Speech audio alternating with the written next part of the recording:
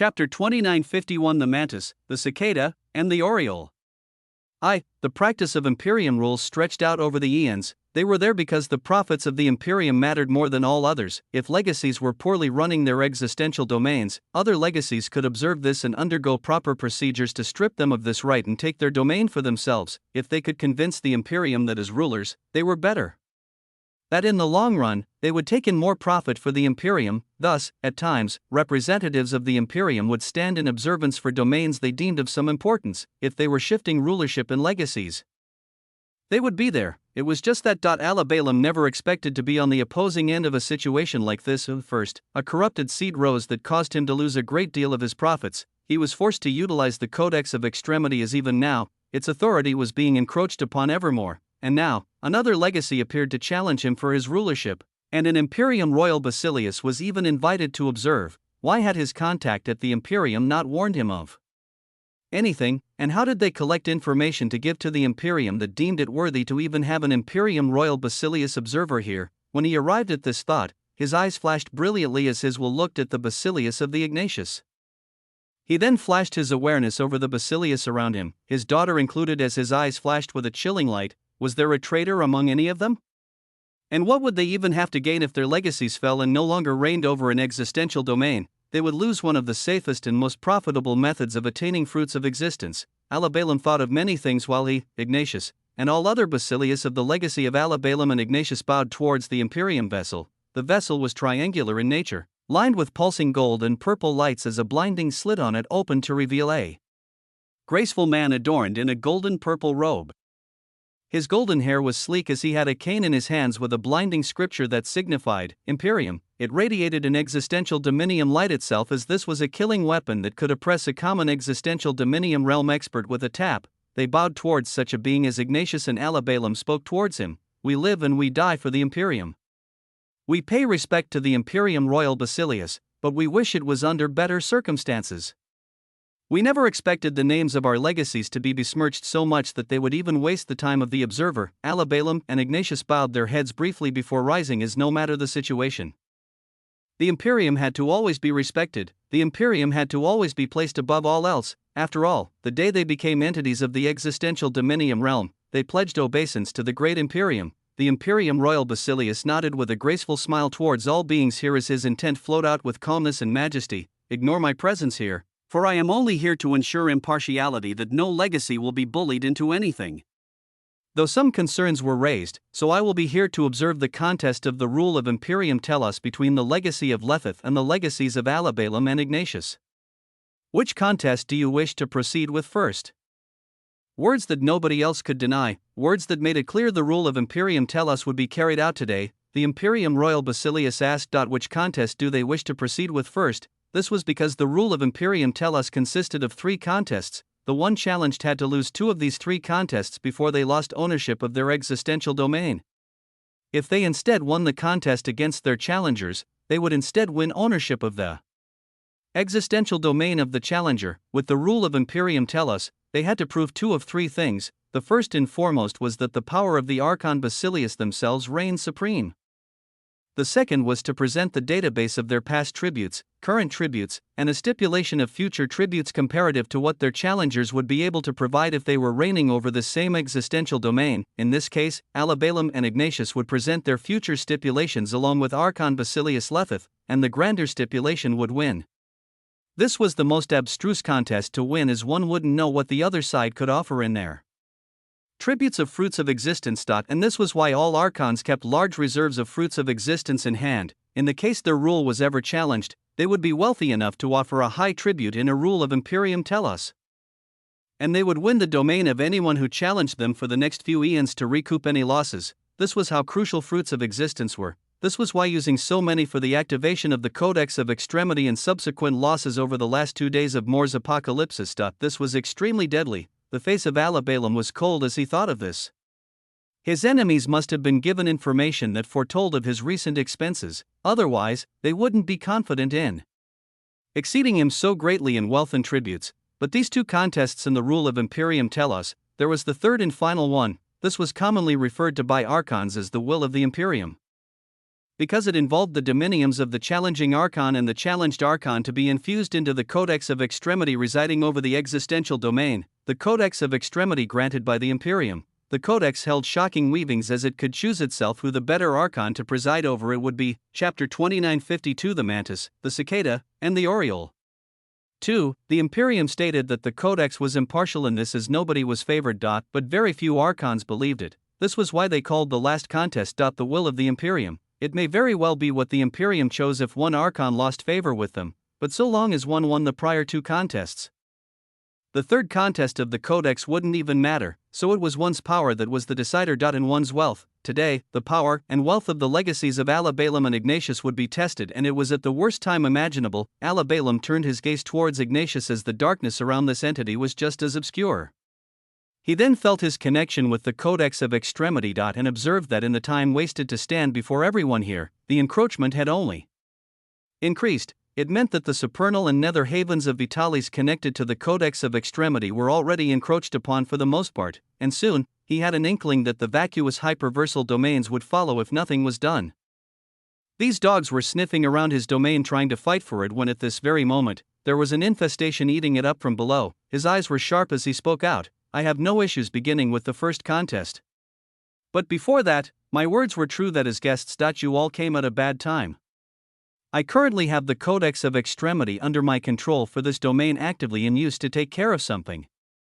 I need to tend to it as the rule of Imperium tell us can be carried out after a day at most. If he had the time, he could take care of it. He couldn't let them know he intended to descend himself and violate the absolute restrictions, this being in action that would hurt the existential domain itself as it wouldn't produce fruits of existence for 9 eons. This would be considered a failure by the Imperium as it had to remain a secret until the great Archon Basilius Alabalum seeks for more time? The excuse is the Codex of Extremity currently being in use? Would you use that time to try and have your dominium influence it to your favor for the third contest? I do not think so, the leash dog spat out with a smile, and yet, shrouded in existential vacuous authority, Ignatius replied, we have been dealing with something concerning the workings of the existential domain itself. Our presence is needed to ensure its workings.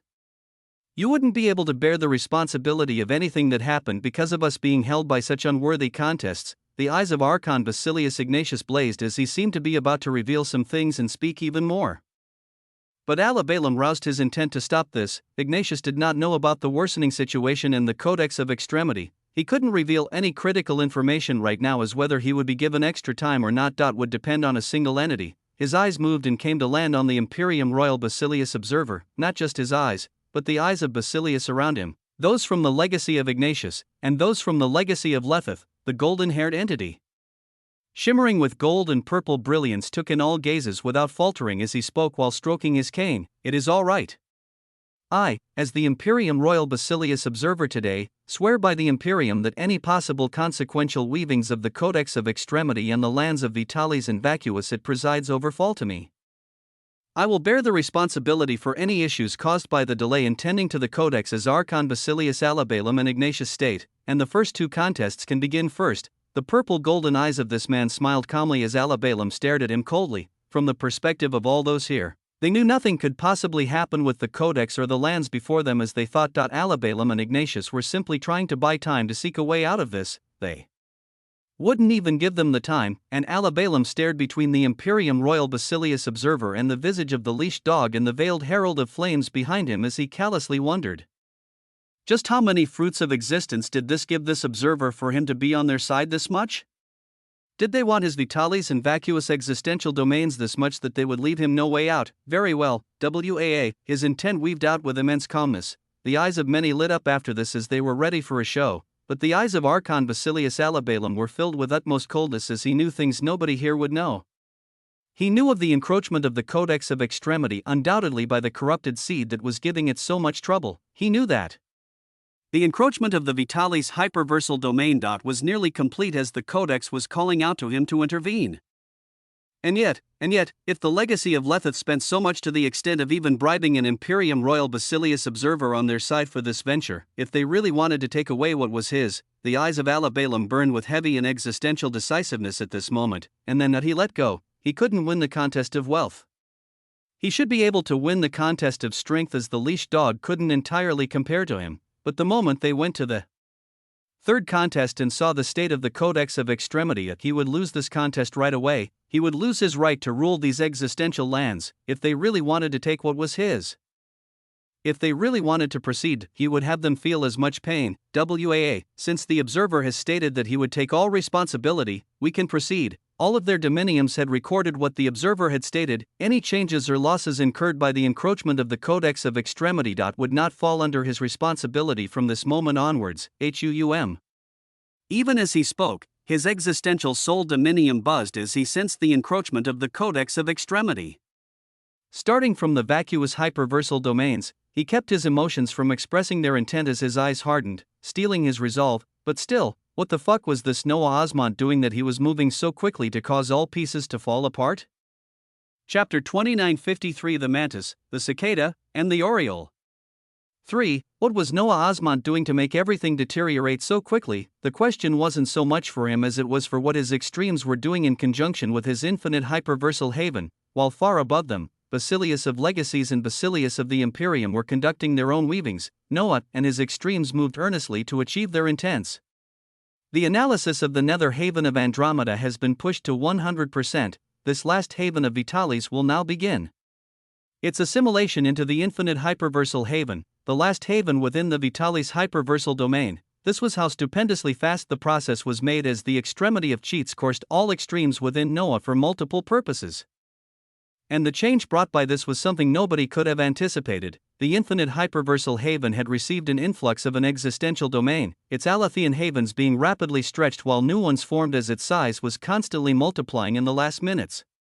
Seas of existential authority coursed around it as when the last haven within Vitalis was being devoured and assimilated by it after dungeon breaks had occurred. The weavings of the infinite hyperversal haven have exceeded any type of haven. Its source had undergone too many advancements and alterations. It carries within it threads of weavings of existence and extremes, its makeup consisting of many more extremes than any other. If the concepts within its makeup all become existential, it is unknown what results such a phenomenon would bring forth. If the concepts within its makeup became existential, this was referring to relativity, manodynamics, entropy, and all the other pillars of laws or decreta that made up the infinite hyperversal haven. Just what land would it become if such a thing happened?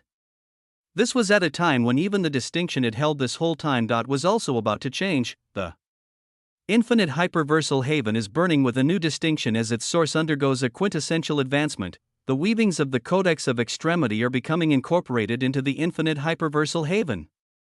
From the ashes of a spiritual land, the infinite existential omniversal seed is being born. A heavy and utterly shocking prompt came, a prompt that the moment it appeared, a transcendental radiance bloomed across these fantastical lands where the blood of the existential omniversal emperor had begun to spread. A heavy, unimaginable, and utterly unfathomable brilliance began to bud all around as truly and without a doubt, the words, infinite existential omniversal seed, were now attached to what used to be a small floating spiritual land. How did things get here? What source did this spiritual seed have that after the ceaseless advancements Noah brought to it, it even dared to take on the distinction of an omniversal seed?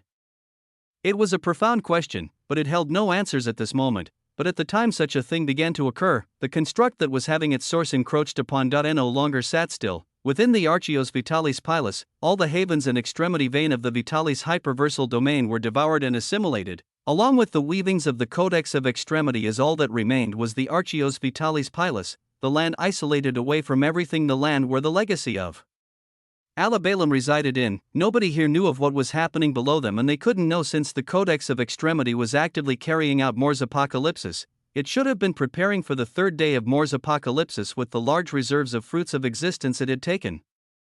But the recent changes and encroachment made it so that at this moment the Codex of Extremity initiated a change. It judged it necessary to do so as it could not achieve its task otherwise, especially if the encroachment continues in the near future. The choice was made, the weavings of records, extremes, and existence began to move as at this moment, a shocking change began in the Archios Vitalis Pilus. Crack. Existence shuddered as in the flaming white skies, a gulf of darkness appeared. As from it, the bodies of dozens of vacuous dicastes of extremity were pulled down as if it were outside of their control. Within the lands themselves, Vitalis dicastes of extremity watched this scene in shock as moments later Their bodies also felt an uncontrollable authority wrap around them as they also rose to the skies, white dicastes below, obsidian dicastes above. Dozens of them converged towards a central point as the light of the codex of extremity filled with existential might covered them, their massive bodies forcibly brought together towards a single singularity. Dozens of bodies of dicastes of extremity mashed together as vitalis and vacuous existential authorities mixed and yet were separate at the same time. But from the cluster of dicastes of extremity being mashed together, the aura of a dominium began to buzz, with the bodies of multiple dicastes of extremity as fuel. An existential body dominium began to radiate outwards with a heavy light. This was the next move of the codex of extremity, as after a Mamaisthai did not work, while its forces were not fully defeated for the second day of Moore's apocalypse, it already began to forge a shocking weapon for the third day of Moore's apocalypse that may never be reached, as this response unfolded, within the budding infinite existential omniversal seed.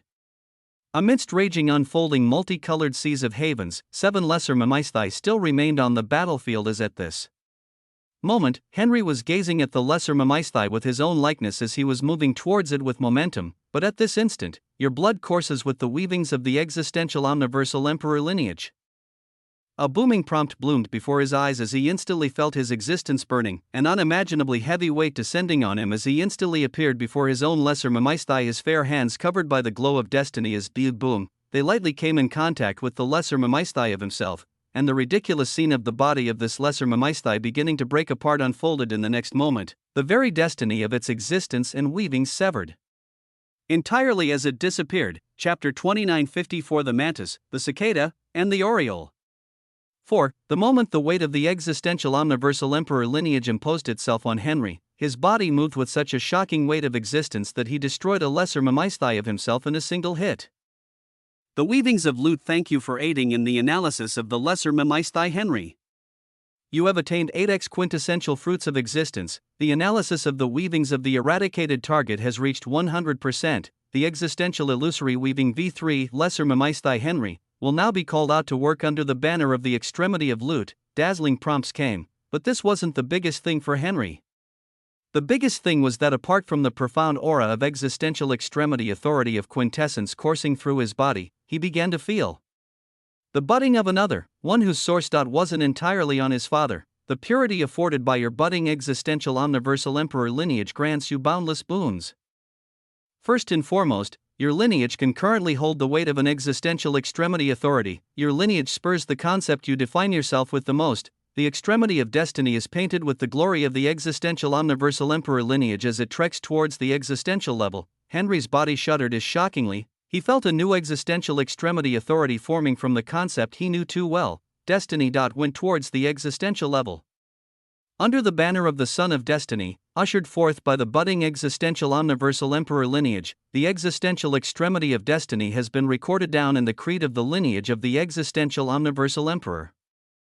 This prompt appeared before Henry in a dazzling fashion as around him, the extremes of other defenders of the infinite existential omniversal seed rose in power as their existence became all that much more prominent when the effects of Noah's lineage descended, one after another. The remaining lesser Mamaisthais began to fall, and for each one that fell, an existential illusory weaving of them was made as they joined the ranks of Noah's invisible army, an army that at this very moment felt their sources also be affected by the elevation of their mater, the changes brought forth by his entry into the existential dominium realm simply being too grand, and the changes expressed so far were truly just the tip of the iceberg. Surrounded by an endless cerulean sea and a churning lineage promising untold glories, Noah himself felt the weavings of extremes and existence burst intricately wrapping around him, prompts continuing to descend. The distinctions of the weaver of extremity and weaver of existence are not simple ones. Paired with the emergence of your existential omniversal emperor lineage, your very being demands desires to live up to its extreme. His body began to emit a resonance, a vibration of immense power of all that was him, with his hockey filled with multicolored grandeur spreading outwards. The existential omniversal emperor releases the valor of his dominium. Containing his will, extremes, and existence boomed out. It was heavy, it was undeniable. His people heard it, the infinite existential omniversal seed heard it. Those who heard it and were aligned with him felt their closeness towards the existential omniversal emperor as their existence felt a sense of safety and power. As for others, it stretched out towards the empty void of existence where Vitalis used to be. to the vacuous hyperversal domains that he had now begun to devour. And they even stretched out towards the archios vitalis and vacuous pilus, as if his dominium was a call that had to be answered. The sensation was so profound for Noah as he remembered his own words not too long ago. His own prophecy: waters crossed with unimaginable speed, immeasurable extremes all brought under a single creed, one by one, legacies shall fall, white and black will come under the heel of the call, only one extreme will be left at the end of it all, unshackled lands will rise above recorded havens, annals will fall as an endless weaving awakens. His dominium had just asserted itself and called out to everything around it as the vitalis annals of extremity tremble at the sheer weight of your dominium. The vacuous annals of extremity tremble at the sheer weight of your dominium, the integral part behind the existential domains themselves, the annals that recorded their existence. They normally had the dominium of two archons Basilius protecting them, but today, they held no protectors. The ionic annals of extremity are unable to resist the weight of your dominium. The infinite existential omniversal seed hungrily gazes at the annals overseeing the makeup of the vitalis and vacuous hyperversal domains. His dominium spread out as his construct asserted itself. And a moment later, weavings of records, weavings of annals themselves began to be drawn towards Noah and his omniversal seed. The breakdown, refinement, and assimilation of the ionic annals of extremity has begun. The infinite existential omniversal seed is accepting the fuel of its existence with ease. An unbelievable new reality opened up as Noah was observing all of this with his blazing dominiums. He wanted to know the cause and effect of everything happening, what it meant that it was happening. He wanted to understand his weavings at this moment. The weaver of existence reads the flow of existence, the weaver of extremity reads the flow of extremes. Waves of authority surged around him as information began to flow. Your path is illustrious as your foundation erupts to establish quintessential dominiums. Those standing against your path are scattered and away from their domains, the tendrils of the Imperium inadvertently interfering as their entry allowed your path to be even smoother. His eyes became sharper, his enemies were away from their domains, his will was bright. He wanted to set off into the empty homes of his enemies right away, but he remembered the intent of the great Imperium that would surround him if he weren't in the infinite existential omniversal seed. He had to veil himself and not be discerned by the intent of the great Imperium first. And the answer to this lay in nothing else but the newly emerging infinite existential omniversal seed. Chapter 2955: The Infinite Existential Omniversal Seed. The existential dominium realm, dominium rules, his existential omniversal emperor lineage. The infinite existential omniversal seed.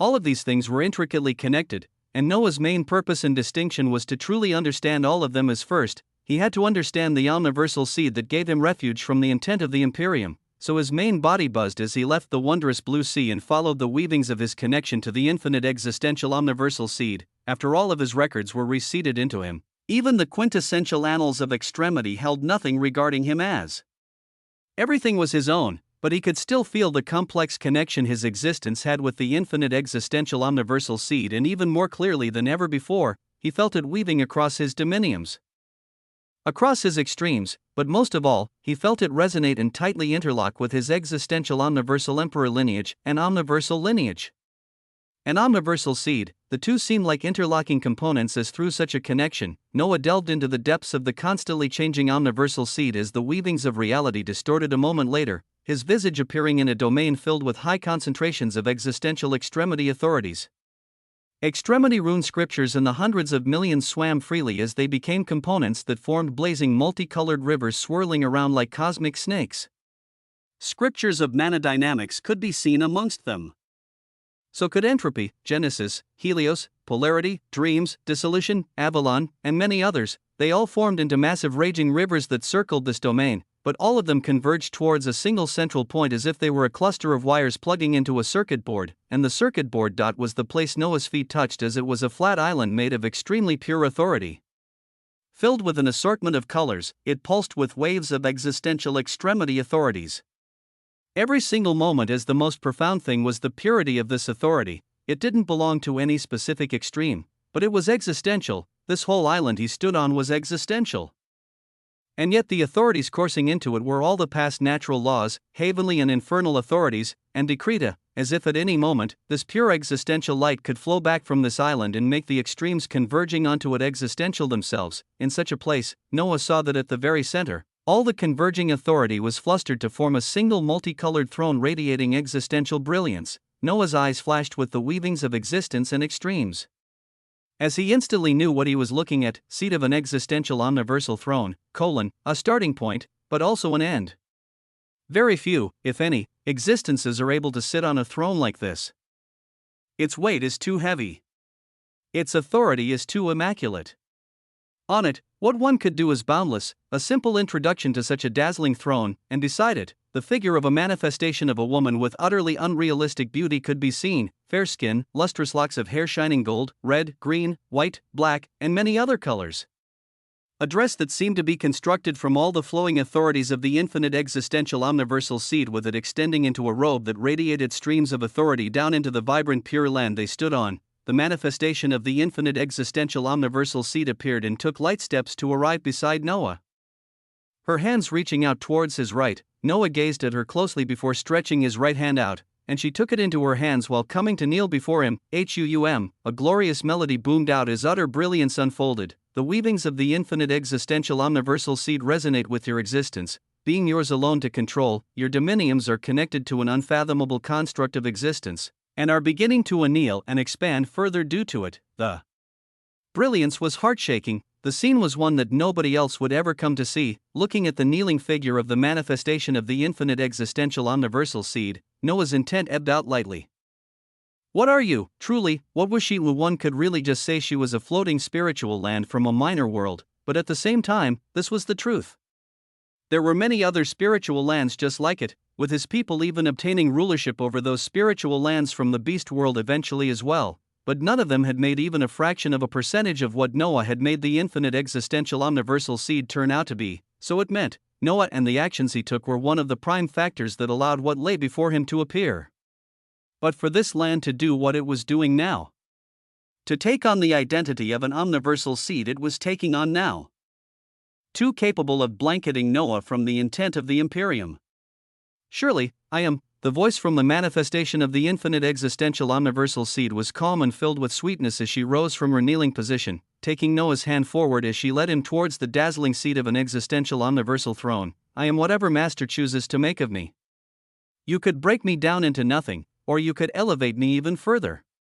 Without you, there wouldn't be a budding omniversal seed. I am merely a product of your own achievements. If there is anything apart from that, if there is anything on the origins of the spiritual lands, then even I am not privy to it. The words were filled with brilliance and authority, Noah gazing deeply into the multicolored pupils of this entity before him as she led him to stand in front of the dazzling throne. He could feel its pulsing existential authority, he could feel its connection to the vast havens within the infinite existential omniversal seed. He could feel a boundless authority waiting for him the moment he sat down on this throne. Chapter 2956 The Infinite Existential Omniversal Seed. 2. In this omniverse and whatever else lies out there, you are the only one who can sit on the seat of this existential omniversal throne, and the only one who could allow it to sprout from a seed. When that day comes, what can legacies do? What can this so-called Imperium do? The words of the manifestation of the infinite existential omniversal seed carried a hint of tyranny within them as she motioned for Noah to take a seat on a shocking convergence of power. There was never a question, the connection between them transcended records, with Noah's dominium and lineage constantly resonating with the seat of power behind him as with the beckoning of the manifestation of the infinite existential omniversal seed. He proceeded to sit down. Magisterial brilliance unfolded. Noah's existence gained a glimpse of just how profound the product of the distant spiritual land was, for it to claim to be an omniversal seed. As waves of information flowed across his mind, the voice of the manifestation of the infinite existential omniversal seed rang out. From the weavings of Vitalis and Vacuous that I have swallowed, including their annals, it shows that existential domains are unique singularities across the omniverse that have the potential to support the growth and cultivation of dominiums. This potential more commonly comes in the form of fruits of existence, but as with everything, it is a limited resource. Eventually, it runs out, and eventually, the number of dominiums that an existential domain can potentially grow becomes capped. That is, unless something is changed. Unless an alteration occurs, an intervention of how the existential domains operated. This was where legacies and the Great Imperium came in. I am breaking down the workings of the existential domains and the usage of the Codex of Extremity as I continue to encroach upon it. But the most important gain to observe due to the advancement of becoming an omniversal seed in swallowing existential domains is this: while Noah was seated on his throne, the fair hands of the manifestation of the infinite existential omniversal seed rose as on top of them. Translucent light began to gather, but it wasn't just that. The transparent light held a hue of gold as it all mixed together rapidly atop the radiant hands, ultimately beginning to form a dazzling fruit of existence. And it wasn't just a normal fruit of existence, but a quintessential fruit of existence. The capability of forming such a thing lies solely with an existential domain, with this type of fruit being considered unique, as some domains that are highly prized can produce different ones. Of course, then there is Master. There is your omniversal emperor lineage, WAA. As the manifestation of the infinite existential omniversal seed was speaking, Noah was already delving deeper into himself as he gazed at his forge. It could not produce fruits of existence, or even shards of it before, but now, you hold the distinction of an existential omniversal lineage. Within your blood now flows an existential light that should allow for the accumulation of existential authority that can then be utilized by you, or if Master wishes for it, elevate and transform this existential authority into the form of quintessential fruits of existence within your very being. Within your forge. Within the peaks of your Alethian havens, the boons of an existential omniversal lineage, the generation of existential authority within one's being, and yet Noah could go even further than this and seek to elevate the quality of this authority through his own means. He held the extremity of loot, he held quintessence, he held plot, and he held cheats, so why would he not be able to do this? In addition to all of this, Master, there is also this: the eyes of the manifestation of the infinite existential omniversal seed pulsed with a radiant translucent light, a light that within it, Noah observed the flash of black and white, and by the time it settled on him, your dominium is wrapped in the budding omniversal light of your lineage, and now also the omniversal light of the infinite existential omniversal seed. The omniversal light of the infinite existential omniversal seed can mimic the recognized existential authorities of the Imperium as it takes on the weavings of Vitalis in vacuous.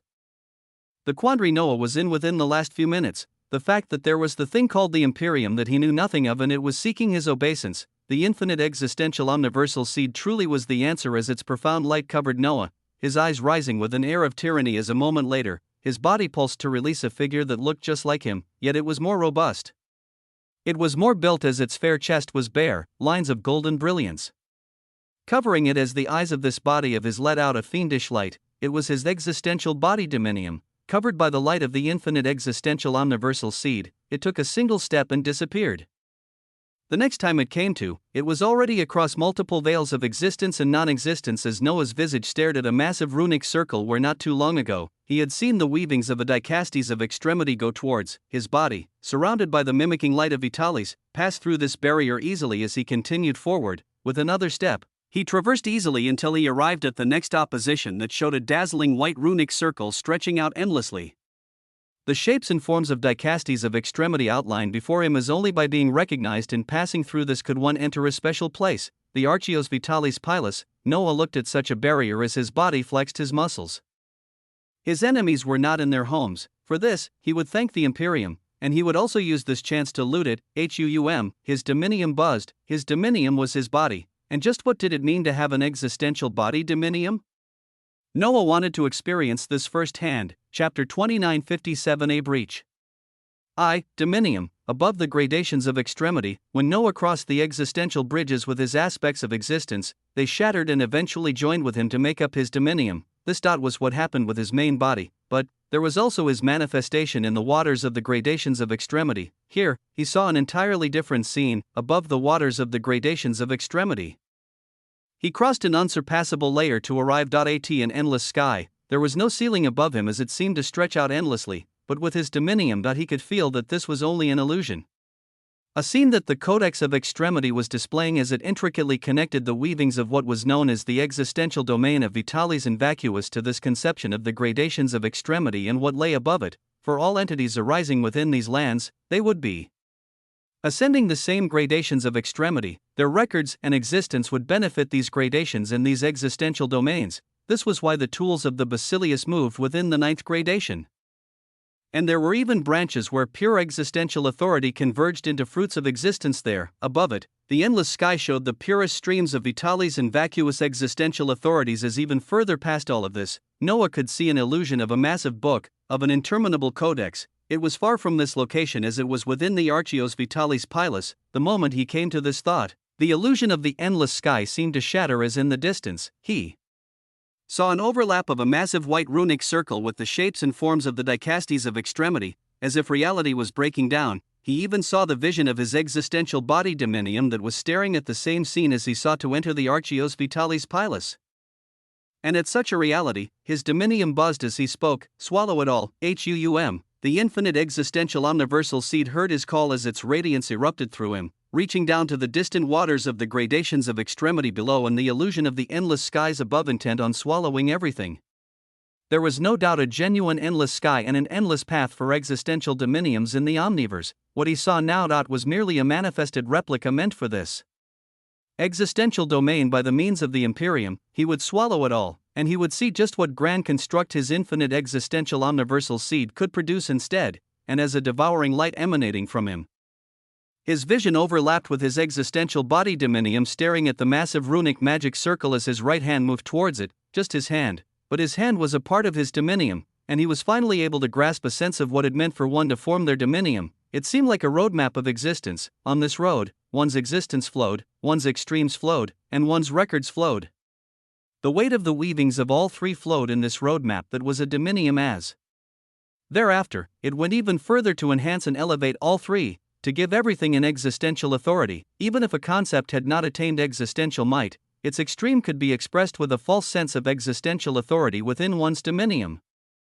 This was one of its profound wonders, but its true terror lay in the true meaning of Dominium itself, a dominion of control or ownership. Wherever one's Dominium fell, they would have that space of existence fall entirely under the authority of their extremes, of the weavings of their existential authorities. In their Dominiums, they could traverse anywhere at will, and express and lay out absolute restrictions on these domains at will. One could bend the temporal continuum and the weavings of existence, extremities, and records within their Dominiums. If strong enough, one could reject who had entry into their Dominiums. The basis of the power of one's Dominium lay in the fact that with their own existence, extremes, and records being the limitation, they could effectively have absolute control over themselves in all the areas their Dominium covered, any aspects that defined them and their surroundings, including reality, perception, and existence itself. The stronger one's Dominium was, the more control they held.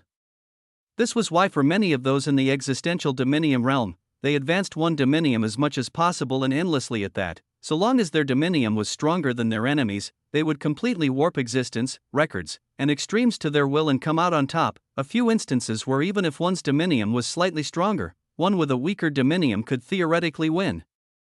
Some of these factors included the weight of one's records and their existential extremity authorities. If an extremity was particularly astounding and sitting far above others, it could bridge the gap of Dominiums as long as this gulf wasn't too large. With this information flowing in his mind, Noah's fingers came in contact with the massive solidified circular runic circle around the edges of his body. A thin layer of transparent white light could barely be discerned as his Dominium remained retracted around him. The transparent white light in front of his fingers then shone with tremendous radiance as he felt the exertion of his existential body Dominium. At this moment, it seemed to express a single intent: unstoppable, HUUM. This was the intent of his body, and his newly risen existential extremity authority of the body blared with a cry, tyranny joining in along with all of Noah's extremes, whether they were existential or not. All of them went towards achieving the existence and intent of unstoppable that his body urged forth. His muscular visage became ever magnified as if he were merely flexing his muscles, and, crack, the massive solidified runic circle before Noah began to shatter as if it were made of mere glass. Chapter 2958. A breach.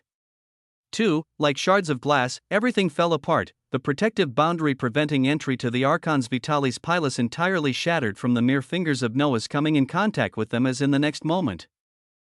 The intent of his Dominium remained. It still warped existence to state the simple fact that it was unstoppable. As a moment later, it continued forward, breaking apart any and all obstacles as even the records of space seemed to twist, a blinding expanse of whiteness already appearing before Noah's eyes as it was none other than the outline of Archios Vitalis Pilus.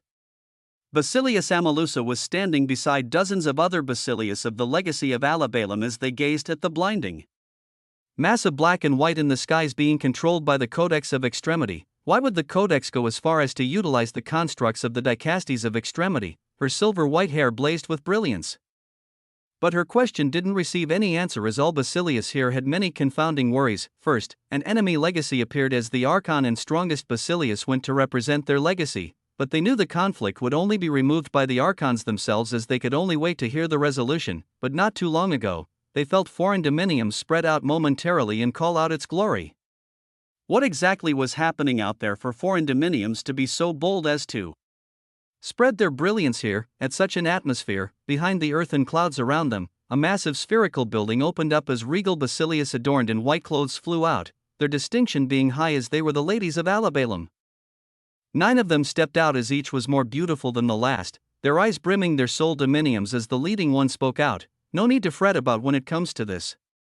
The Archon will take care of things as he always has, and the Codex is simply following its normal workings as it adjusts to the corrupted seeds below. Her voice was filled with authority as the dozens of Basilius gathered atop the radiant white clouds nodded respectfully at this leading member of the Ladies of Alabalum. Yes, Basilius Moraine, she was acknowledged as she gazed towards the distant flaming skies with sharp eyes. She was not worried, their legacy was a grand one that stretched out for eons as any trials they came across. They weathered through. No other legacy could shake them of their foundations, nor could a meaningless corrupted seed in the lands below them do anything to jorp a dash. Boom. Crack. All thoughts and intents were stopped in the next instant as it felt like the lands below them cracked, the white clouds churning and exploding out with indomitable force in the distance. Their will shockingly gazed out towards this area as white clouds of Vitalis roiled and dispersed as if an unfathomable beast was bursting through them, this whole area vibrating and shaking as if it were a membranous layer that did not want to be entered. And yet, boom, another explosion resounded as the white clouds dispersed to form billowing steam. As if they were being burnt away at the sheer pressure alone, and rising from the bottom, the visage of an entity rose up with unstoppable momentum, a visage that whipped its head to instantly hone in on the dazzling manifestation of a codex above the skies filled with white flames, a visage that also came to lock onto the distant figures of the Basilius of the Legacy of Alabalum, and the endless stretch of a celestial city behind them filled with massive spherical structures, a visage that the Basilius also came to lock on with incredulity. They saw the definition of a man, his figure tall and proud as his body was sculpted like an ancient emperor, radiant obsidian pants were the only thing covering him as his fair chest was bare. Tendrils of gold coursing across it as one could appreciate the distinct hue of a white dominium wrapping around his body. The two sides gazed at each other in a moment of shocking silence. The Basilius nearly frozen from incredulity as what they were seeing shouldn't be possible, but it was reality. Something had come up from below. The existential anal barrier distancing them from the Vitalis hyperversal domain was just shattered. They heard that clearly before this being appeared. Thus, his origin was clear, not from the outside, but from within the very same lands they oversaw. He was no Basilius. He didn't belong to any legacy. He should be a seed, and the only seed that had been the root of problems was none other than Noah Osmont. The words stemmed out of Basilius Amalusa as they were filled with a sense of disbelief. She wasn't even sure if it was exactly this corrupted seed that the Codex of Extremity was initiated for, but she and all others could instinctively feel it. But this was what made it all that much more unbelievable. How could a corrupted seed be here? And even more unbelievable, why would they have the white glow indicative of the early stages of an existential dominium realm entity? It was a surreal weaving of existence, and yet after the intent of Basilius Amalusa spread out, the being far ahead of them smiled devilishly as he didn't deny this intent, and a moment later, his visage actually continued its unstoppable momentum as it began to surge towards them, their dominium souls gazing at this in shock as some Basilius instinctively moved a step back before their common sense kicked in. Blasphemous, WAA, who were they, what were they, and what was this being before them? He was just a seed. And they were the Basilius of the Legacy of Alabalum. Between the two sides, there was no comparison. The glow of white dominium souls began to rouse as after a moment of disbelief, the Basilius of Alabalum reacted to the unauthorized entry of a corrupted seed. Chapter 2959 Legacies and Seeds. A seed. Something they had known all their lives, as they always had their own perceptions of such entities, no one of them being positive. Seeds were ignorant lifeforms living in existential domains, their lives always capped to a certain level they could never rise above of. Their records were boring to look at. They lived, they died, and they were quickly replaced. They contributed to the purity and accumulation of Vitalis and vacuous, as this was the main purpose of their lives, to be seeds that would eventually make way for more fruits of existence.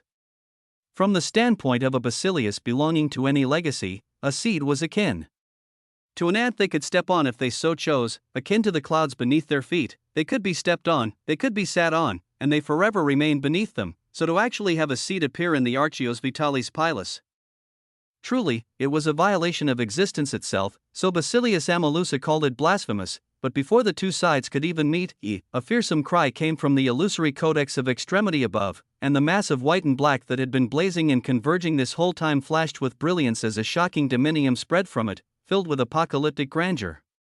It was the last product of More's apocalypsis, and it was just a core, because within the Archios Vitalis Pilus and the Archios Vacuus Pilus, there were millions of hibernating dicastes of extremity that were inactive this whole time, like throngs of puppets. Hundreds of thousands of hibernating Vitalis dicastes of extremity burst from the clouds and white structures within this domain as they came to fuse and stack together with the core emanating a profound dominium.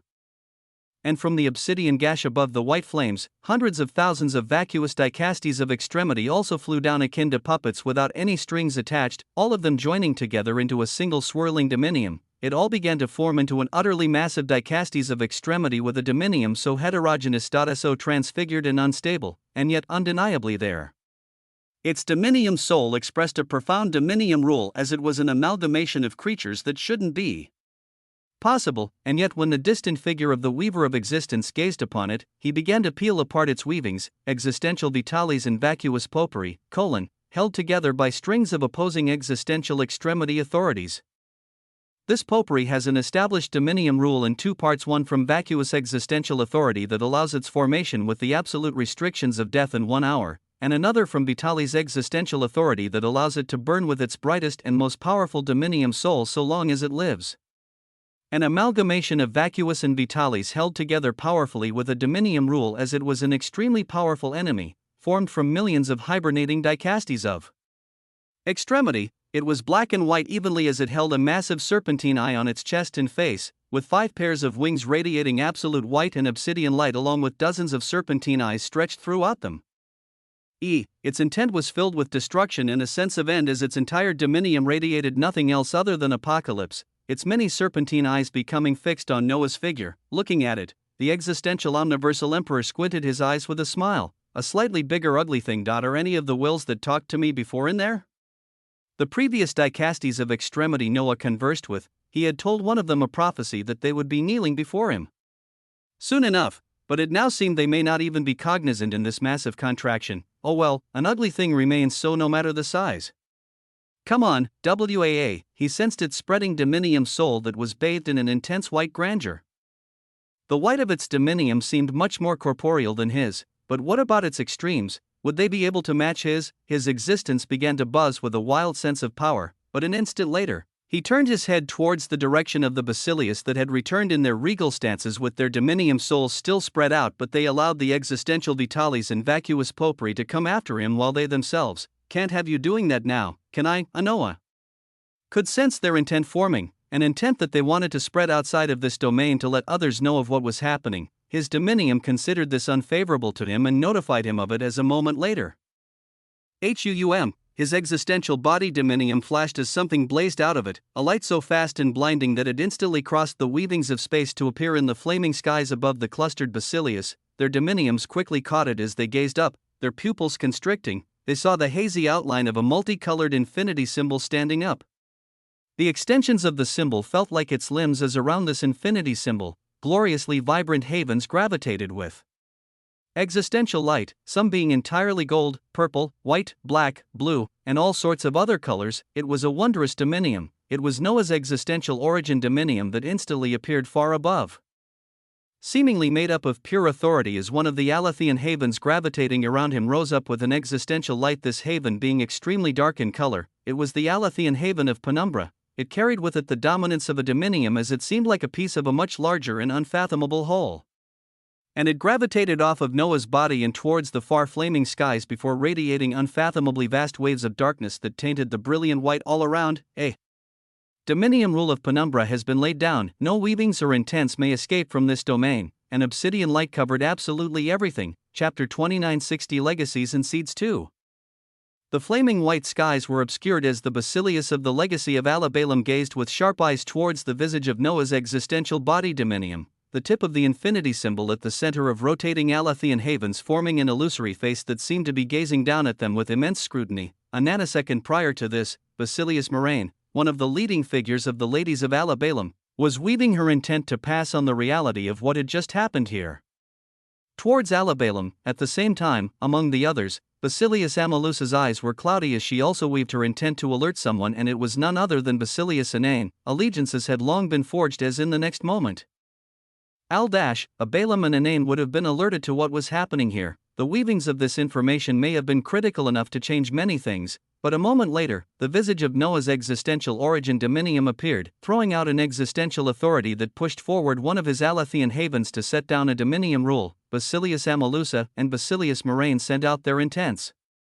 They fluttered across the weavings of existence in this domain and disappeared. Causing their expressions to change, they gazed at his figure above, and his figure gazed at them below, a seat above, Basilius below. It was a contrasting scene that was hard to say if it ever occurred before. With the Basilius currently experiencing it feeling waves of immeasurable anger as some were ready to bellow out, but at such an instant, Basilius Moraine raised her hand, her Dominium soul spreading out and achieving control as she stared at Noah calmly. They had heard of this seed over and over again from their records. This seed had overcome their expectations and everything they knew multiple times over, even causing alterations to More's apocalypsis of the Codex of Extremity. Again and again, he defied the norms, and here he was, somehow at the existential Dominium realm, somehow even stopping the weavings of their intent. Basilius Moraine looked at him again calmly. She could choose to look at this being how they always looked at him, or she could change her perception after everything they had done and treat them differently. Her Dominium buzzed as her intent weaved out. You have achieved the impossible, so you can be commended for that. You have achieved the existential Dominium realm, which means you have paid obeisance to the great Imperium. We are high-ranking members of the Imperium who even govern an existential domain under them. The things you have done are an impossibility, yes, but do you really believe you can go any further? Crossing higher-ranking members of the great Imperium outside of Imperium rules is a guaranteed death. And in this omniverse, there is nowhere one can be without the gaze of the Imperium. So what exactly do you think you're doing, WAA? Her words were piercing as she was watching the advancement of the massive amalgamation of the existential vitalis and vacuous potpourri before coming to blows with the corrupted seed above. Why did she do this? Her intent answered this question an instant later. The only reason I am holding everyone back is because I see you are tinged with the white light of the neonate stage of the existential Dominium realm just like all of us. Staining our hands with you may cause a Dominium or two of our legacy to fall if you burn the last embers of your Dominium. Why go through all that, the neonate stage of existential Dominium realm? She gazed at the white light wrapping around Noah's Dominium as she said this, her eyes squinting with authority as she continued, not even counting us, outside of the Archios Vitalis Pilus, Basilius of Alabalum exceeding the neonate stage of the existential Dominium realm or moving freely as what exactly do you see as the endgame here? You have done the impossible, seed. How about you rest and wait to be judged?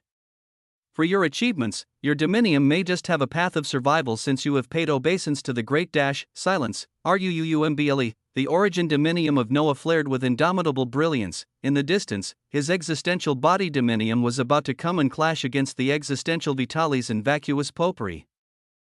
His existential origin Dominium now gazed down at the Basilius of the legacy of Alabalum as from his visage, a colorless Alathian haven rose. They thought he paid obeisance to the great Imperium. They thought he needed to bend down and hope that he would be spared by them and the great Imperium. His Dominium blazed with quintessence as he denied everything about this. A quintessential Alathian haven rising up along with his will as his intent weaved out. Alabalum will face my judgment in the not-so-distant future for being the main perpetrator of More's apocalypsis and the eons of oppression that have occurred here. You all sitting in your high thrones will face this judgment early. His words caused the expression on all Basilius to turn cold and callous as Basilius Moraine radiated her own intent while her Dominium buzzed once more. So you have chosen death. The Imperium will understand. Her eyes changed entirely while gazing towards him as she already considered him dead. She released the Dominiums of the other Basilius she was keeping back. You will now learn why the Basilius are Basilius, and why seeds will forever be seeds.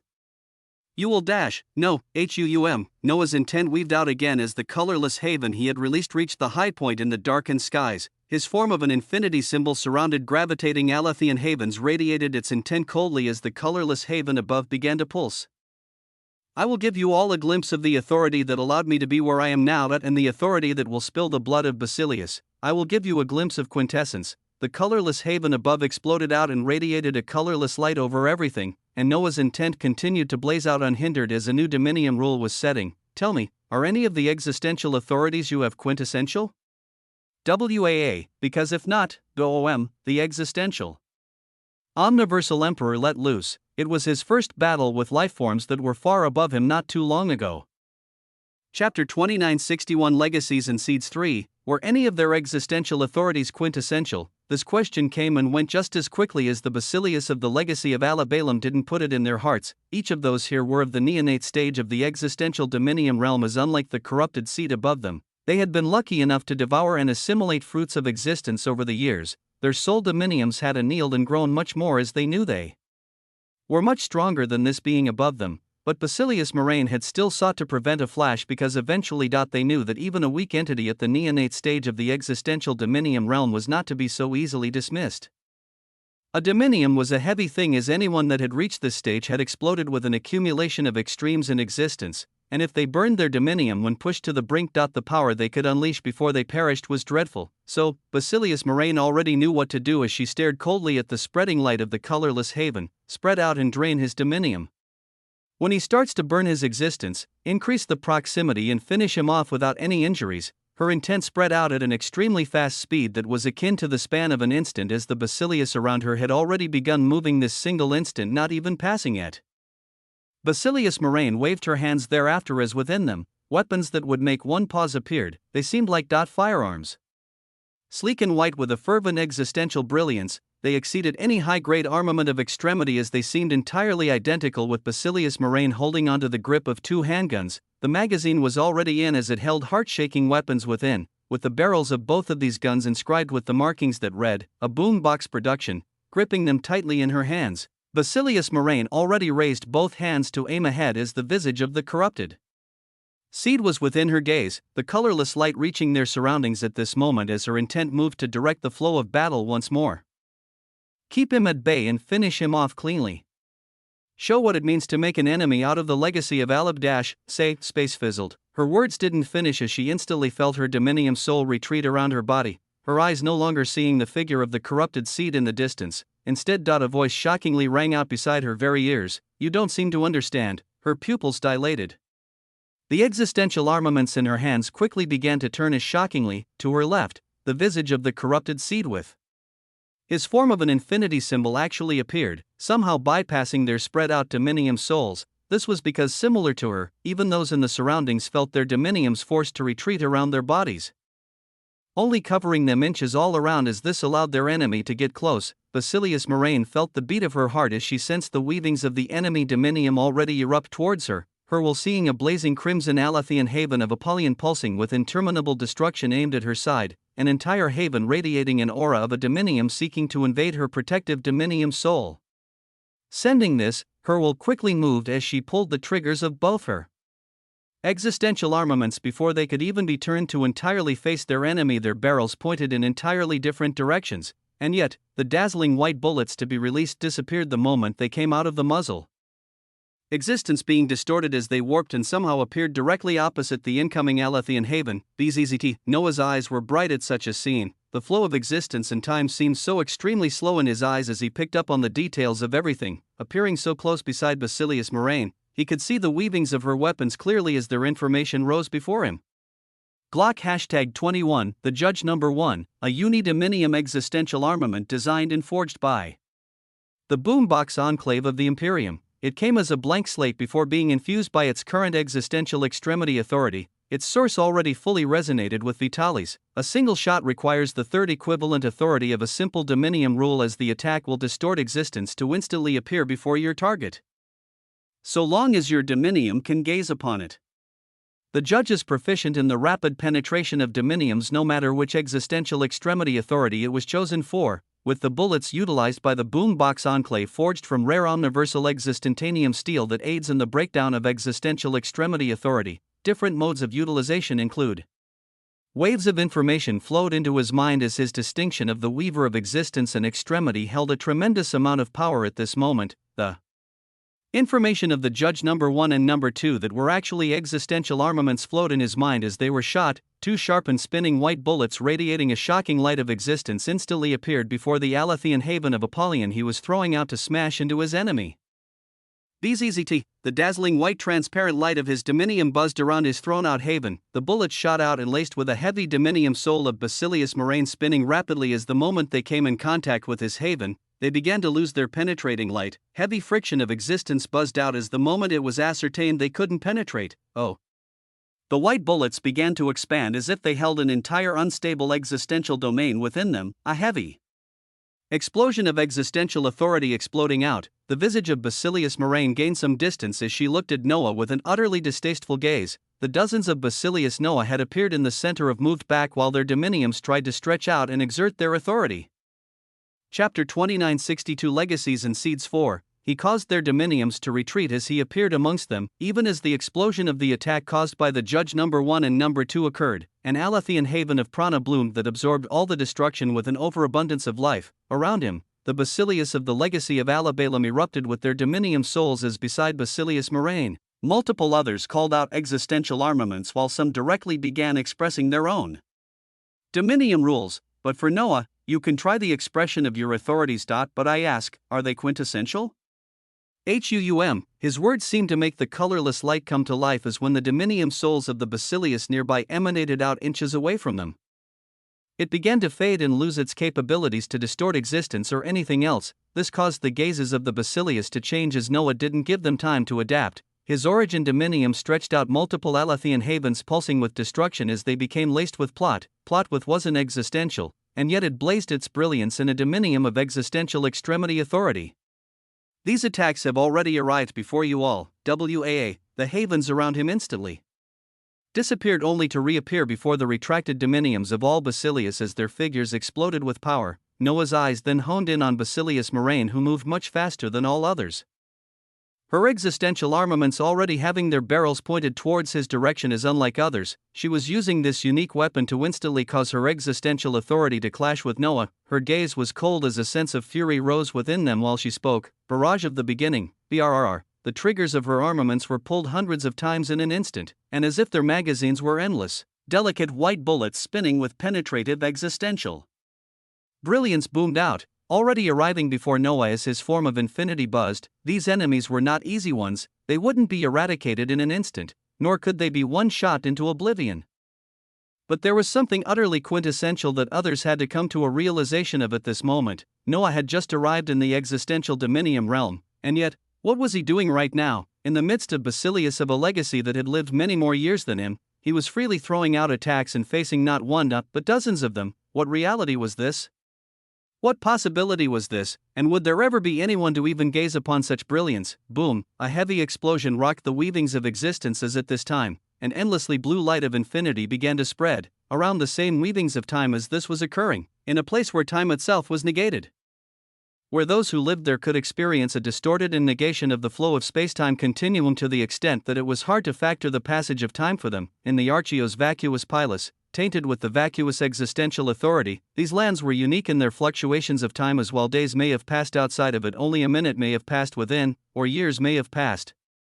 It was never cemented what would happen at what moment, as even with such a surreal reality, balance was still kept when it came to what was within and what was without. Within these lands, in the depths of buzzing obsidian clouds, in an underground lab that used to hold hundreds of thousands of hibernating vacuous dicastes of extremity, a single Basilius of the legacy of Ignatius was gazing at the lab that housed dicastes of extremity that was now half empty, his face turning up to gaze past the weavings of clouds above him where one could see a huge white gash in the obsidian flaming skies of Archios vacuous pilus. For hibernating dicastes to be taken like this, only the authority of an archon can do so. Just what is? His intent was filled with doubt as he managed the operation of dicastes of extremity here, with his dominium soul spreading out at this moment and suffusing into the still dicastes. And why didn't you all get pulled in? A question he asked himself. No fruits of existence were provided to them as they weren't active. But they remained here. The Basilius of the legacy of Ignatius did not have any answers, so he had sent his intent towards Archon Basilius Ignatius to let him know of the recent developments. Like all others, while he studied the weavings of the dicastes of extremity, he managed, his dominium soul spread out and studied the dicastes closely. What he didn't know was that as every weaving of his existence flowed across the dicastes, an unseen cerulean light was latching onto it, and ever so slowly infecting and seeding itself into his own authority, but it didn't feel foreign or harmful, as it was only feedback from the hibernating dicastes to grasp their weavings. The more his will flowed out and more weavings of the dicastes came to him.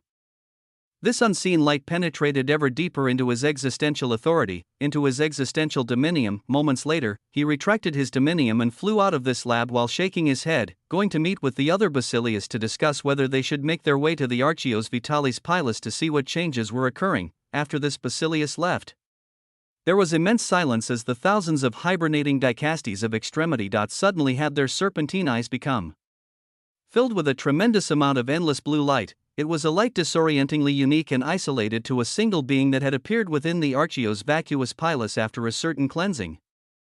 It was the blinding blue light of another seed, the great usurper, and it had begun to latch itself onto a basileus of the legacy of Ignatius Silently. Eeny, meeny, miny, modod, which among you will get encroached upon more? The thousands of dicastes formed a callous smile as their intense weaves simultaneously, a single basileus not being their only target as another being waged a silent war. Chapter 2963 Eons of Brilliance Decimated. The Archios Vitalis Pilus had a dominium rule pressing on it that wasn't broken yet, so no information was able to squeeze past it, but the Archios Vacuus Pilus was different as they sent their intents describing what they were seeing to Archon Basilius Ignatius. Outside of the records and existence of Vacuus and Vitalis, Archon Basilius Ignatius had a cloudy gaze as he sorted through all of this information while gazing at the first contest of strength that was about to begin. The visage of Archon Basilius Alabalum blazed with flames as his dominium soul was striking a hue of gold covering it that denoted he was far from the neonate stage of the existential dominium realm, as an archon who regularly devoured and assimilated fruits of existence. How could he not progress to such a height? Meanwhile, opposite him was none other than Archon Basilius Lethith, as the glow of gold around his dominium wasn't as blindingly bright, showing that there was a distinct difference between them. It meant the results of all this would truly be determined by the second and third contests to come. Arriving at this thought, Archon Basilius Ignatius didn't confer with Archon Basilius Alabalum regarding the news he had received within the Archios Vacuus Pilus, with him expecting that Alabalum must have received similar information from his side. As for now, he allowed him to put his full focus on the first contest to ensure that even this wasn't lost. Thus, no line of communication was established to understand just what was happening in the lands far below them at this moment. It meant one particular being could continue to use this time to go utterly wild, and wild it was as the Weaver of Extremity slowly understood the utilization of dominiums while he used multiple basileus as the test subjects.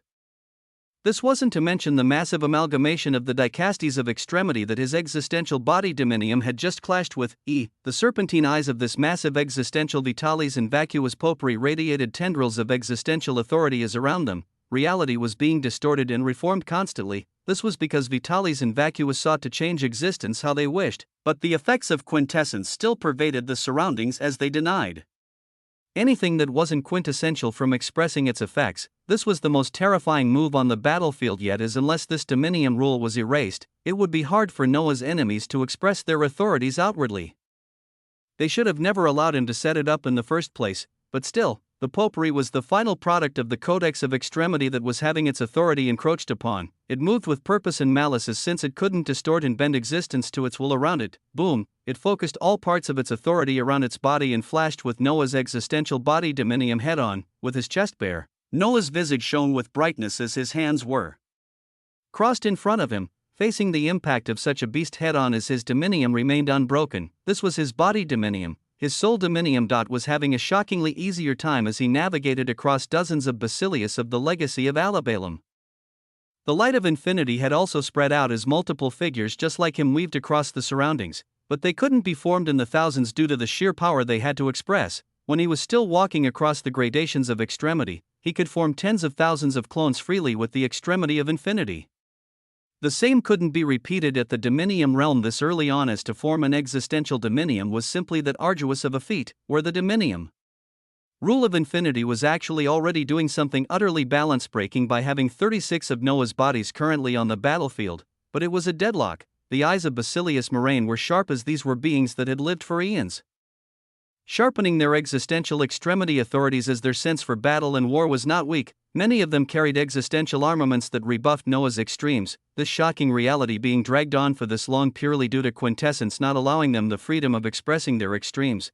But Noah needed to break this deadlock. He had to begin slowly by killing at least one. If he just killed one, his power would jump by another level. The weaver of extremity seeks power within himself. He looked inward. In this short period of time, he had obtained many advances as he was still learning their utilization in real time even now. So he looked at what else lay within him. His dominiums. He could bring his existential soul dominium here as well, or, his gaze went to his havens and extremity vein, to the thick blood coursing through them, his existential omniversal emperor lineage, the creed that held many extremes. He probed it for its power. An omniversal lineage is one that is not clearly understood, but the weight of existence it holds far surpasses others. It is possible to actively utilize this sense of oppression over those around you, or focus it on a single target for an even more profound effect. The extremity of cheats taps the shoulders of skill trees and tyranny as they begin to weave an existential lineage ability. The authority of your dominiums course through them as a dominium rule unfolds the potential of your own lineage. The omniversal emperor's hockey is being formed. Noah felt its design and coming closely as his illusory face atop the infinity symbol smiled. He slowly knew what level of oppression a lineage such as his could have, and his dot was of extreme purity as he was growing it himself. He could express its wonders through hockey. He could show its oppression over others through this existential lineage ability known as omniversal emperor's hockey. He understood it instinctively. He could spread this unique hockey of oppression over a wide area with effect being slightly less, or focus it on a single target as at that time. His eyes blazed with brilliance. He gazed around and sought for a suitable target. Chapter 2964 Eons of Brilliance Decimated. 2. The weavings of existence and extremes felt immeasurably heavy. The circulation of authority across one's dominium took 3 times the effort as the exertion of extremes could not even unfold inches away from one's body. This was Basilius Moraine's very own assertion as she felt the dominium of this being oppressively laying itself all around. How could a mere seed achieve this quintessence? How could a mere seed from an existential domain do such a thing? Boom, a barrage of bullets left her existential armaments as once more. Endless Alethian havens seemed to rise around this being as his dominium defended against all of them, his other bodies weaving across other Basilius as he alone was battling all of them. It was something that didn't really make sense as more and more, this seed was continuing to exceed their expectations. Her intent bubbled forth as she wondered when the others and the Archon would return. She didn't wish to see any Basilius fall to this being as so far, it was a deadlock that wouldn't be broken anytime soon, and when it came to the gradual depletion of one's existential dominium, naturally, it would not be them who would be done first. As she thought of this, a fruit of existence materialized in front of her that she opened her mouth to instantly devour. Her dominium shining ever brighter once more as she kept her eyes peeled. No more surprises from this seed, no more impossibilities made possible. From here on out, they would slowly grind him down until Her intent questioned as it felt sluggish all of a sudden. Her buzzing dominium soul that was constantly circulating authorities seemed to be slowing down tremendously. Her muscles seemed to lose their potential of action as her fingers couldn't pull the triggers of her weapons anymore. Her mind was blank as she couldn't understand what was going on, when in the next moment, she felt an immeasurably heavy weight settle at the very core of her existence, at what lay behind the very foundation of her dominium. She felt a supreme sense of oppression that she had only caught a minuscule version of from Archon Basilius Alabalum and Ignatius, when they paid respects to the great Imperium by visiting one of the Imperium enclaves that handed down Imperium rulings. She had sensed this same sense of oppression by an even greater degree on the royalty of the Imperium.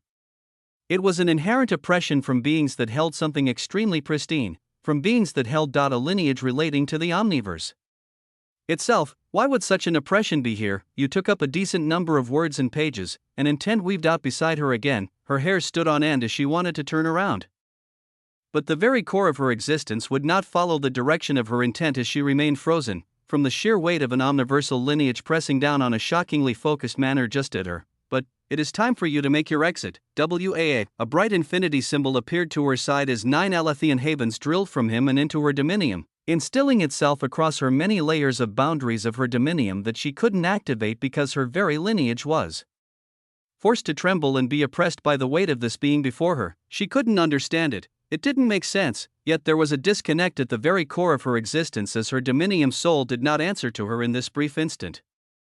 And within that period of time the dominium origin of her enemy seamlessly entered her. she instantly felt her existence, extremes, and records begin to burn as a shocking devouring force began to wreck apart her dominium. While the weavings of her existence were still prevalent, she was still questioning, how the hell did any of it make sense? How the hell did the aura and oppression only the royals of the great Imperium give off? Be emanating from a corrupted sea? She had many questions, but she wouldn't be able to get any answers. Her last sensation was instead feeling her frozen fingers peeled away from the grips of her existential armaments, the dazzling white tools of destruction flowing towards her enemy as his dominium seemed to be shining at its utmost brightness. An equivalent of 3 dominium rules worth of energy was required for a single activation of Omniversal Emperor's Haki. It was a heavy cost, and yet its result was utterly ecstatic as Noah observed 2 existential armaments flow towards him, while his dominium buzzed as it began devouring everything about the dominium soul in front of him. His will seemed to be trembling with expectation as a deluge of prompts were about to come to fruition, an existential achievement recorded in your exceedingly grand fable. One of the first set of actions after attaining your dominium is the destruction and assimilation of another dominion established eons before yours. Your existence, extremes, and lineage further propagate your status. The loot for the first dominium to fall under your hands will be of the highest possible quality. Before the other Basilius could even react, within the span of an instant where it just seemed Noah had appeared in front of Basilius Moraine, dazzling golden prompts began to appear before Noah at such a time. You have obtained the existential armament. Glock #21, the judge number 1, that is being bathed with the light of quintessence. You have obtained the existential armament. Glock #21, the judge number 2, that is being bathed with the light of quintessence. You have obtained 89x quintessential fruits of existence. You have obtained an entry neonate license to the Existential Imperium Exchange. You have obtained 64x remnants of a dominium soul. Hold on now, Noah's intent weaved out with a blinding light as he rolled it back. What was that prompt just now? Entry neonate license? Existential Imperium Exchange? Now what the hell was that? Chapter 29, 65 eons of brilliance decimated. 3. Within the weavings of a span of an instant, the weaver of existence achieved something that should have been utterly impossible for him as he released the regality of the existential Omniversal Emperor lineage to cause the very existence of a Basilius to come to a halt, and he used this chance to squeeze into their dominium before devouring everything for himself. It was an achievement that only made his fable grander, but among the prompts of loot cascading down, there was one of utter unfamiliarity that his will honed in on, something termed the entry neonate license to the Existential Imperium Exchange. A semblance of a dominium rule erupted within Noah's origin as the light of Genesis and Chronos spread out, the flow of existence being granted a new beginning and stopped there momentarily as this span of an instant continued as everything slowly became frozen. The war he waged was so profound that he could use his power to pause the weavings of existence entirely while he gazed at something else, within the depths of his origin.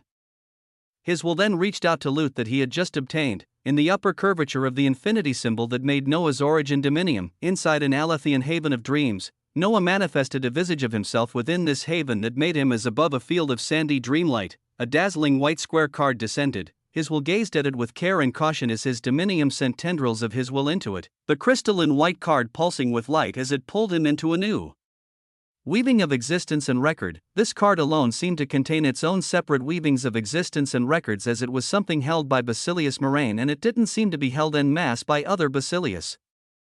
Very quickly, information flowed within Noah's mind as his dominium will appeared in an entirely separate space. The entry neonate license is the lowest license given out by the Great Imperium that grants one the ability to participate in the Existential Imperium Exchange. It is a type of unique existential armament that allows the transfer of treasures, techniques, information, and much more so long as one can pay the cost. For the entry neonate license, the current functions are available. After the flow of information, Noah found his will surrounded by wondrous neon light as he appeared in the middle of a vast space, and in front of him, the outlines of massive neon circular structures could be seen.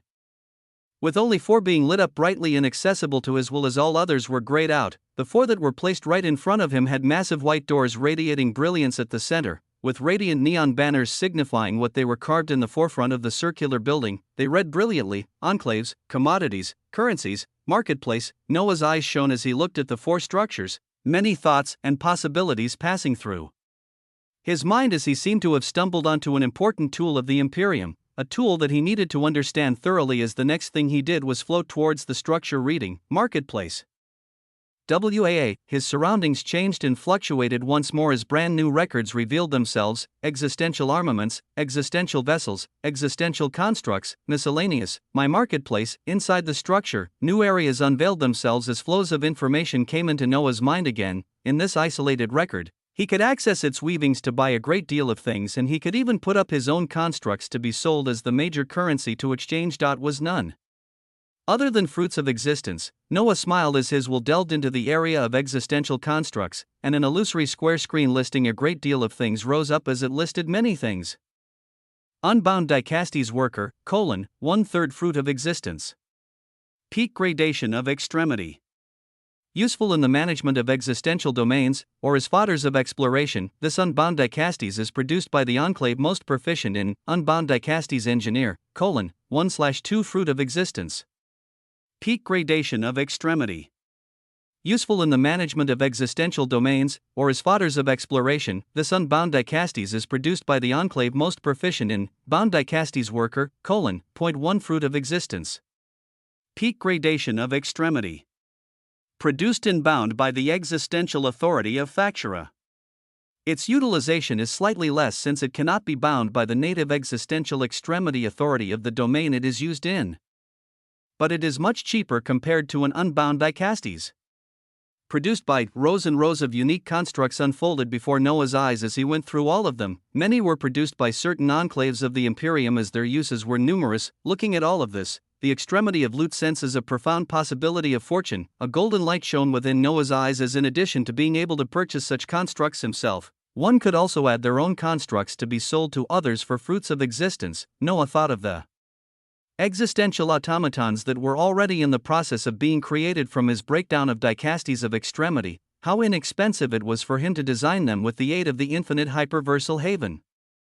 All of this and more made his senses tingle as in this path there lay a great deal of fruits of existence. In addition to the constructs, there were also existential armaments, miscellaneous, and existential vessels, along with many other possibilities for Noah to explore. He seemed to be following the lead of loot as his eyes bathed in a golden brilliance and went towards the miscellaneous section. Here, rows and rows of possibilities unfolded before Noah's eyes. Existential Imperium Elixir V12, 88 fruits of existence. An elixir designed by a genius of the Imperium that keeps their identity a secret.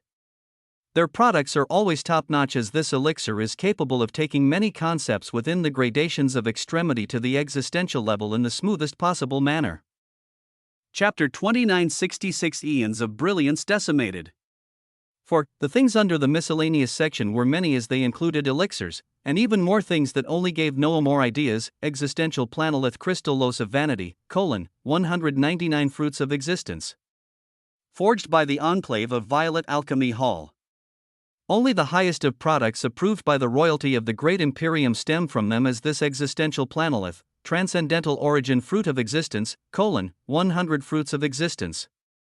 A unique fruit of existence that allows for 100x increased elevation of one's origin dominium, with one's dominium rules gaining a mutation of remnant source of a shattered existential domain, 200. 000 fruits of existence. An existential domain discovered by a royal of the great Imperium.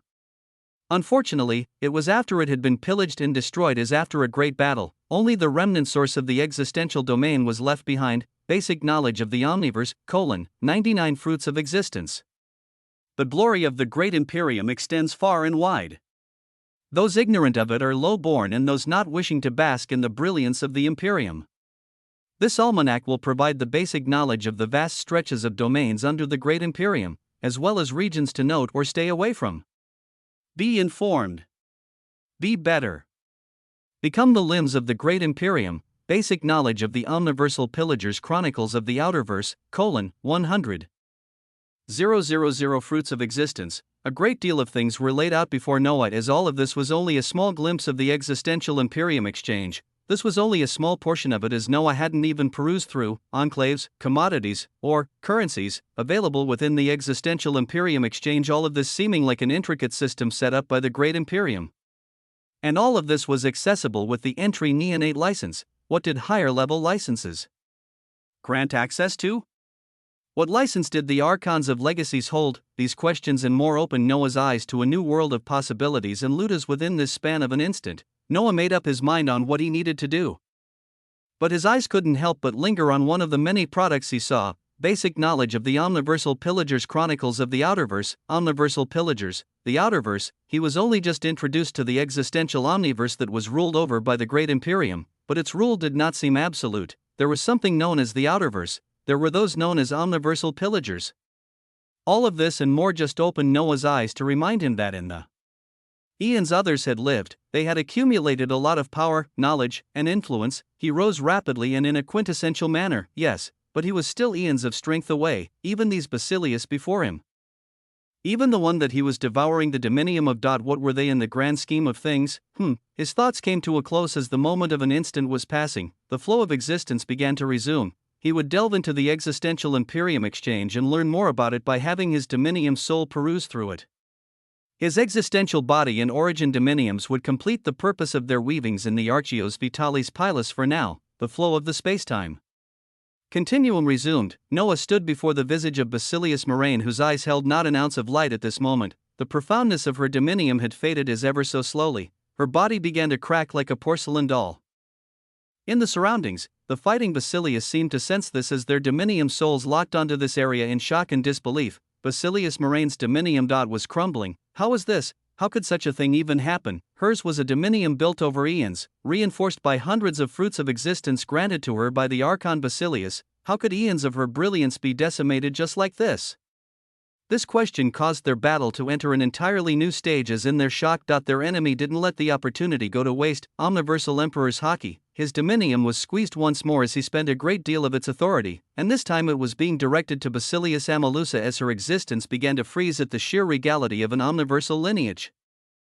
And at the same time this occurred, another part of Noah's Dominium was making grand moves. His existential body Dominium facing the Popery was undergoing and carrying out its own changes, with its focus currently being set on a feature developed not too long ago. The extremity of loot is modifying the log-on and log-off feature. The feature was left inactive as the battles this time were head-on, but it was still too supreme to be left alone. The light of existential Dominium shines with the ever-present glory of loot. New modifications have been made. From this moment on, whenever the authorities of your Dominium come in contact with enemy Dominium, loot and devouring will automatically extract a percentage of their authority.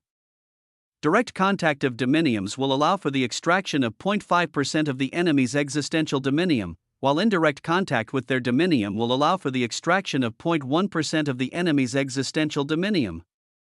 You can accept this as a form of pure authority, or it can be transformed across your havens and forged to form quintessential fruits of existence. A modification was made, and Noah's body, pulsing with tendrils of golden light, struck out against the Popery once more. Boom! His fist smashed into its abomination of a fist as neither was pushed back, but wondrously. A clear glow of gold erupted from the impact and became absorbed into Noah's Dominium. The Popery paused briefly as its Dominium locked onto Noah, seeing the devilish eyes of this being as he now breathed in before beginning to release a barrage of strikes with his fist that were so fast that they formed phantoms of brilliance. Such brilliance unfolded within the Archios Vitalis Pilus that was being absorbed at this very moment by Noah's terrifying construct. Chapter 2967 Annals Fall.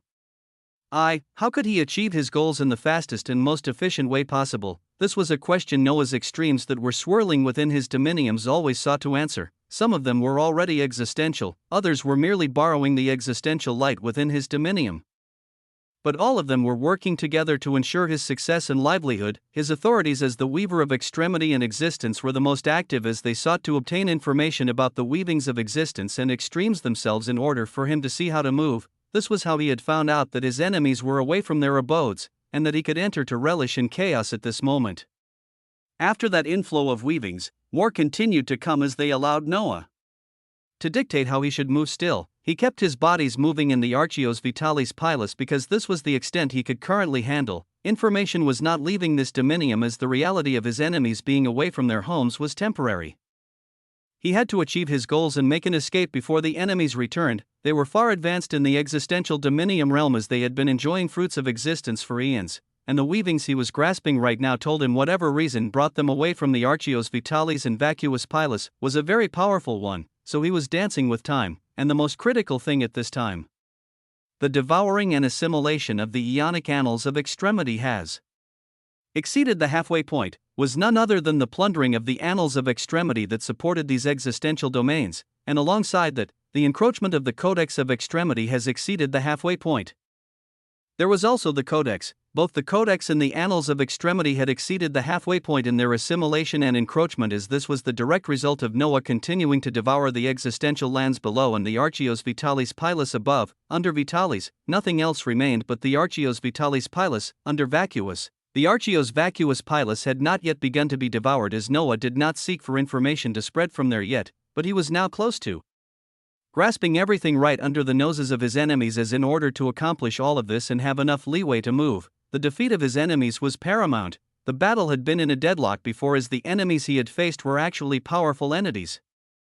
But the way Noah operated was unique. If he could kill one, the difficulty thereafter became much less, as killing the next ones was even easier, because he devoured the power of those he killed and made it his, because boom, the dominium soul of a silver-haired Basilius with a furious and deathly expression exploded out as Noah's origin buzzed with annoyance.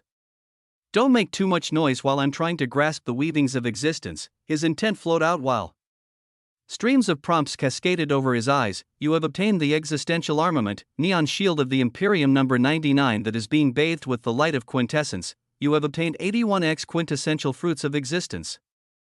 You have obtained 77x remnants of a dominium soul, loot from the decimation of a dominium forged over the eons. What Noah saw in terms of prompts of loot was just half of it, as thereafter he devoured the very weavings of existence of these beings into his own dominium. From the blood and eons of work of others, it all became his. After the breakdown of the dominium of Basilius Moraine, it was akin to Noah gaining the methodology to take them all down one by one, as the rest would simply follow. So another Basilius of the legacy of Alabalam fell as Noah gave them the least amount of attention, moving through the motions while doing his best to grasp the weavings of existence. Yet to the Basilius, Noah's visage now changed to seem like an apathetic demon, as after Basilius Moraine, one Basilius after another began to fall, and the one doing all of this did not bellow out shouts of victory. Nor did he laugh in valor. He impassively threw out Alathian havens filled with a terrifying dominium, as ever so often one of the Basilius would seemingly freeze under his pressure as their defenses would be pierced through. It was a hellishly ridiculous scene that the Basilius had never faced before. Archon, a lady of Alabalam, cried out her intent in this unwinding reality that made no sense whatsoever, and yet none of it passed through the established dominium in this space. The only one who answered was the apathetic demon mowing them down. Quintillions of others called out on the lands below, as some had their calls answered, others are forever gone. You looked at Seed with the same apathy and derision. I give you all a glimpse of this now, the same apathy they looked at others before with. Noah was giving them a sense of this right now as he imposed the pressure of his omniversal emperor lineage on one of them at a time, stopping the movement of their dominiums before proceeding to destroy them. The rules of the Imperium are wholly against this. Realize there is nowhere you can go if you keep doing boom. An Alathian haven of dreams smashed onto the dominium soul of the one talking as the impact shook their existence.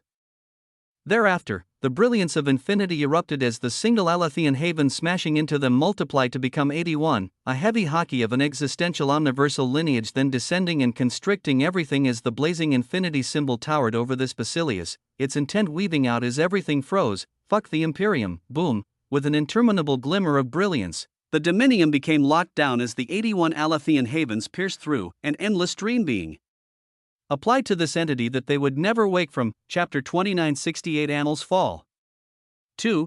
Its bellow boomed out amidst the roiling waves of Vitalis and Vacuus within it. Inside of it, the will of the Codex of Extremity flowed as with the passage of time.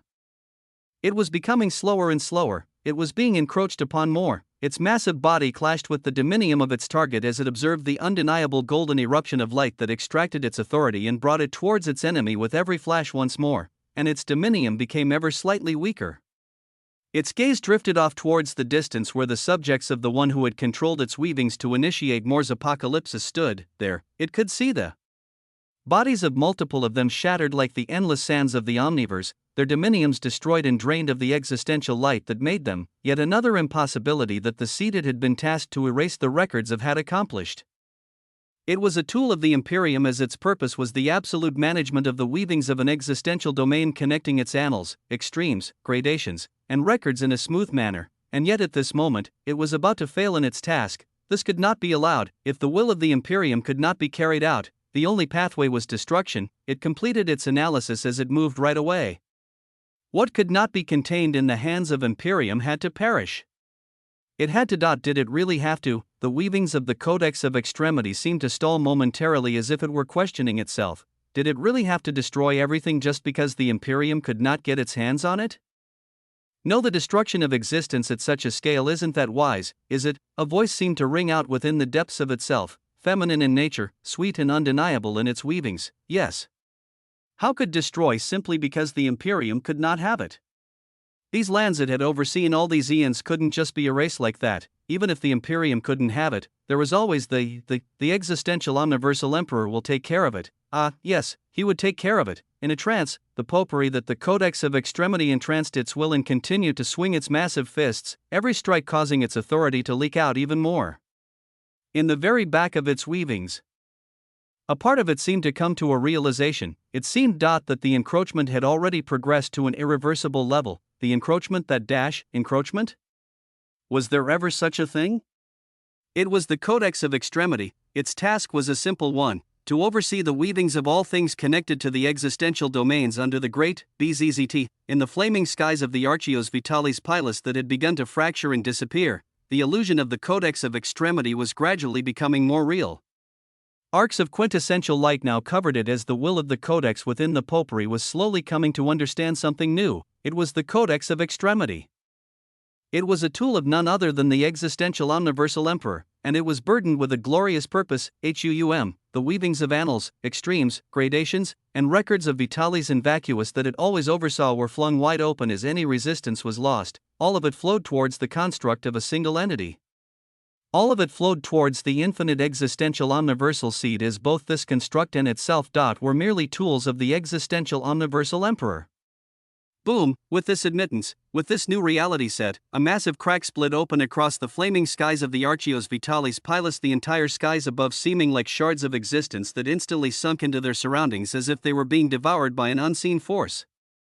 The glorious citadel of round structures, each varying in size on the cloudy earth below, also began to crumble and sink into oblivion as the few dozen basileus remaining watching this could only observe with disbelieving dominiums at a reality that should in no way be occurring. In the far distance, the massive existential Vitalis and Vacuous potpourri seemingly collected every ounce of authority under it as it bellowed out, throwing a final strike as if it was releasing everything it held. Forward, and it truly was doing just that as the scene of blinding holding tendrils of light stretching out from the point of impact came to cover its massive body entirely, these tendrils of golden light pulling and absorbing everything about this creature as in a flash of brilliance. Whap! It entirely disappeared. The only thing left behind was the visage of a bare-chested entity whose dominium now visibly blazed with transparent white flames, his expression seeming refreshed as he breathed out pure golden flames. Around him, everything was seemingly shattering and disappearing, but with him within his existential dominium.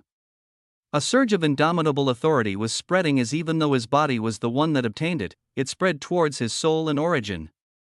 As his existential forge and Alathian havens received an influx of authority all stemming from the potpourri, their purpose was a simple one: the existential omniversal emperor is embarking on the generation and formation of his own fruits of existence. A new dawn, a new point of existence. The extremity of Cheats gazes on with anticipation. The extremity of extremity steps out of its silent abode, feeling its authority coursing through all extremes as it actively moves. The extremity of extremity states that the forming fruit of existence has to be of the most extreme tier. The weavings of the existential omniversal emperor were reaching an immeasurable point. And at such a stage, the extremity of the protagonist experiences a surge of existential authority as the prophecy it has put forth is being achieved in real time. Unshackled lands will rise above recorded havens, annals will fall as an endless weaving awakens. At this moment, with the Codex of Extremity whole encroached, what was known as the Ionic Annals of Extremity began to crumble as everything about it was becoming devoured by the infinite existential omniversal seed. Chapter 2969 Annals Fall. 3. An impossible future was unfolding at this very moment. The weavings of many things were interconnected as the absence of one may have led to vastly different results, but events unfolded in such a way that at this moment, something as profound as a Codex of Extremity that was only ever accessible in the hands of the Archon Basilius of an existential domain, was actually wholly encroached upon. And the entity connected to the Codex of Extremity intimately felt such a change the most. Outside of the weavings of the existential domain of Vitalis and Vacuus, Archon Basilius Alabalum burned with terrifying white flames of Vitalis, their lashing tongues and raging singularities caused by his dominium soul, even causing the distant visage of the Imperium Royal Basilius observer to raise his brows with a smile. This entity truly was a powerful one, as were it not for prophets, they may have chosen to ally with him instead of the leash dog, the entity that at this moment smiled and weaved out his intent. Your existence burns with this much rage openly before you even make a move. Can I take it that you have accepted the result of all this as a foregone conclusion? The raging intent around Alabalum was misunderstood. He gazed up with such apathy and cold rage as he shockingly felt, his absolute control over the Codex of Extremity being contested at this moment. It meant things had progressed to an irreversible level, as with this under their control, the seed may even be capable of entering the Archios Vitalis Pilus and controlling the workings of things there, as the damage could be immense. But at the end of the day, if he would lose it all to these dogs before him, TSK, he shook his head at the taunt of the leash dog as under the gazes of many beings, his dominium began to move forth along with his intent. Observer, I beseech you again that something critical is occurring within the existential lands behind us, and our presence is required to deal with it. The damage is reaching an irreversible level, as even if you have already acknowledged any and all responsibility to fall on you, I must still do my duty as the Archon Basilius, WAA. His words caused many to pause, as they didn't think he was trying to buy time or escape the contests anymore. Basilius Inane had questioning eyes behind him as she sent weavings of her intent back to the Archios Vitalis Pilus, seeking to understand while Archon Basilius Alabalum was acting. This was when she hadn't heard any drastic news. What is this? The annoyed voice of Archon Basilius Letheth, already in battle mode, reverberated out. Let us finish the contest of strength, and then whatever excuses there are can dash. What? A booming shout echoed out that stopped all intents. The hundreds of powerful dominiums here belonging to different legacies all turned towards one point where the visage of Archon Basilius Ignatius could be seen, his expression that of anger and a sense of disbelief as he looked towards Alabalum. The Archios Vacuus Pilus is beginning to crumble after the Codex of Extremity made yet another move. Is this occurring in your lands too? Shocking words that finally revealed a semblance of the current reality echoed out. When Alabalum heard them, he could only throw back a weaving of disbelief. Archios Vacuus Pilus was crumbling? What did that even? What? The Codex of Extremity made another move? Alabalum, what is happening down there? The voice of the observer boomed out as his gaze became stern. The lands below belonged to the Imperium. He had just sworn in front of the dominiums of hundreds of beings that he would bear responsibility for whatever happened, as he wanted the contests to proceed. But was there actually a larger issue even he didn't know about? The veiled herald of flames and Archon Basilius Letheth looked at each other with stern looks as the gorgeous figure of the veiled herald of flames also weaved her intent. Has another legacy illegally made a move and done something? You should have said this first. It is not another legacy, WAA. The gaze of Alabalum was icy as his eyes moved around from all beings here. The problem is from within. But when I stated that we were at a critical juncture, I was ignored and told that the responsibility would be on the shoulders of the observer. The problem stems from a corrupted seed. What? The dominiums of the legacy of Letheth and the Royal Basilius observer blinked as an immense silence descended. Did he just say a seed? There was a problem within his existential domain because of a fucking seed. You're serious? Archon Basilius Letheth asked with a cold gaze as all he received was Alabalum's apathetic eyes. The Royal Basilius observer didn't like this progression currently as his golden eyes became sharp, his commanding intent booming out. Place everything on hold and ensure the security of the existential lands first. The one who would bear responsibility for all of this spoke as the first entity to move after his words was none other than Archon Basilius Ignatius. But the eyes of three legacies and a Royal Basilius observer all turned towards the distant existential domains behind them, as many were wondering just what damage could a seed have possibly done. The makeup of the existential domains of Vitalis and Vacuus has begun to crumble along the fall of the Ionic annals of Extremity. Noah stared at the inflow of prompts as he seemed to be at the end of an existential feast. He was doing many things simultaneously as within him. His extremes were bubbling with ever-increasing power, some more so than others as the protagonist with its prophecy being accomplished was on an extremely high stage. But there was one more concept that was flying just as high. It bore its fangs at this point in time as something moving in the background finally reached completion. One of the reasons why half of the dominiums of the Basilius were absorbed into Noah's own dominium The incandescent light of Lut simmers with unfathomable glory. Existential analytical looter has fully analyzed the weavings of dominium souls for the first time. Chapter 2970 Annals Fall. 4. Existential analytical looter, applying it to those in the existential dominium realm was extremely hard. Until Noah managed to devour entities of this nature, their breakdown and analysis then came that much faster. The weaving of the makeup of existence, records, and extremes of the soul dominiums of multiple devoured targets have been analyzed under the feature of existential analytical looter.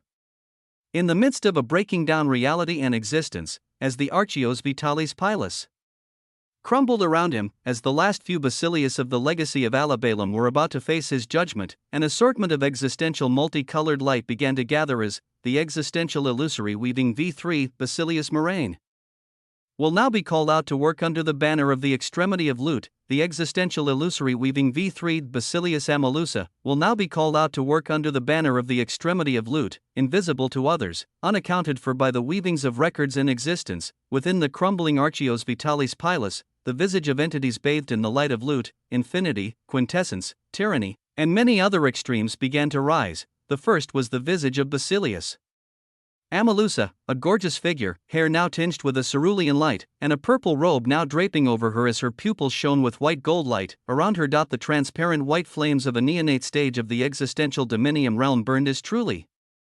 A silent assassin of the dominium realm was born under Noah. The extremity of Cheats glances at the extremity Lut while shaking its head with glee, emphasizing just how crazy its actions are. Too crazy, and how could it be if not crazy? But Noah didn't stop there, as after Basilius Moraine, multiple other lights only seen to him shone as more existential illusory weavings unfolded.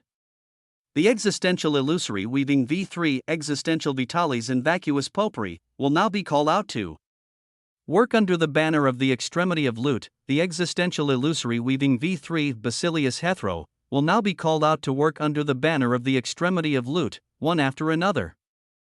Every defeated enemy was analyzed and recreated as each one stupendously held an aura of the neonate stage of the existential dominium realm, each one, all stemming from the existential analytical looter feature that was spearheaded by Lut and supported by many other extremes. Noah stared at the forming army brought forth by this glorious feature as he gave out commands: finish things up here, and raid the archios vacuous pilus if there is time. If you are discovered, retreat right away, HUUM. He gave this command while his dominiums began to fade soon after, beginning to disappear entirely from the shattering archios vitalis pilus as he had long since observed the weavings of danger. He gave the command for the archios vacuous pilus because if these existential domains were a map he was clearing out, he sadly didn't have a 100% completion rate, as the archios vacuous pilus wasn't entirely devoured at this point, nor did he get to grace the Basilius of Ignatius with his presence. But he followed the weavings of information he received from his distinctions as the weaver of extremity and weaver of existence. Everything about him instantly disappeared from these lands as the few Basilius remaining in the surroundings breathed out as if a heavy weight was lifted off their shoulders. They gazed at the destruction around them with ashen expressions, but before they could even enjoy this momentary relief, the soul dominium of a Basilius distorted and became flattened along with his body out of nowhere, the enemy being something he couldn't even see as the massive fist of the illusory weaving V3 Existential Vitalis in Vacuous Potpourri moved the fastest. The brief respite the few remaining Basilius felt was soon erased, as before they could even wonder what was happening, silent and unseen attacks arrived all around them as their fate was already sealed. Noah's dominiums returned to the infinite existential omniversal seed where his soul dominium was, as everything merged back into one, sitting on the multicolored throne that seemed connected to all the authorities across this omniversal seed.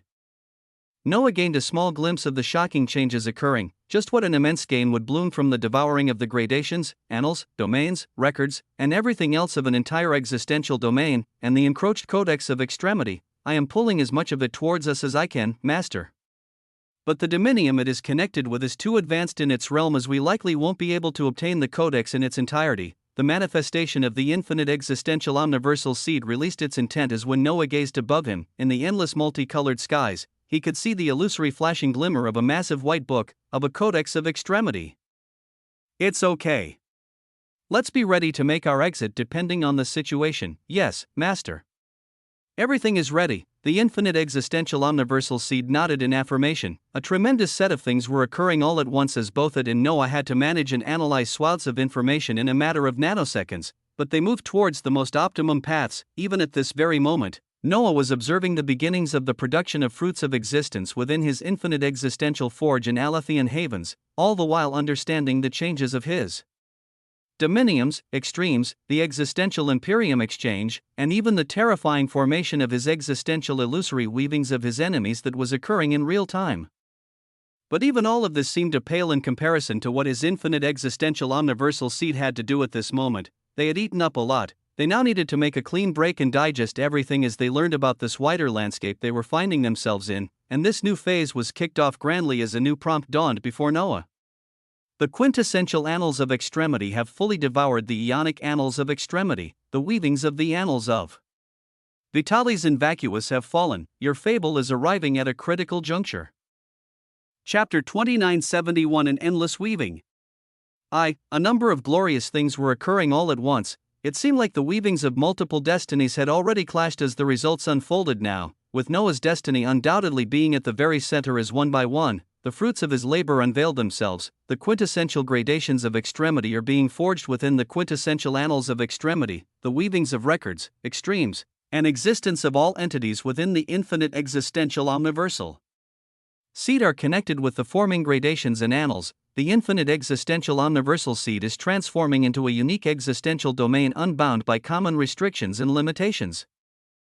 The absolute reality of an existential domain being anchored in the weavings of existence and non-existence does not apply to the infinite existential omniversal seed. Yes, there were many fruits showing themselves, but the ones brought up at the very forefront were those that could be of direct and immediate aid to their goals, and one was something of dire need if they wished to keep all the accomplishments here. The feature of existential domain warping is now available for use. A dazzling new capability bloomed. An absolute rule that Noah didn't even give a moment of time to was violated. All existential domains were anchored where they were born, with the Imperium working for eons to barely manage moving them. Yet Noah achieved such a feat in such a short period of time that it was best if the researchers of the Imperium never found out about such a feat, and the moment it was achieved, let's get ready to make a clean break. Noah's intent weaved out towards the infinite existential omniversal seed, the rows of prompts about himself and this construct continuing to descend. Outside the weavings of what was known as the Vitalis and Vacuous existential domains, the Archon Basilius Letheth and the few members of his legacy watched coldly as over half of all Basilius of Alabalum and Ignatius disappeared into the domains ahead of them. They couldn't yet step foot on it as this was not yet their domain. And it would be a clear declaration of war for another legacy to enter a dominium unless invited, so they could only wait, as the only exception to this was the royal Basilius observer who left with Alabalum and Ignatius. His massive existential vessels now showed rows of attendants stepping out due to the sudden complexity of this situation, their dominiums all buzzing with power as they all exceeded the neonate stage of the existential dominium realm. Archon Basilius Letheth gazed forth coldly as the veiled herald of flames came by his side and whispered, "Sweet glory, whatever issue they have with the seed is of no consequence to our conquest. Vacuous and Vitalis are just the next we add to our tally. Just imagine the others we can afford to conquer after another eon. Our legacy will be among those carrying the most respect within the Imperium, to the extent that we will stand side by side with even the most powerful royal Basilius." Her words showed a hint of their burning ambition as the eyes of Archon Basilius Letheth twisted into a smile.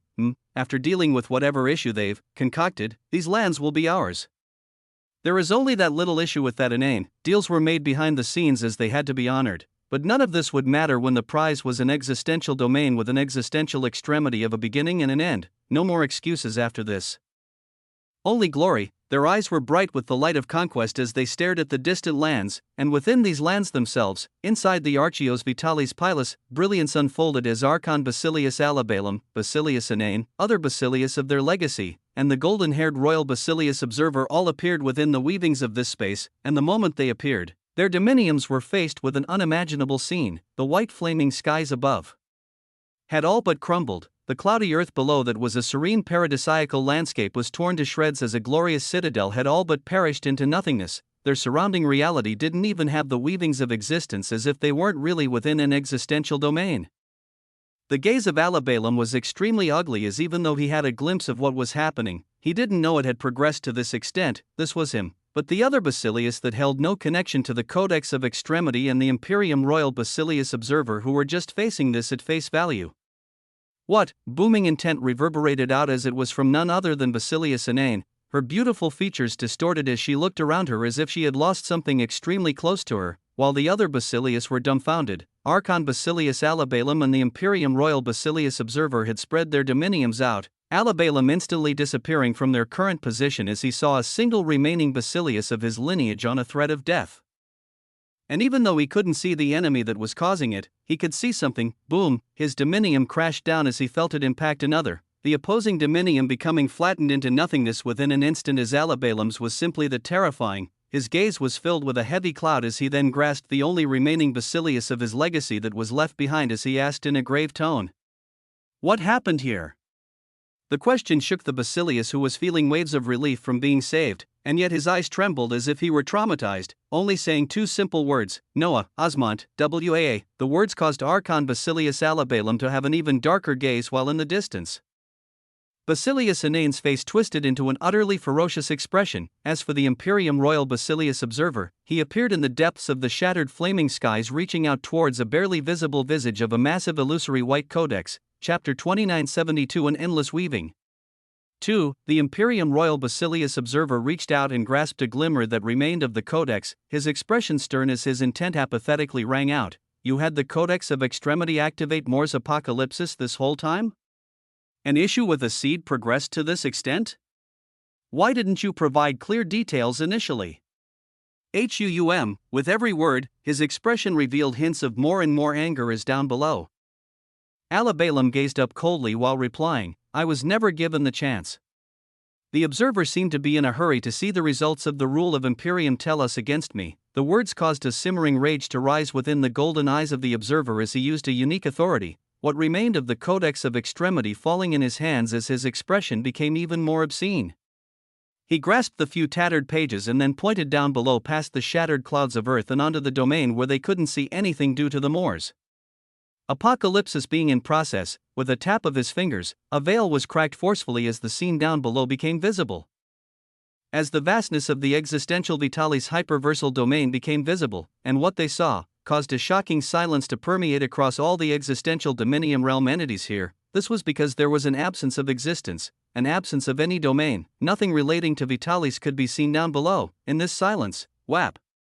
The weavings of reality fluctuated as the figure of Archon Basilius Ignatius appeared while booming out with his intent, the Archios Vacuus. Pilus was partly destroyed. How is the?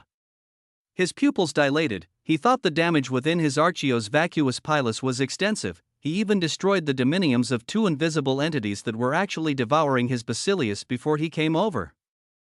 But what he saw of the Vitalis Pilus caused his words to never finish. Up above, the visage of the observer shifted from anger to apathy as he voiced out while piecing together the last remnants of the Codex of Extremity. No seed can manage to cause this much destruction. No seed can proceed not to just destroy, but to cause the disappearance of large swaths of existential domains. You came across a seed that was influenced by omniversal pillagers, and you did not know it. Boom, his words were absolute as if they were weaving a new reality. After all, he had claimed to take all responsibility on this issue as he couldn't get back to the Imperium and state that one of their lands had been destroyed right under his nose. Omniversal pillagers was the root cause of this. Understood? His visage pulsed with purple-gold brilliance as he looked down on all Basilius here, Alabalum's cold figure about to reply when, crack, stemming from the weavings of what used to be an existential domain below and the destroyed lands above, from the absence of annals, gradations, or any source that would keep this sliver of existence together. Its natural destruction began. BOM. What remained of the existential vacuous and Vitalis hyperversal domains began to crumble as Archon Basilius Ignatius roared out, returning back to his lands as he truly couldn't stand losing everything. But what could one do in front of an imploding existential domain? It was an irreversible force of nature that one could only bear or escape from. Boom! Existential destruction began to unfold as in the Archios Vacuus Pilus, Ignatius roared out while pulling in portions of his past domain, his Basilius, and the throngs of dicasties of extremity remaining. All of them flowed towards his own dominium in this moment of profound destruction and loss. And amongst those entering his dominium through his own permission, their dicasties of extremity all flashed with a silent blue light, a light that had already begun to silently meld into some Basilius, and at this moment an Archon Basilius took it into his own dominium to save what was his. It was an astounding progression of events, and a terrifying possibility for the will of the great usurper silently spreading and infecting everything. Boom! the fracturing of existence was immense as it could not be contained, or even those outside would be privy to it. In the next few moments, the visage of the observer with a cold expression appeared in front of his existential vessel once more, his attendants bowing down at his entry as in the distance, the figures of Archon Basilius Lethith and the veiled herald of flames could be with their jaws opening wide in shock. Even from where they stood, they could see the fracturing of the existential domain in the distance. It was followed by the dazzling Basilius within the legacies of Alabalum and Ignatius being spat out as well. The unfolding situation being one that nobody could fathom, the only one able to exert their authority in this moment was none other than the Imperium Royal Basilius Observer, the weavings of this entity echoing out to all Basilius and the surroundings. The machinations of omniversal pillagers succeeded here today. Archon Basilius Lethith heard this as his dominium buzzed. What the fuck did he mean by the machinations of omniversal pillagers? What omniversal pillagers? If they really passed through here, all of them would be dead, as this region was not one that they could even step into. Did Alabalum really destroy his existential domain not to let him have it? The means of omniversal pillagers are nefarious, as this time they utilized a corrupted seed known as Noah Osmont. Track this seed down, and he will lead us to the true culprits. The dominium of Lethith blazed. What the fuck were they even talking about now? Did they not realize how many of his resources he had directed for this venture? How many tributes he had to give to invite the observer here, and now they were just going to fuck him over like this? His dominium was burning with rage, but he couldn't even release it as he looked at the form gaze of the observer that showed what he said was final. Archon Basilius Lethith didn't know that he was just one of the entities here swimming in rage and regret. There was one whose rage and regret far surpassed any others here, and it was none other than the gorgeous visage of Basilius Inane that now stood amongst the thrones of Basilius behind Alabalum, all of them gazing with dark eyes towards the fracturing shell of an existential domain in the distance. Her dominium was seething so much that her eyes trembled, a single thought ringing inside her over and over again. I let him go, I let him go, I let him go. Over and over again, endlessly. Chapter 2973, an endless weaving. 3. I let him go. Such a thought repeated within the shaky dominium of Inane as the weavings of existence. Were ultimately all made up of choices. The weavings of the choices of all beings here were ultimately what led to the current reality. But some truly could not accept it. They had done so much, they had plotted for so many years, and for others like Alabalum, they had just lost the home to their legacy, one's legend, and the legend of their legacy was determined by their capability to generate wealth. Existential domains were one of the main methods to generate wealth, as a legacy that had lost their existential domain may as well lose tier status as a legacy, unless they could accumulate their wealth again through more dangerous means than when compared to existential domains, or if they had the capability to start up an enclave and produce niche products to be sold in the existential Imperium exchange. Ultimately, it was all about wealth and resources, and on this day, barring any entities whose plans and weavings went to waste, the single entity that had lost every ounce of his wealth was none other than Alabalum. Blazing silver-white brilliance covered his body as his dominium felt Vitalis closely. He still held and felt this existential extreme, but he could no longer feel the sense of absolute control with it to the extent that any others using this authority could be suppressed by him. He had lost the right of its control, as he now shared no connection to Vitalis itself, the codex of extremity above it, or any of its weavings. He now had to depend on his other existential extremes, and not the one he had focused so many winds of resources into. A tremendous loss.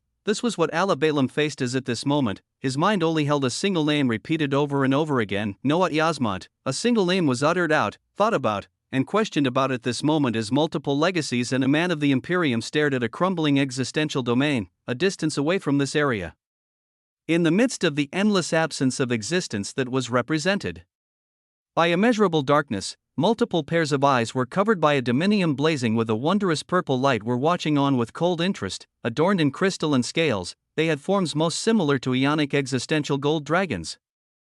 Their visages dangerous and filled with power, as the purple hue around their dominiums rivaled that of Alabalum and other Archon Basilius. There were 3 of these massive entities, and yet above one of them was a woman robed in a white existential armament, her body burning with a fearsome light as she actually sat atop beings such as this. And even with their massive sizes and terrifying power, being not too far away in distance, neither the observer nor the archons of the 3 respective legacies could sense nor see them. At the sight of the crumbling existential domain, the draconian entity that the gorgeous visage of a woman sat on sharpened its gaze as its intent weaved out.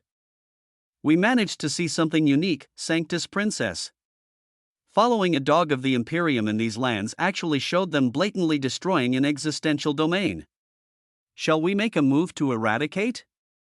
To avenge the countless lives they have soullessly taken just now. The words were callous and filled with immense malice, and yet the woman atop this draconic entity stroked its scales calmly. Her white robe glimmered with brilliance as verdant hair fell to her shoulders. Her endlessly green eyes serpentine in nature as her dominium also radiated a purple light, a light commonly associated 2 stages after the neonate stage of the existential dominium realm, on her forehead. The scripture yes, glowed in a gorgeous verdant light as this dazzling woman replied to the powerful existential dominium realm entity below her. We must not believe everything at face value. Some of them emanated weavings placing the blame on omniversal pillagers, others on one called Noah Osmont, Sanctus Princess. They don't know the first thing regarding omniversal pillagers. If even a single one passed through here, not even a shred of our bones would remain, much less theirs. Blatant falsehoods. Words were exchanged by the woman termed Sanctus Princess and the entity she mounted as she calmly nodded, yes. So it's either them or this Noah Osmont. Kidnap a few and scour their dominiums before making a move. Don't make a move on the dog of Imperium just yet. The Sanctus Empress has handed down a decree to all of us Sanctus Princesses that we are moving covertly without causing any open conflicts with the Imperium in this coming eon. Also, did any of you feel anything out of place seconds ago? Her eyes glimmered with brilliance as she asked the 3 entities below her, all 3 giving her quizzical glances as the one she mounted replied, no, Sanctus Princess. Her green eyes shone serenely as her intent weaved out. Just for an instant I caught the weavings of the transference of existence. As if something massive was transferred a vast distance in an instant. My dominium is pulling me to follow up on this. I may be able to trace whatever it was. Her words were astonishing as the eyes of those below her glanced at each other before the one she stood atop of nodded. Then, I will follow your lead and let Knight Jutter and Knight Ar-Bun follow the peons of legacies and the dog of the Imperium here. And avenge the lives that ended so senselessly. Salus Populi Supremo Lex Esto, the Sanctus Princess called out lightly, her intent this time being filled with an unfathomable power as a set of words holding great meaning were uttered. Her dominium and the dominium of the 3 entities around her burned with an ever fiercer glint as they replied in kind, Salus Populi Supremo Lex Esto. Salus Populi Supremo Lex Esto, a set of words that represented an immense power, a set of words that meant, the good of the people was the supreme law, chapter 2974 an endless weaving.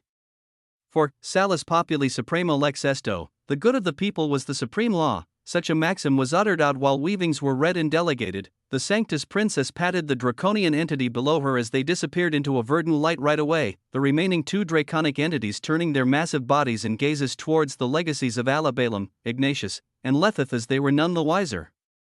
These entities were unique ones that belonged to a terrific power within this omniverse.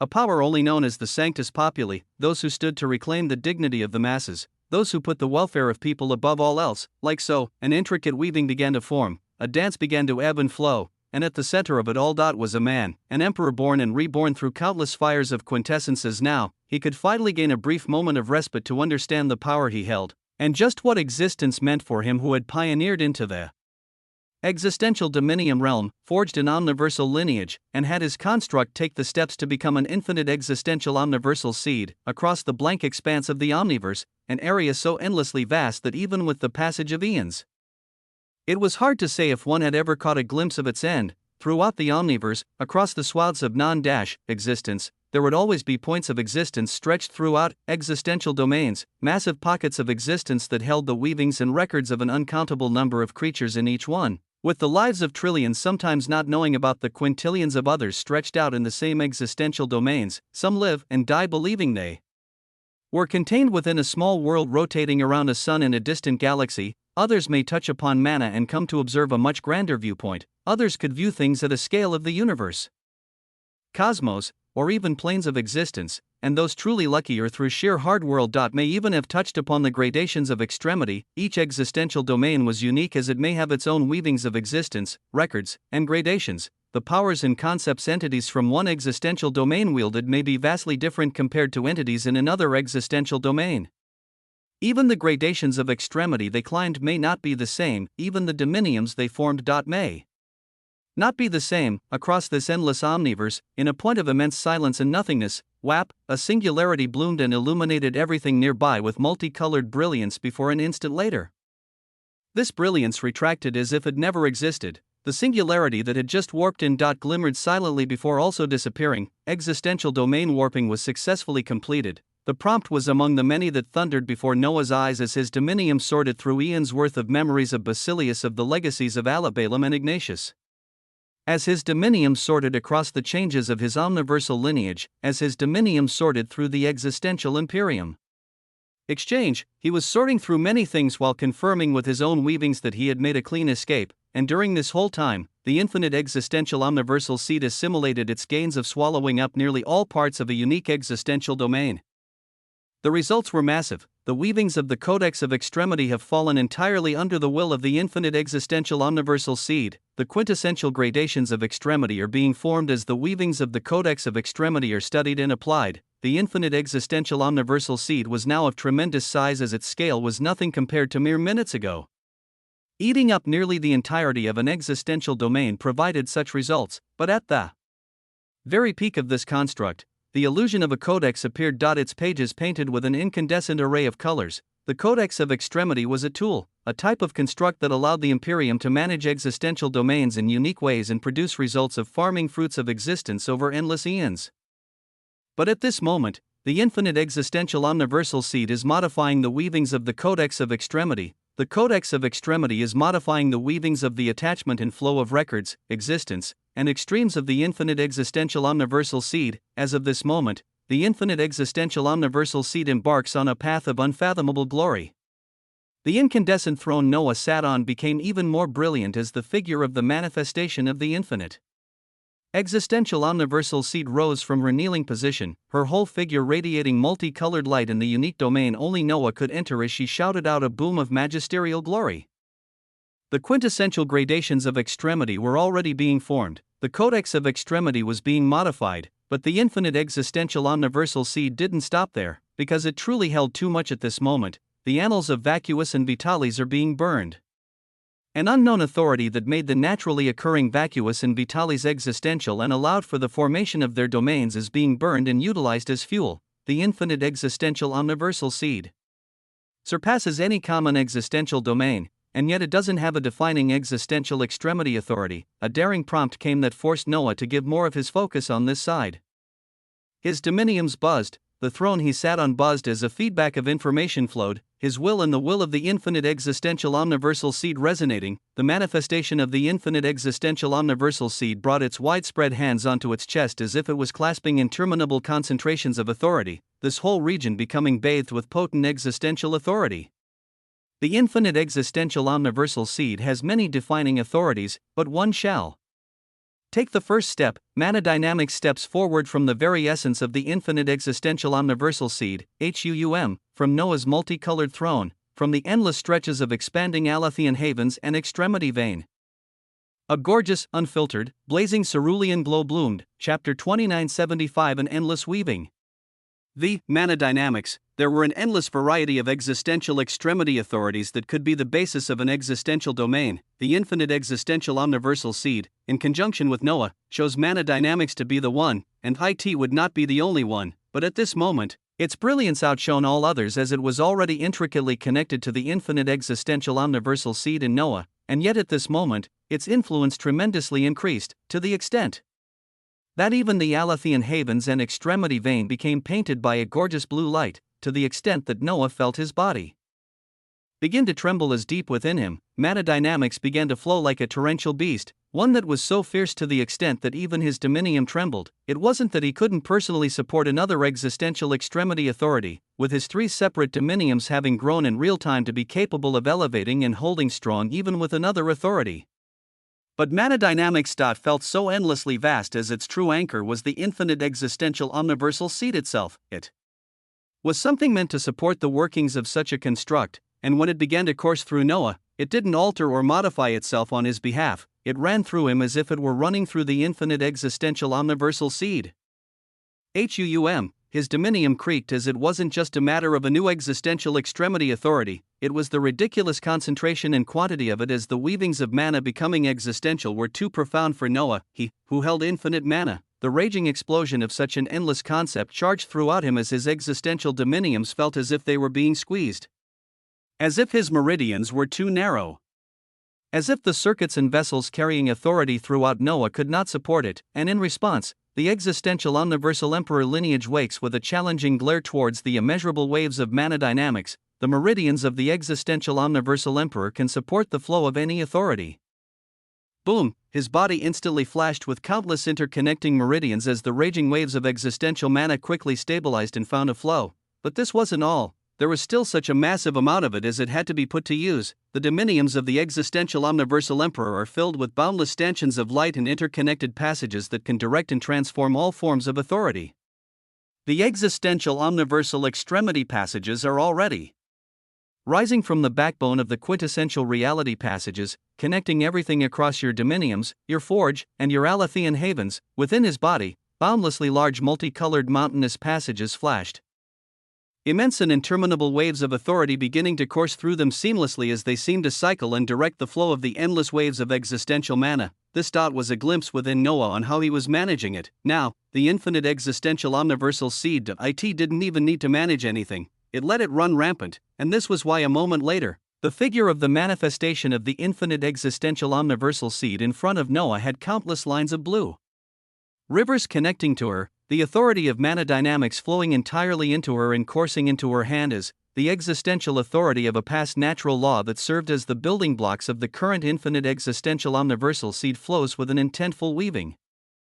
Mana dynamics asserts once more that the essence of existence, extremes, and records cannot be created nor destroyed, simply changed into different forms. Through the infinite existential omniversal seed, mana dynamics courses across the weavings of its records, extremes, and existence as it begins changing its endless authority towards the generation of quintessential fruits of existence. Boom! In this dazzling region where only Noah and the manifestation of the infinite existential omniversal seed were, heavy booms could be heard as massive mountainous passages of pure authority formed all around, each one looking like an inverted volcanic mountain gushing out waves of cerulean light that serenely flowed all around. It clustered on the manifestation of the infinite existential omniversal seed and coursed through her as from her outstretched hands, a fantastical framework of a fruit of existence began to form. This scene was a wondrous one to see as Noah observed that after a second passed, the framework of a fruit similar to a paradisiacal apple was already formed, and after 10 seconds passed, its radiant insides began to fill up. BZZT, all around, the mountains of existential omniversal extremity. Passages gushed out endless blue light that continued to only contribute to this, and after 30 seconds, the different layers of the fruit of existence were outlined. After 50 seconds, the fruit seemed nearly complete as an outer multicolored layer began to cover it. And after 60 seconds, an incandescent light blared as a dazzling quintessential fruit of existence formed in the hands of the manifestation of the infinite existential omniversal seed. 60 seconds, after the passage of another second, the fruit in her hands was pushed away as another began to form. As of this moment, the infinite existential omniversal seed can generate one quintessential fruit of existence per minute, and in an endless manner through the weavings of mana dynamics. This rate of convergence will only increase over time as the inclusion of even more relevant existential extremity authorities onto the infinite existential omniversal seed will only hasten it. Dazzling words cascaded down, and they let it be known that every minute, a quintessential fruit of existence would be born in the infinite existential omniversal seed. In an hour, that was 60 quintessential fruits of existence. In a day, that was 1,440, and this dot was just the infinite existential omniversal seed. There was still Noah himself, as dazzling mountainous passages gushed out waves of authorities in his dominiums. Above Noah's Alethean haven of dreams within his existential origin dominium, a golden fruit began to form a dazzling and frightening outline. A unique fruit of existence has begun to form within your Alethean haven of dreams. Chapter 2976 An Endless Weaving. 6. Another unique fruit of existence formed above a golden haven of his, and this was on top of a current output of 1,440 quintessential fruits of existence a day from the infinite existential omniversal seed. As this began, a unique fruit of existence has begun to form within your Alethean haven of Helios. A unique fruit of existence has begun to form within your Alethean haven of Quantum. A unique fruit of existence has begun to form within your forge, within his havens. Within his forge, the backbone of fruits of existence began to form, but he wasn't something as massive as the infinite existential omniversal seed. The progression of his fruits of existence was a little slower as even after 30 seconds passed, they were not even halfway done. but nonetheless, they were forming. It was a reality that very few entities could say they witnessed in the eons that passed or were capable of doing it themselves, especially if it was someone in the neonate stage of the existential dominium realm, and with it occurring, the analysis of the fruits of existence under existential analytical looter has increased greatly. Your dominium has begun producing genuine fruits of existence as you turn your existence into something capable of a profound action. Your extremes support your heavy path. Your fable stands strong enough to support such existential shattering actions. Many authorities within you are budding waves of existential extremity authorities and increased elevation in their status. The weavings of the extremity of the hero flourish with brilliance as they garnered enough support from quintillions upon quintillions of existence that were saved from extinction, accumulating concentrated seas of authority that can be transformed into at least 1,000 quintessential fruits of existence through your dominium. All those who looked upon your existence as one that saved them have been recorded in the fable of the hero. Existences sharing a unique fate or destiny have been highlighted. The endless amounts of people he saved within the vacuous and Vitali's existential domains, they bore literal fruits from his endeavors as the prompts continued. The weavings of the extremity of the villain flourish with brilliance as they garnered enough support from many entities with high levels of existence that considered you the bane of their existence. One who has destroyed everything they have built along with their weavings of existence. The weavings of the extremity of the villain have accumulated concentrated seas of authority that can be transformed into at least 2,000 quintessential fruits of existence through your dominium. All those who looked upon your existence as the bane of theirs have been recorded in the fable of the villain. Those with the greatest capabilities to stand in your way have been highlighted. Within him, a scripture containing the fable of the villain unfolded as waves of information flowed from it. Those who considered him a great enemy, at the top of the list currently, there were some unique names. 1. Archon Basilius Alabalum. 2. Basilius Inane. 3. Archon Basilius Ignatius. 4. Archon Basilius Lethith. 5. Royal Basilius Observer. There were many who considered him a great enemy as just in the top 5. 3 were archons who led legacies, but none of this caused Noah to fear as he lingered on the name Basilius Inane for a moment, thinking of the woman who made a choice not too long ago. And as he thought about his enemies, the weavings of those who stand against the existential omniversal emperor must be eradicated, a heavy intent reverberated out within Noah's mind. With this intent actually stemming out from beings connected to him, a part of his will flash to observe a scene near a transforming existential omniversal blacksmith's forge. Here, dozens of existential illusory weavings floated powerfully as they stared at the depths of the blacksmith's forge where the outlines of massive existential automatons were coming to fruition. Around this region, magisterial existential omniversal extremity passages pointed down and gushed out authority endlessly that flowed towards the dominiums of the invisible army of Noahs, with some even going to the illusory weavings of the Memisthais he had destroyed and analyzed. The intent wishing to destroy his enemies stemmed from them while their very existence was being strengthened, while they were being pumped and restructured with mana dynamics at their base, along with the infusion of other existential extremity authorities. This was just one side of the infinite existential omniversal seed in Noah, with there being so many to pay attention to as regarding the intent thrown out by his invisible army. Not quite yet. Noah sent a command back as he brought a majority of his will back towards his visage on the throne. He had to, because even as fruits of existence were now being produced and generated every minute. Mana dynamics did not stop there. The infinite existential omniversal seed did not stop there. Noah's dominiums pulsed as they felt something shocking forming. His rousing will pulled towards the newly forming quintessential gradations of extremity that even he hadn't perused through yet. How vastly did they change the progression across the gradations of extremity compared to the Vitalis and vacuous hyperversal domains?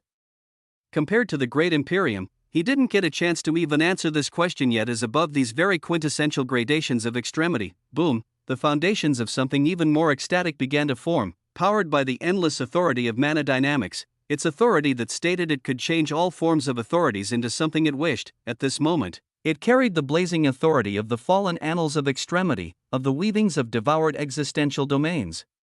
As its result, the infinite existential dominium sky is being forged. Set to be above the quintessential gradations of extremity, set for those in the existential dominium realm. Across the omniverse, it was known that there wasn't a cap on how far one could grow their dominium. It was an endless process. Countless fruits of existence were devoured as no entity has found a cap on their progression, and on this day, an entity newly born in the existential omniverse began forming a construct of an infinite existential dominium sky that would propel him Across this endless weaving of progression, as he embarked on this endless weaving of existence that many others had already stepped on over the eons, on this day, the infinite existential dominium sky was being formed as from it. An endless weaving awakened, chapter 2977. An infinite sky. An endless weaving of power, grace, quintessence, and much more. Other existences had their own version of this, their own progression. But did Noah always have to conform? Did he have to bend to what they decided was the existential dominium realm? Its boundaries and limitations? Or could he simply just create his own, before he took down the few basileus of the legacy of Alabalum and obtained eons worth of common sense of the Imperium? He had already done something that entities like them would consider crazy and inefficient by equally distributing existential authority equally between his three dominiums. Common sense for them was to seek a single dominium and not divide one's resource between three. With this sense actually being true for the most part, someone who ate 1,200 fruits of existence and placed them all towards their dominium souls would be capable of expressing much greater power than someone who gave 400 fruits of existence to all three of their dominiums. They would be equally weaker in all three as against the one who gave everything to a single aspect and elevated it to a higher point. It was nothing complex, and this method was true and tried over the eons. This was why the masses conformed to it. But was this same common sense applicable to Noah, with his fruits of existence, with his lineage, with his foundation? As he felt the fruits of existence forming throughout his Alathian havens and forge, Noah's will buzzed with his extremes as he proceeded on his own path. What others deemed impossible. Was merely something deserving a nod of his head and a wave of his hands. He would forge his own path. Let us see this dominium sky, his intent echoed out, and the extremity of quintessence throws their support towards the infinite existential dominium sky.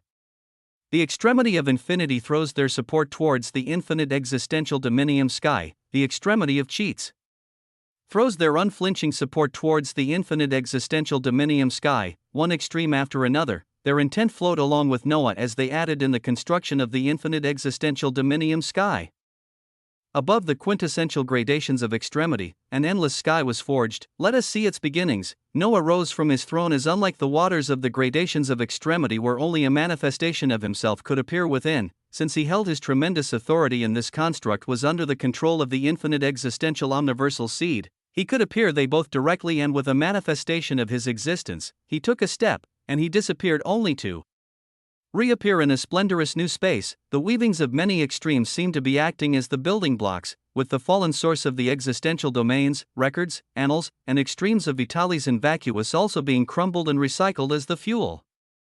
All around, the authorities weaved into transparent white tendrils that formed symbols of infinity, these weavings stretching out like endless rivers towards an endless sky whose end was not close to being decided. The moment Noah arrived, waves of prompts came as he felt the extremes within his body come to life. You have utilized your absolute authority over the infinite existential omniversal seed to appear in the infinite existential dominium sky. It is a unique domain to cultivate one's dominiums to their fullest, with the effectiveness of all tools of existence assimilated into one's dominiums increasing by 3 times while in this space. The early stages of the infinite existential dominium sky are demarcated by a characteristic white brilliance that others refer to as the neonate stage of the existential dominium realm.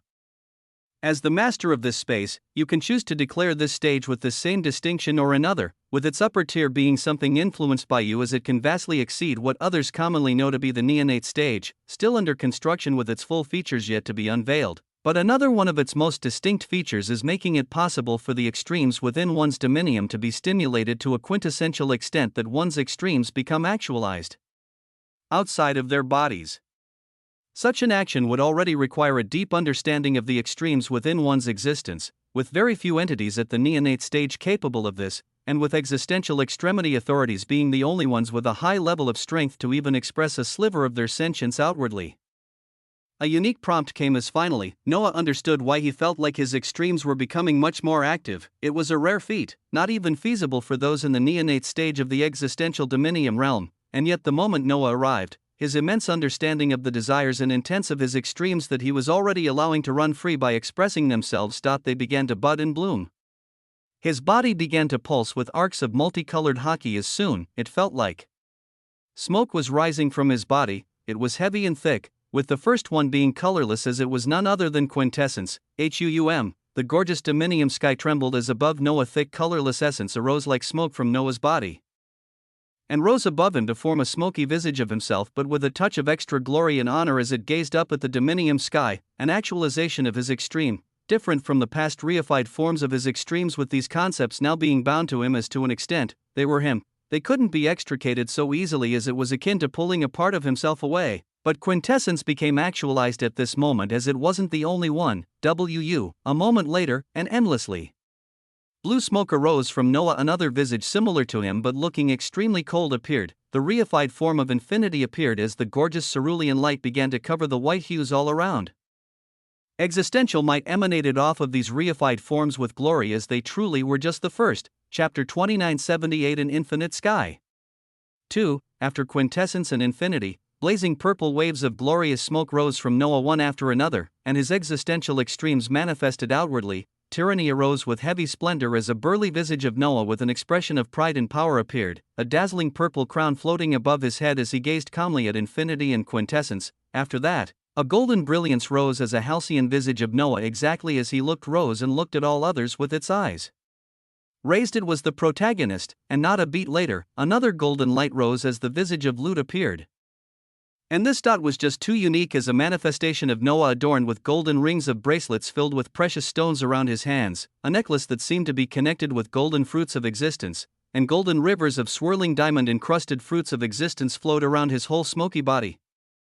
He looked like a wealthy emperor from ancient times, as even his eyes were gazing around shiftily for any signs of Lut. Thereafter, the manifestation of his origin appeared as a glaring infinity symbol with swirling havens. A burly visage of his body also made an appearance, and his soul that looked most like his actual body in quintessence also made an appearance.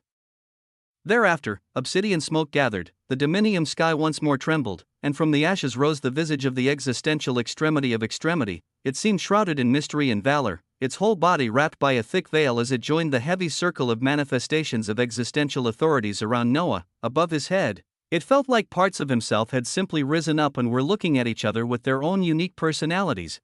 Quintessence was about to begin expressing its intent when all of a sudden, bzzzt, another endlessly blue light boomed from Noah as a dominating visage of mana dynamics bloomed, expanded by the infinite existential omniversal seed.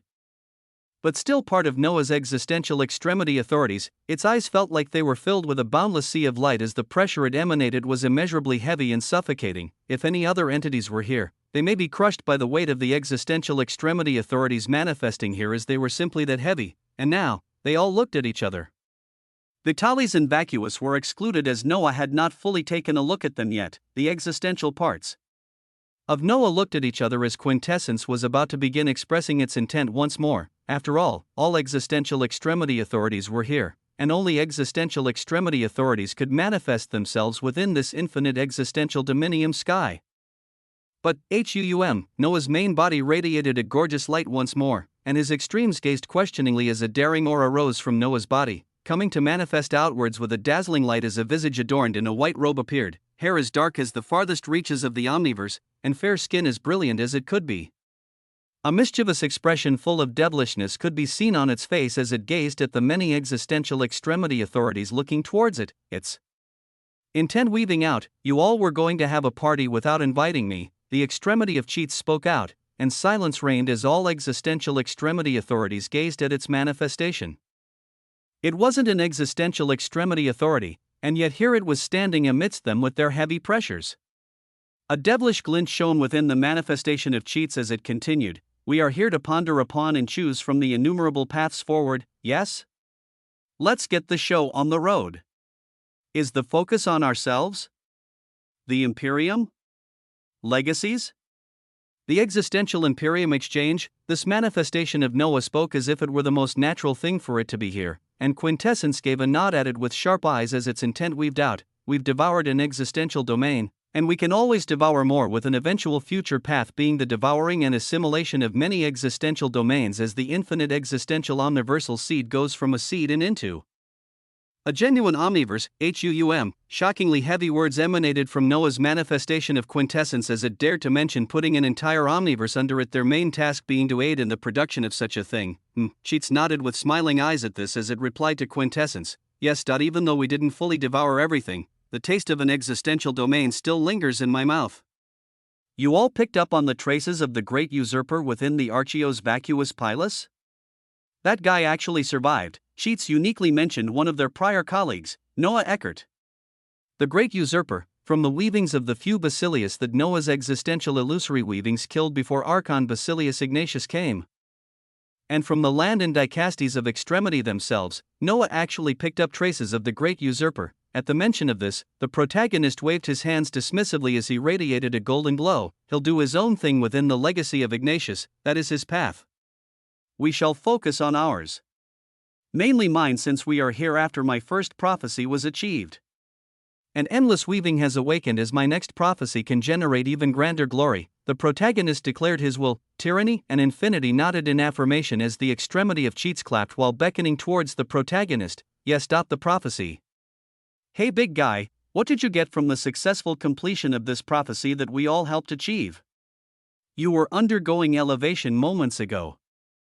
The protagonist gazed towards Cheats, who was smiling with a devilish glint as it replied, I can live up to my truest extreme even further. The distinction of the weaver stemmed from me, the prophecy came from me, even you, HUUM. A moment of profound tension arrived. Different parts of his existence were having a discussion above Noah's head. It was akin to him talking to himself. He was not crazy, this was just a unique method of his extremes. Chapter 2979, An Infinite Sky. 3. Many concepts were brought forth at the time that the protagonist arose, and this distinction was brought forth at this moment to serve as a reminder. The visage of the protagonist held a sense of majesty as his gaze only caused the extremity of Cheats to nod with a smile as he replied. Yes, but our intents and desires aside, let's also not forget we are of the same source. We are merely part of a larger whole, as all of us have a single purpose, HUUM. Different parts of Noah's will came to gaze at each other. Yes, each of them were distinct concepts that occasionally had their intense clash, but they were all ultimately extensions of Noah's will. And their main purpose was him. The expression of their extremes were all for him. Yes, the booming intent of quintessence reverberated out as all eyes turned towards it, a light of glory and direction shining within its eyes as it spoke. Protagonist, begin the design of a new prophecy, and make it as grandiose and broken as possible.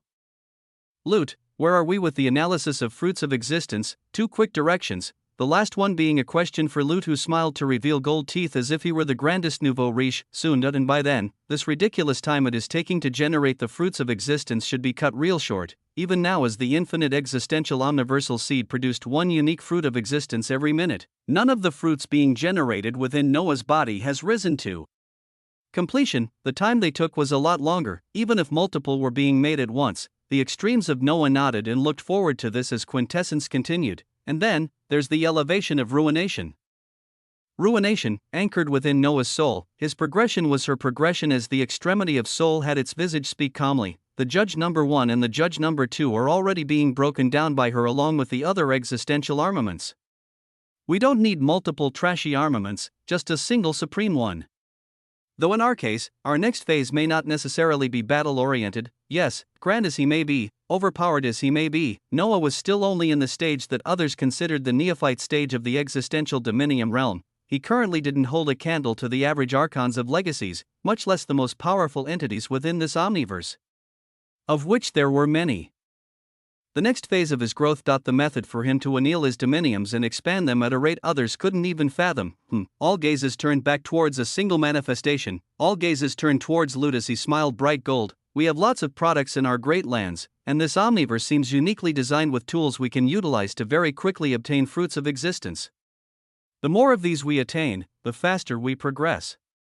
Enemies that are on the list to be hunted like Archon Basilius Alabalum. They could be a whole stage beneath us and perish with a flick of a finger in mere days or weeks if our growth curve remains the same. Noah still held enemies who would be hunting him down with every part of their dominiums for having taken what they considered their lands. And by extension, the Imperium would also be his great enemy, since to them, he destroyed an existential domain under their banner. All of these had to be brought into account as Noah progressed. At this point, he could already talk about someone like Archon Basilius Alabalum and not worry about his weavings being found out just by thinking about him or mentioning his name. His realm of power having now grown to the extent that his records remained his own, the infinite existential omniversal seed covering for him, and an entity of the Dominium realm didn't vastly or outstrip him in power. Ever so slowly, he was catching up to these monsters that had lived over eons, as his direct path forward at this moment remained the heavy accumulation of Fruits of existence, very well, Quintessence clapped his hands, we shall solidify our power at this initial stage of the existential dominium realm, and since we shall not follow the convention of others, this stage shall be deemed the primordium stage of the existential dominium realm, HUUM, the surroundings buzzed. The surroundings of the infinite existential dominium sky vibrated as Noah granted it a new distinction that was his alone. Noah's primordium stage would be something that the neophyte stage of others could not even compare to, and when his people moved across the quintessential gradations of extremity to arrive here, they would embark on the same quintessential path.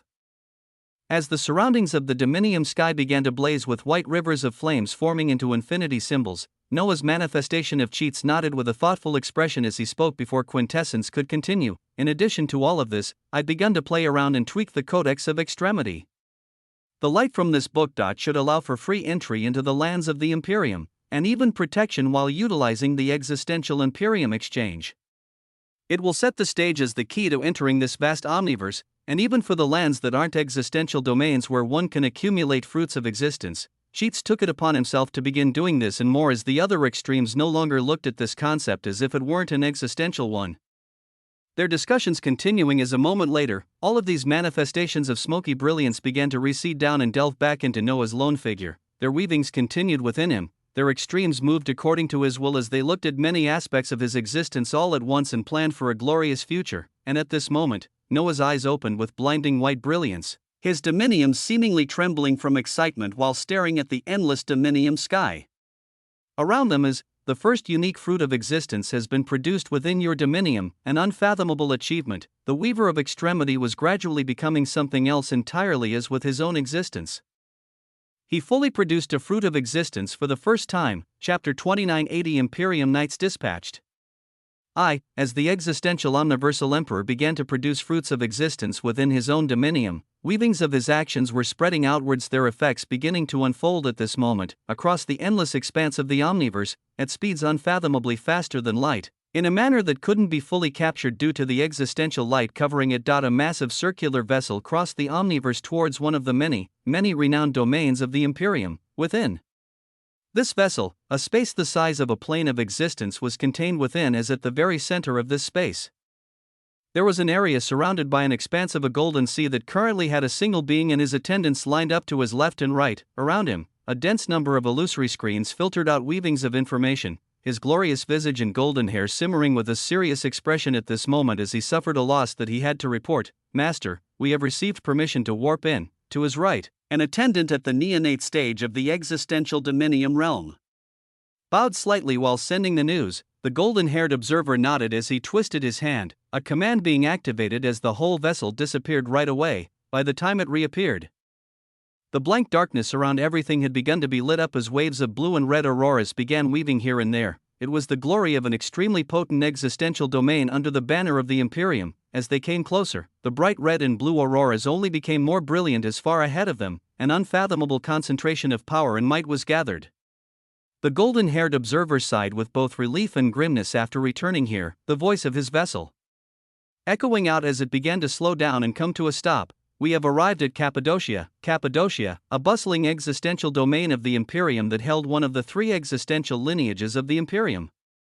The vessel of the observer came to a stop in an empty area as not too far from him, other uniquely shaped vessels were also anchored. The surroundings were entirely filled with auroras of red and blue light that seemed to stretch out endlessly, with the area ahead of them shining with the most blinding light as this was their destination. The observer warped outside of his vessel with his attendants, their figures disappearing soon after as they became wrapped in an existential light. They were guided by a specified weaving, their bodies transported across the vastness of this domain as they were directly taken into the foldings of a plane of existence. At the center of such a plane of existence, an advanced fantastical citadel floated grandly, its exterior pulsing with existential authority as initially, the golden-haired observer and his attendants arrived within the walls of this citadel that were bustling with tens of thousands of entities. But a moment after his arrival, his figure alone became wrapped by a light and disappeared, his attendants being left behind as he was taken towards a central castle atop this floating citadel. When the golden-haired observer appeared again, he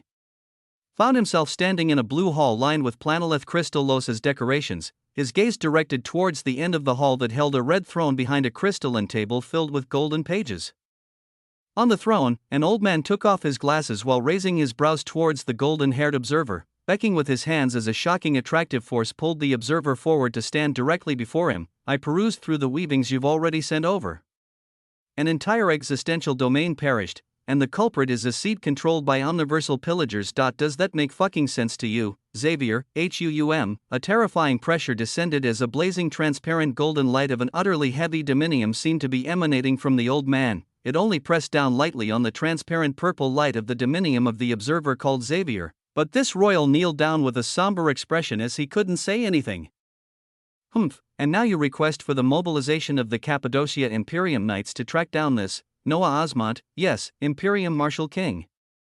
I believe this will be suitable to confirm exactly who was behind this seed, Observer Xavier replied with his head bowed down as the entity he referred to as the Imperium Marshal King sneered while shaking his head. Observers, Knights, Marshal Kings. These were their rankings within the Imperium as observers traversed to different areas of the Omniverse and were tasked with overseeing the workings of the countless existential domains out there. Knights enforced the rules of the Imperium as it was the highest honor of an Imperium royal to be chosen as a knight. And Marshal Kings. 1 Like this entity before Observer Xavier controlled important locations of the Imperium, with Cappadocia Enclave only being one of them, as this entity could actually command and direct legions of knights. This seemingly harmless old man was an amalgamation of terrifying power that Xavier had to bow down to, waiting for the final command as this entity's voice came out calmly while he stamped a golden page on the crystalline desk. The excuse of omniversal pillagers behind a seed is useless. Next time, at least place a suitable blame on something as critical as the disappearance of an entire existential domain. This is something the Imperium demands an answer to as due to this. The Red Legion of the Cappadocia Imperium Knights will be mobilized. You're lucky they're stationed here for their vacation. Observer Xavier's body trembled at such words. The Red Legion of the Cappadocia Imperium Knights, wasn't this the legion in charge of overseeing the protection of certain dangerous regions where omniversal pillagers frequented? Seeing your expression, you must think it's the genuine Red Legion. No, it is just their trainee candidates. But even that will be overkill for something like this. The Imperium Marshal King snapped his fingers as he saw the shaking figure of the observer as in the next moment, the hall buzzed and became filled with the auras of 12 powerful entities. Knights of the Imperium, their bodies blazed with dominiums of purple brilliance as each one could be the head of a legacy, and yet they gained much more in their position as Cappadocia Imperium Knights, an entire enclave standing behind them. At their forefront was a dazzling armored man and a woman who nodded with respect towards the Imperium Marshal King, his command booming out as soon as they arrived. Hunt down and capture this supposed seed Noah Osmont. His location is approximately HUUM. A horrific halcyon light of a shocking soul dominium rose and flashed 9 times, the eyes of the Imperium Marshal King becoming glazed pure gold as he sent streams of lights towards the 2 leading knights of the trainee candidates of the Red Legion of Cappadocia Imperium Knights. Scour that whole area and see what you can find. The Imperium Knights nodded with serious expressions as the Imperium Marshal King turned his head towards the observer, his eyes squinting as he spoke. You will go with them, but first, send for the archons of the legacies that let a fucking seed play them for chumps. Another command was given, but on this day, a small portion of the forces of the Imperium were pointed towards a certain direction, towards an entity that had yet to become well known within the Imperium. Chapter 2981 Imperium Knights dispatched. 2. Outside of the complex and vast existential domain that was known as Cappadocia, auroras of red and blue light stretched endlessly all around as a vessel set off from this place with purpose. This particular vessel was unique as it seemed like a long cerulean ruler, small in its nature as atop it. The renowned figures that held distinctions as knights of the Imperium could be seen among these knights. Akalusia raised her armored hands to observe the tome-like object in her hand that radiated a crimson light, this being none other than a codex of extremity, as she seemed to be in constant communication with it. Thereafter, she raised her head behind her to observe the other knight commander leading this excursion with her knight Pomino. Exceeding the neonate stage and the Sequor stage, he was like her. Standing in the Telio stage of the existential dominium realm, going from shining with a transcendental white light to a blazing verdant light, and ultimately the Telio stage where their dominiums emanated a profound purple light. A stage where their dominium gained a sense of existential identity that made them move past the identities of nobodies in this vast omniverse. Knight Akalusia gazed at all the Imperium Knights at Telio's stage of the existential dominium realm behind her as she put away the codex of extremity in her hands and locked onto the only one who wasn't adorned in their regal crimson existential knight armament. Observer Xavier, WAA, her intent was calm, and yet it held eons of ferociousness and power as the body of the observer subtly trembled before he moved across the flat open vessel crossing the omniverse to appear before Knight Akalusia. Tell me about this target. Tell me about Noah Osmont. Her eyes contained immeasurable might. Beside her, the second Knight Commander Pomino also gazed over with a cold look as each of the Imperium Knights here were trainees being bred to join other Knight legions to enforce the rule of the Imperium across the omniverse. Something like a seed was far beneath them, but they even took this seriously as their vessel pulsed with brilliance before disappearing towards a certain direction. And in this same direction they were heading towards, coming from another angle. There was another party much smaller than theirs that held a similar purpose, moving within the folds of non-existence. The massive body of a draconian entity mounted by an excessively gorgeous Sanctus princess could be seen moving slowly. On her forehead, the scripture, S, glowed in a gorgeous verdant light as her green hair pulsed with glory, her intent serene as it rang out, the weavings covering up whatever we're following are uniquely hard to track, as I can only confirm this general direction, and it'll be hard work of moving our dominiums constantly to search for what may be hidden. Her intent showed a hint of frustration due to this process taking so long as the draconic knight below her asked, "Shall I call for more knights on your behalf, Sanctus Princess?" "No, let's keep things on the quiet side as we were directed. If it's anything major that we can't handle, we will just report and make an exit." Her weaving was powerful and unquestionable as the draconic knight below her nodded, their search continuing. And thus, the weavings of a slowly unfolding stage were set as entities with their own desires converged around the general location of one man. A man who was currently exploring the limits of his dominium as his will appeared within a magisterial forge filled with dazzling auroras of loot. It was his infinite existential forge where the first fruit of existence was formed? Its surroundings filled with swirling waves of infinity symbols as towards its center, the dazzling figure of ruination could be seen. Noah grabbed the newly formed quintessential fruit of existence in his hands and took a bite as he appeared before the hibernating figure of ruination. In her surroundings, silver-white existential armaments lay half-melted as among them, the guns that Basilius Moraine utilized could be seen. Currently, a transparent white light unique to a dominium was forming around ruination as her crimson gold hair now held traces of white, her whole figure surrounded by blazing flames of existential light. Noah really looked at her as waves of information arose. Budding primordium existential omniversal armament ruination, a unique entity with endless possibilities as currently, she is undergoing a transformation to be the first primordium omniversal armament. Already, her capabilities have become innumerable in their uses as she has become a type of armament that can take many forms.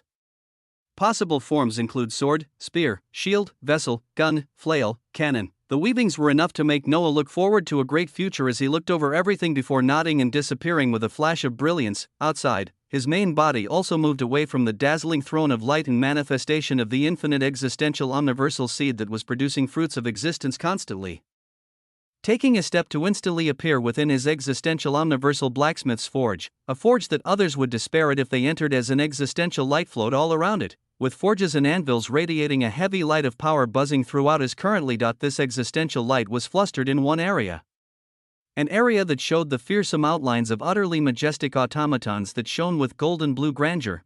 Noah appeared in front of a lineup of these automatons that were the size of worlds at their smallest, the potent authority of mana dynamics raging and flooding into them from the surroundings as they seemed like efficient killing machines, humanoid in form.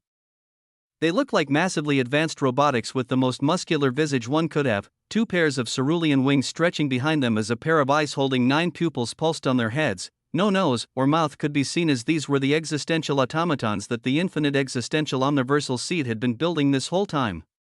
Each one of them emanated terrifying waves of power at the 9th gradation of extremity that almost seemed to be spilling out, seeming even more terrifying than dicasties of extremity. Chapter 2982 Buying and Selling. A light more terrifying than the dicasties of extremity, but even this was oppressed by silent auras of power opposite to the dozens of existential automatons Noah was staring at. This was because behind Noah, there was an invisible army of existential illusory weavings that was kneeling towards Noah and awaiting his commands, many of them being those at the primordium stage of the existential dominium realm. The automatons were wondrous constructs, but they weren't useful to Noah in terms of battle, as when it came to this, the existential illusory weavings of the enemies he had killed came to the forefront, but the existential automatons held their own terrifying uses that he planned for as he would begin stretching his fingers across the omniverse with them. They were built for such a purpose at this moment as magisterial existential omniversal extremity passages pointed down and gushed out authority endlessly that flowed towards these automatons and the existential illusory weavings. Their bodies only radiating ever-increasing grandeur. Step forward, HUUM. His voice boomed out towards a single automaton as it was met with one of these massive constructs coming forward and kneeling respectfully. The blue wings on its back also bent as it showed it would only ever listen to the commands of a single master, and yet Noah planned to sell these existential automatons just like the dicasties of extremity were being sold to others on the existential Imperium exchange, and his purpose was not fruits of existence alone. He stared at the existential automaton ahead of him as its weavings bloomed before his eyes. Existential automaton, a construct slightly exceeding the peak of the gradations of extremity. Forged under the banner of many existential extremity authorities, its source was finalized by the weavings of mana dynamics that allowed all the authorities that forged it to be changeable and considered blank existential authorities that can meld with any others. Noah nodded while gazing at the details of the automaton, with mana dynamics coming in as the last piece to make it so that when Noah sold these to others, they could be listed as if they were unbound from any existential extremity authority and could seamlessly be integrated into any existential domains. This meant that if he were successful, he could have his forged automaton swirling with his existential extremity authorities, be taken into the homes of powerful entities from the Imperium without him ever having to lift a finger. And to complete these entities right now, let pathogenicity flow to their very core. His command boomed out as from his dominiums. A devilish light erupted out. It was not yet existential, and yet the extremity of cheats supports the extremity of pathogenicity. The extremity of loot supports the extremity of pathogenicity. The extremity of quintessence supports the extremity of pathogenicity. Apart from cheats, Noah's existential extremity authorities all propped up the weavings of pathogenicity as a devilish light bloomed and began to permeate into the existential automatons ahead of him. This was to ensure that Noah would be seen as nothing else other than a member of the Imperium, with the security around the existential Imperium exchange being extremely tight as in the unique space he was in. Noah felt a penetrative light flash, and the result after this penetrative light flashed was a glorious one. A new existential signature has been detected wishing to list products within the exchange. Please state the name you wish to be distinguished with and the distinction of the enclave connected to the products to be listed. The voice was feminine in nature and entirely robotic, Noah's eyes flashing brilliantly as his own intent weaved out. The Weaver of Existence of the Infernal Enclave. The Weaver of Existence, the Infernal Enclave, his intent listing these spread out as a moment later, a white light flashed as in the center of this blank space, a magic circle began to be etched in real time as it radiated a profound existential extremity authority. When Noah's eyes gazed at it, vermilion flames flickered as its identity showed itself, the existential authority of Spatium. He caught mere wisps of its weavings. He didn't delve any deeper lest his probings be discovered, but this authority was a powerful and heavy one as it dealt with the very existence of space, capable of transporting products vast distances within the omniverse from one point to another. Please place the product or products to be listed in the designated space, and they will undergo preliminary review. Before the intent even finished, Noah waved his hands to summon one of his existential automatons miniaturized in nature and still just as terrifying as at this moment. The existential extremity authority flowing across a dot was blank, as if it didn't have a signature. As if it were unbound, these dot were the means of mana dynamics that stated the very essence of authority could be changed from one form to another. HUUM, a dazzling light flashed as soon as the automaton was placed on the circle radiating existential light, and preliminary review has discovered an existential construct of extremely high quality and unbound by any existential extremity authority. No further review is required as the product can directly be listed on the exchange. Please design a description of your product and set the price before submitting it to be displayed, and thank you for utilizing the exchange of the Imperium. A wondrous reality unfolded. Noah's smile was innocent and bright at this moment as his intent weaved forward akin to a silent beast lying in waiting, ready to devour an untold number of things. Chapter 2983 Buying and Selling. 2. On a day like no other, a new entry appeared in the marketplace of the existential Imperium exchange, Unbound Automaton Worker, 3 Fruits of Existence. Peak gradation of extremity, approaching neonate stage of the existential dominium realm and power. Useful in the management of existential domains, or as fodders of exploration, this unbound automaton worker was produced by the Infernal Enclave under the direct supervision of the Weaver of Existence. The description was laid out simply as the price was utterly ridiculous. with Noah setting up such a high price as the power of this automaton truly approached the existential dominium realm. This could expand the uses of a construct greatly, as it may not just be left alone to manage an existential domain. There were many dangerous areas within the omniverse that, apart from existential domains, they were also a focus for the Imperium to explore, as one could obtain fruits of existence there as well. Points of existential entropic singularities where immense danger and opportunity lay, to the extent that even the dominiums of Imperium knights could fall there. This should be the only place Alabalum and Ignatius can go to now. Noah's intent rang out within himself as he continued to bring more and more existential automatons into the marketplace and list them on the exchange.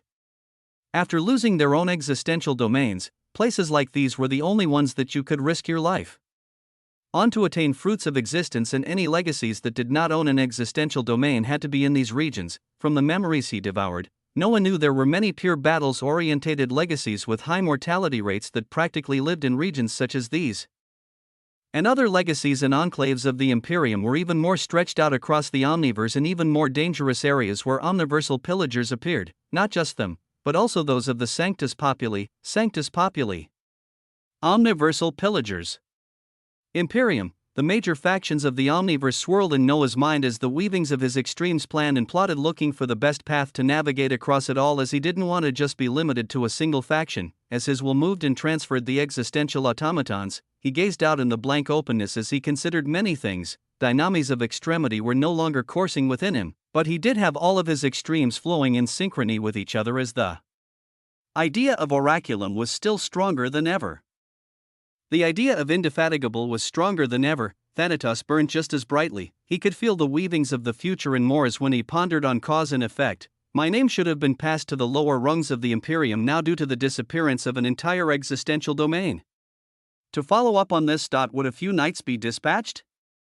A whole knight legions. He was pondering on how the future could unfold, as with the limited memories the Basilius had on the Imperium, no one knew about the terrifying order of knights within this power and rumors of how ruthless their means were. Any rebelling archons who didn't pay tribute to the Imperium, any of those who sided with the Sanctus Populi, or any sort of violations against the Imperium, faced the blades of the Imperium knights that always enforced the rule of the Imperium. But when it came to this, Noah was not entirely sure of their capabilities to locate him, with the tracing of any entity at the existential dominium realm being something extremely hard, with their records being their own. But powerful beings could still figure out a general coordinate of an entity so long as they had some form of distinction to go on. The weavings of his extremes buzzed inside of his dominium as within. A great deal of possibilities unfolded, as at this very moment, the protagonist has ascertained the beginnings of a profound prophecy.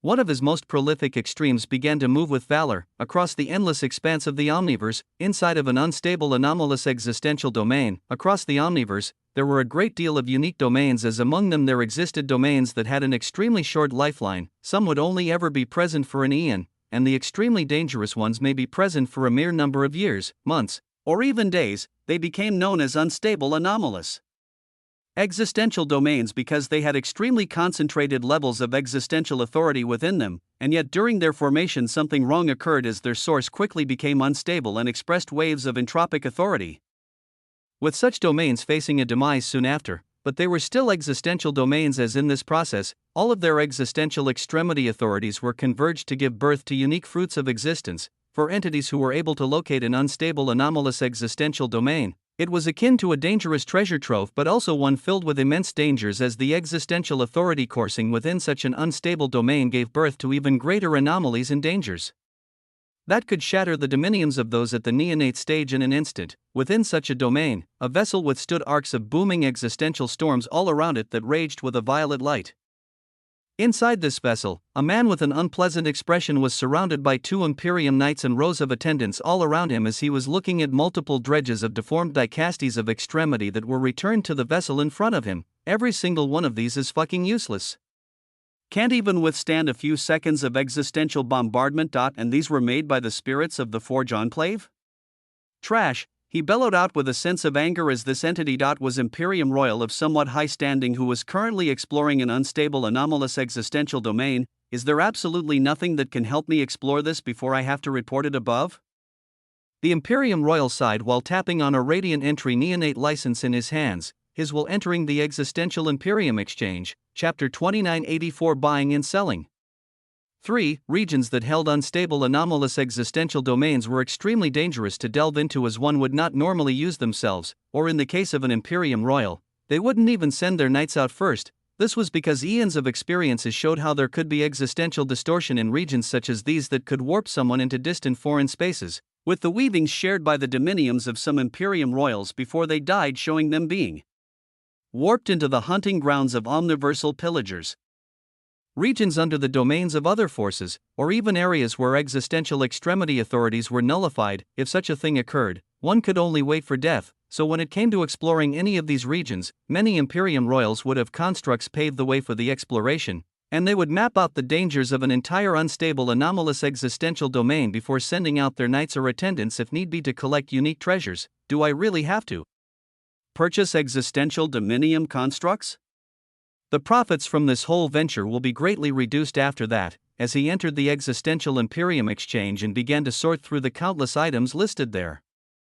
The golden-haired Imperium Royal sighed while questioning his next moves. His hair shone with a golden luster as his body was round and filled with fat, but his face still gave off a sense of profound beauty and power as he stood at the sequor stage of existential dominium. He was known as Imperium Royal Decimara. The 2 knights he was granted from his enclave were of the same stage, with barely a third of the attendants having achieved the neonate stage, as the powers he controlled were very little, and yet he was trying to eat up an unstable anomalous existential domain that he discovered before having to report it. His will rapidly perused thousands of products every second as he looked for alternative solutions.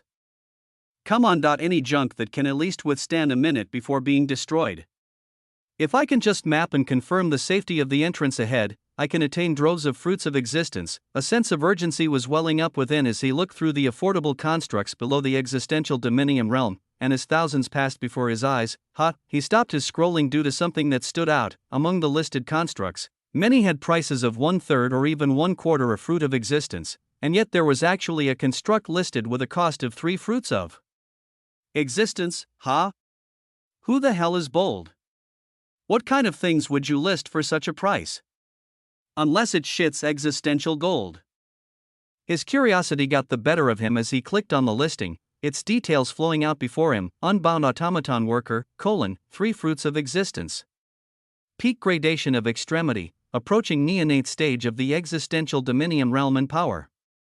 Useful in the management of existential domains, or as fodders of exploration. This unbound automaton worker was produced by the Infernal Enclave under the direct supervision of the Weaver of Existence, approaching the neonate stage of the existential dominium realm. These words were extremely bold, as the demarcation of constructs between the gradations of extremity and the dominium realm was an uncrossable one, for any entity to say they were about to bridge this with their constructs. Decimara had a pondering gaze as he knew anything listed under the existential Imperium exchange underwent review, and it was hard to push out defective or false products. He could either continue buying multiple more Dicastes workers for a fraction of fruits of existence, or he could take a risk and buy a single one of these unbound automaton workers. As for whether its power truly approached the neonate stage of the existential dominium realm, this would be the risk he had to take. Fuck it. Come on. He clicked on the outline of the golden blue figure and paid the price of 3 fruits of extremity, the space in front of him buzzing as a runic magic circle of immense spatial authority bloomed. And a moment later, a glorious muscular automaton revealed itself before him. He whistled at its visage as it was bathed in a glorious golden blue light. A pair of blue wings stretched out behind it as the moment it appeared. Its eyes blazed with 9 pupils of glorious light as Decimara nodded his head. Nice new design. The Infernal Enclave, is it? Let's see how your product is. He waved his hands to take this unbound automaton worker outside, a fruit of existence flowing from him and towards its chest as this automaton absorbed its light and came to life right away. It appeared inside his vessel as his attendants and knights gazed at it with question marks, wondering what their master had wasted resources on now. But Decimara paid no heed to any gazes as his existential extremity authority flowed outside of his body and into this unbound automaton worker right away. Instantly changing its blank nature as with his eyes, he saw it take on the brilliant purple hue of his existential extremity authority, the very extremity of royalty. Good. Let's go. His eyes flashed with a purple light as the vision of the bound automaton worker became its figure that was standing tall, pulsing with light. A moment later, as it was warped outside of the vessel, violet tendrils of light smashed down all around as the moment the bound automaton worker appeared. Its massive muscular body weaved left and right to evade them. The the eyes of Imperium Royal Decimara lit up as he could see the clouded violet storm ahead and the unstable mirrored planes of existence cracking nearby, his intent going towards the bound automaton worker to delve deeper into the violet cloud to see what lay ahead. Yet a second later, boom! A heavy tendril of violet light with existential authority smashed onto the gold and blue automaton as it wasn't able to evade it in time, causing the gaze of Decimara to flicker towards anger as he expected another purchase to be destroyed, but, oh. When the violet light faded, the automaton could be seen uninjured as tendrils of violet existential light covered its body with its muscles spasming.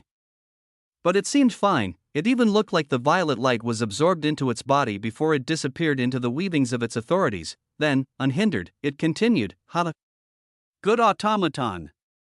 From the infernal enclave, eh?"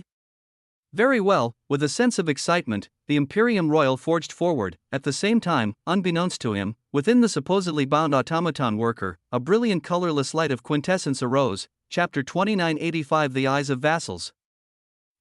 From the moment the unbound automaton worker was bought from the existential Imperium exchange and then warped across vast distances of the Omniverse, first, the main thing to appreciate was the wonder and might of the existential Imperium exchange that could allow the transport of constructs and other things listed on it across such vast distances. Then, after Noah's automaton actually arrived within the vessel of the Imperium Royal surrounded by 2 knights and attendants, Noah's will was already active, as even though the automaton looked like it was free of any specific existential authority, it was filled with Noah's authorities. It did not need fruits of existence to be active.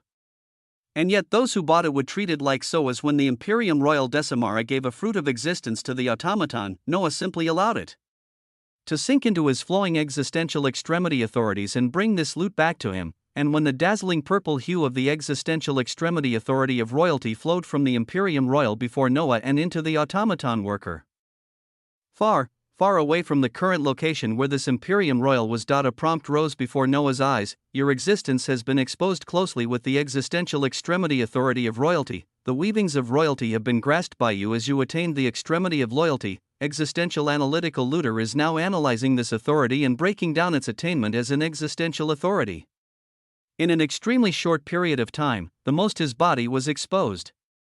With the authority of the Imperium Royal, he instantly crossed the gradations of extremity with this authority and brought it towards the peak, and then existential analytical looter broke it down so that if Noah wished in the future, he could seamlessly take this authority to the existential level. This alone was a shocking action in itself, but what it represented for the future was the truly astounding reality. It meant that for any entities who bought his existential automatons, any authority they gave to it in order to bind it would be known to Noah. It would be granted to Noah, their authority. The authority of any existential domains they became bound to. And even others. This was clearly expressed when Noah's automaton worker was taken outside of the vessel and thrown out into the unstable anomalous existential domain radiating storms of violet existential light, when the body of the automaton was smashed with a thick tendril of this authority. Your existence has been exposed closely to an unstable but extremely pure natal existential extremity authority. Your weavings are studying this extreme closely to discern its intent. Existential analytical looter is analyzing this weaving closely to discern its intent. Natal, an authority not born and expanded to a boundary by an entity, but from this error of a blooming existential singularity here that caused this unstable anomalous existential domain, the existential automaton worker would have to bathe in even more of it before Noah could attain this as well. But it was only an inevitability. Within the existential automaton, Noah's will fully rose as he took over its workings. Mana dynamics flowing smoothly to change all authorities as if they were of royalty, while quintessence covered all gaps. He looked at the billowing storms and clouds of violet-white light as even though he was in the comfort of his own infinite existential omniversal seed. One of his tools had already been bought as he instantly arrived at a location where dangers and treasures lay hand in hand. And what the automaton could see was relayed back to the supposed new master, that was the Imperium Royal Decimara within the vessel, now far behind Noah. But Noah could control the gaze of the automaton. If, let's say, he bypassed these danger zones of this unstable anomalous existential domain and came across any natal existential armaments or fruits of existence, what was there in reality could be very different to the feedback that the Imperium Royal received. The possibilities of what Noah could do here were limitless. Let's go. The 9 pupils of the existential automaton shone brightly as they now reflected the full will of the existential omniversal emperor, delving deeper into an unstable anomalous existential domain as far behind him. Shit man, what did this infernal enclave produce? It truly nears an existential dominium construct. Imperium Royal Decimara lauded the wonders of the existential automaton as it pushed deeper into the unstable anomalous existential domain relentlessly. He felt like he had come across a possible hidden treasure trove with an enclave very few had heard of yet, because he knew all the renowned enclaves who could produce rare and truly prized things, as the infernal enclave was not one of them. So with shifting eyes and a heavy sense of greed, he looked at his reserves of fruit of existence as a part of his will return to the existential Imperium exchange, locating the listing of the unbound automaton worker as he bellowed out, but it all, he wanted to monopolize it all. He wanted the infernal enclave he had never heard of to be something only he knew of for as long as possible. So he set out with the task of buying up everything it listed as at this time. It was only the unbound automaton worker. What he didn't know was that even if he continued to buy them until all of his resources dried up, Noah could continue making them with the majesty of the infinite existential omniversal seed, as he would never run out. All of these were the weavings blooming on the surface of the grand fable of the weaver of extremity, but below all of this majesty, there was also a foundation built below it that moved with just as much intricacy, and there were some beings who could describe this foundation much more than any others, within the infinite existential omniversal seed. The scribe of the infinite existential omniversal seed was gazing at and recording all the intricacies blooming within this unfathomable domain through her own eyes of a vassal. Chapter 2986, The Eyes of Vassals. 2. She was adorned in a black veil that covered her from head to toe, her fair skin only visible through her eyes, as she felt like she was back during her tenure as a shadow guard. It was a position that benefited her even now, as since she was a close aide to the foremost queen of the infinite existential omniversal seed, she was blessed with many things. Her frozen queen had given her fruits of existence freely, as her own gradations had risen heavily, or even though she wasn't among the die-hard fans of power, she arrived at the 7th gradation of extremity, and now, she was observing the visible change and alterations of the weavings of entities who had lived for billions of years as they came to understand just which lands they were currently in. One of the foremost case studies was the primogenitor of steel, who was among those that reigned supreme in the Vitalis hyperversal domain, after the battle with the lesser Memisthais and the subsequent loot that was granted to him and many others. The stage of power of this old entity finally came to reach the 9th gradation of extremity, and when the scribe watched his expression, he seemed more dazed and lost for the most part, as if he was questioning what he was doing for millions upon millions of years before this. Apart from him, there were others whose expressions were filled with determination as the choices they took led them to a similar stage. The visage of the young Emperor Prince Henry was bathed in the golden luster of an existential extremity authority, as he also stood at the 9th gradation of extremity, his gaze far above, as if he were looking at a shadow of his father that he could never overcome. Sis Barbados, another queen of the infinite existential omniversal seed, held a stage of terrifying power that seemed to be half in the gradations of extremity, and half outside of it. Her power was unique, as she and the other queens shared a great deal of strength with the master, and since his realm was only becoming more unfathomable, so would theirs. Then, there were other new entrants like Ishtar, Sargon, and the Sumerian architect, who had defeated Memisthais of their own and attained enough fruits of existence to touch upon the 9th gradation of extremity, along with one unlikely contender that the scribe had been watching closely over the last few days. The demon that had fallen from her throne a long time ago. Her fair crimson hands now rose as she seemed to be looking at who she was without believing it. Among those who had made it, among those who stood at the peak of the gradations of extremity, the daughter of hatred questioned with her own eyes whether she really stood at the 9th gradation of extremity. Around her, those who had been with her through the past battles were a stage before her, but just as happy, with the figure of I am coming and hugging Lilith from behind while releasing a bellow of happiness, the weavings of infinity pulsing around them. Yes, joy, a rarity in this rat race of more and more power, but some beings could bask in their accomplishments even if momentarily, as at this moment. Only half of their wills were here. The other half, even the scribe's will included, were all pulled towards another unique location that seemed to exist between the weavings of existence and records of the infinite existential omniversal seed. The scribe closed her eyes as she sensed her other half in a place recently designed by the existential omniversal emperor. In this space, an endless clear sea could be felt all around them, as when they opened their eyes, there wasn't any sign of the chains they knew wrapped around them before, only an endless blue sea all around, as when they gazed far above, they seemed to barely catch a glimpse of an endless sky, the quintessential gradations of extremity. The scribe called out with her intent, as in her hands, a white book appeared along with a colorless pen that began to write down everything she could see. She was in the waters of the 7th gradation of extremity, but the seas were so clear that an innumerable distance above her, she could almost make out the figures of the young master, the primogenitor of steel, Barbados, and many others far above her in the next gradations. There were hundreds of other vassals of the master all around her as they found the blue waters all around them. Continued to passively flow into their existence as they reinforced it and the concepts within them, as if even if they didn't do anything, they would continue to be elevated until they eventually reached the 9th gradation of extremity. Who else but the master could do this? The scribe smiled at such a thought as she wondered, how different was it for the young master and others who were swimming in the waters of the 9th gradation of extremity? How much time would pass before they reached the endless skies? She didn't know for sure, but she knew she had to have this level of power herself in order to continue her work as the scribe of the infinite existential omniversal seed, so she also became filled with determination as she began to ascend the quintessential gradations of extremity, the white book in her hands closing as she held it tight. On the cover of the book, it read, "The quintessential fable of the existential omniversal emperor, in the dazzlingly vast omniverse, where the hell is it?" The voice of a certain Sanctus princess rang out as she continued to search atop her draconic knife for something she knew was in this region to no avail. Her body was already emanating a heavy existential light that spread out all around, but she became stern as she began to spread it ever further at this moment, unbeknownst to her. Though a dazzling cerulean vessel in the form of a ruler had crossed great distances and was arriving towards the same region she was in to search for the same thing she was seeking. Chapter 2987. Two sides clash.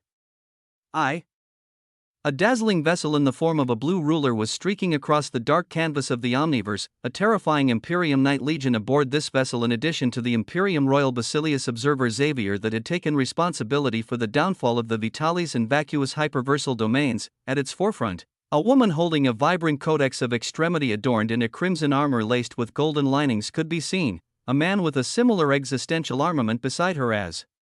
Behind them, 10 other Imperium Knights followed their lead, Knight Akalusia and Knight Pomino in the lead, and 10 others following behind them. It was a lineup that would terrify most Archons of common legacies as all three were on the 3rd stage of existential Dominium Realm Telios.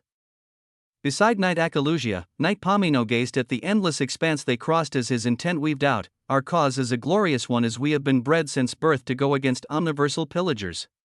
To be sidetracked on a mission like this, not all were content with the current mission, to chase down the weavings of a seed? A fucking seed of all of things?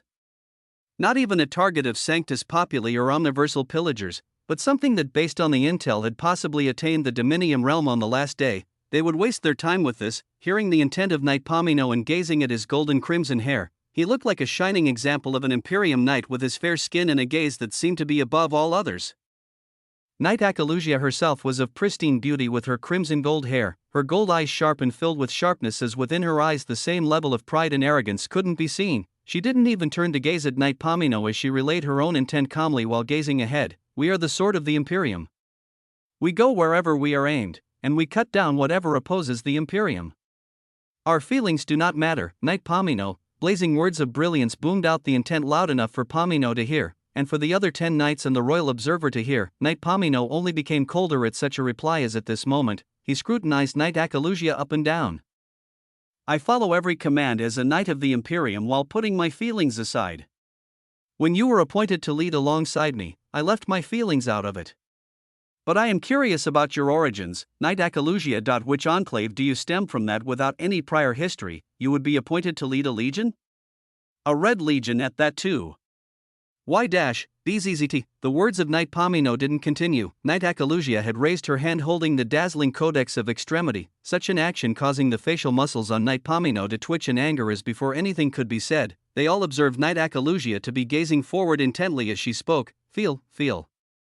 A single intent, but the gazes of all those here hardened as they looked ahead, their dominiums buzzed as they each spread out like a billowing sea, silent and deadly as within a moment. The gazes of the knights changed heavily. Far ahead of them, they felt a daring and blazing aura similar to theirs, an aura of the Telio stage of existential Dominium realm.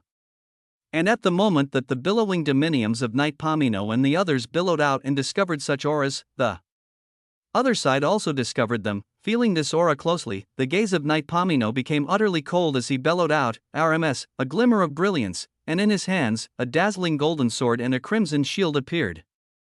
Absolute sharpness and absolute defense came together as behind him, the knights of this red legion became equipped with similar existential armaments, a combination of swords and shield as some had dual shields or dual swords, and the moment they were equipped, Knight Pomino didn't hesitate as his figure flickered out of existence. Destroy the enemies of the Imperium. Boom. The distance was long, but for them, it was also short. A resplendent existential authority blazed on Knight Pomino as with a single step, the expanse of the omniverse seemed to flicker beneath his feet as he disappeared, and an instant later his visage was already in front of a massive draconic knight and a gorgeous verdant-haired woman gazing coldly above it.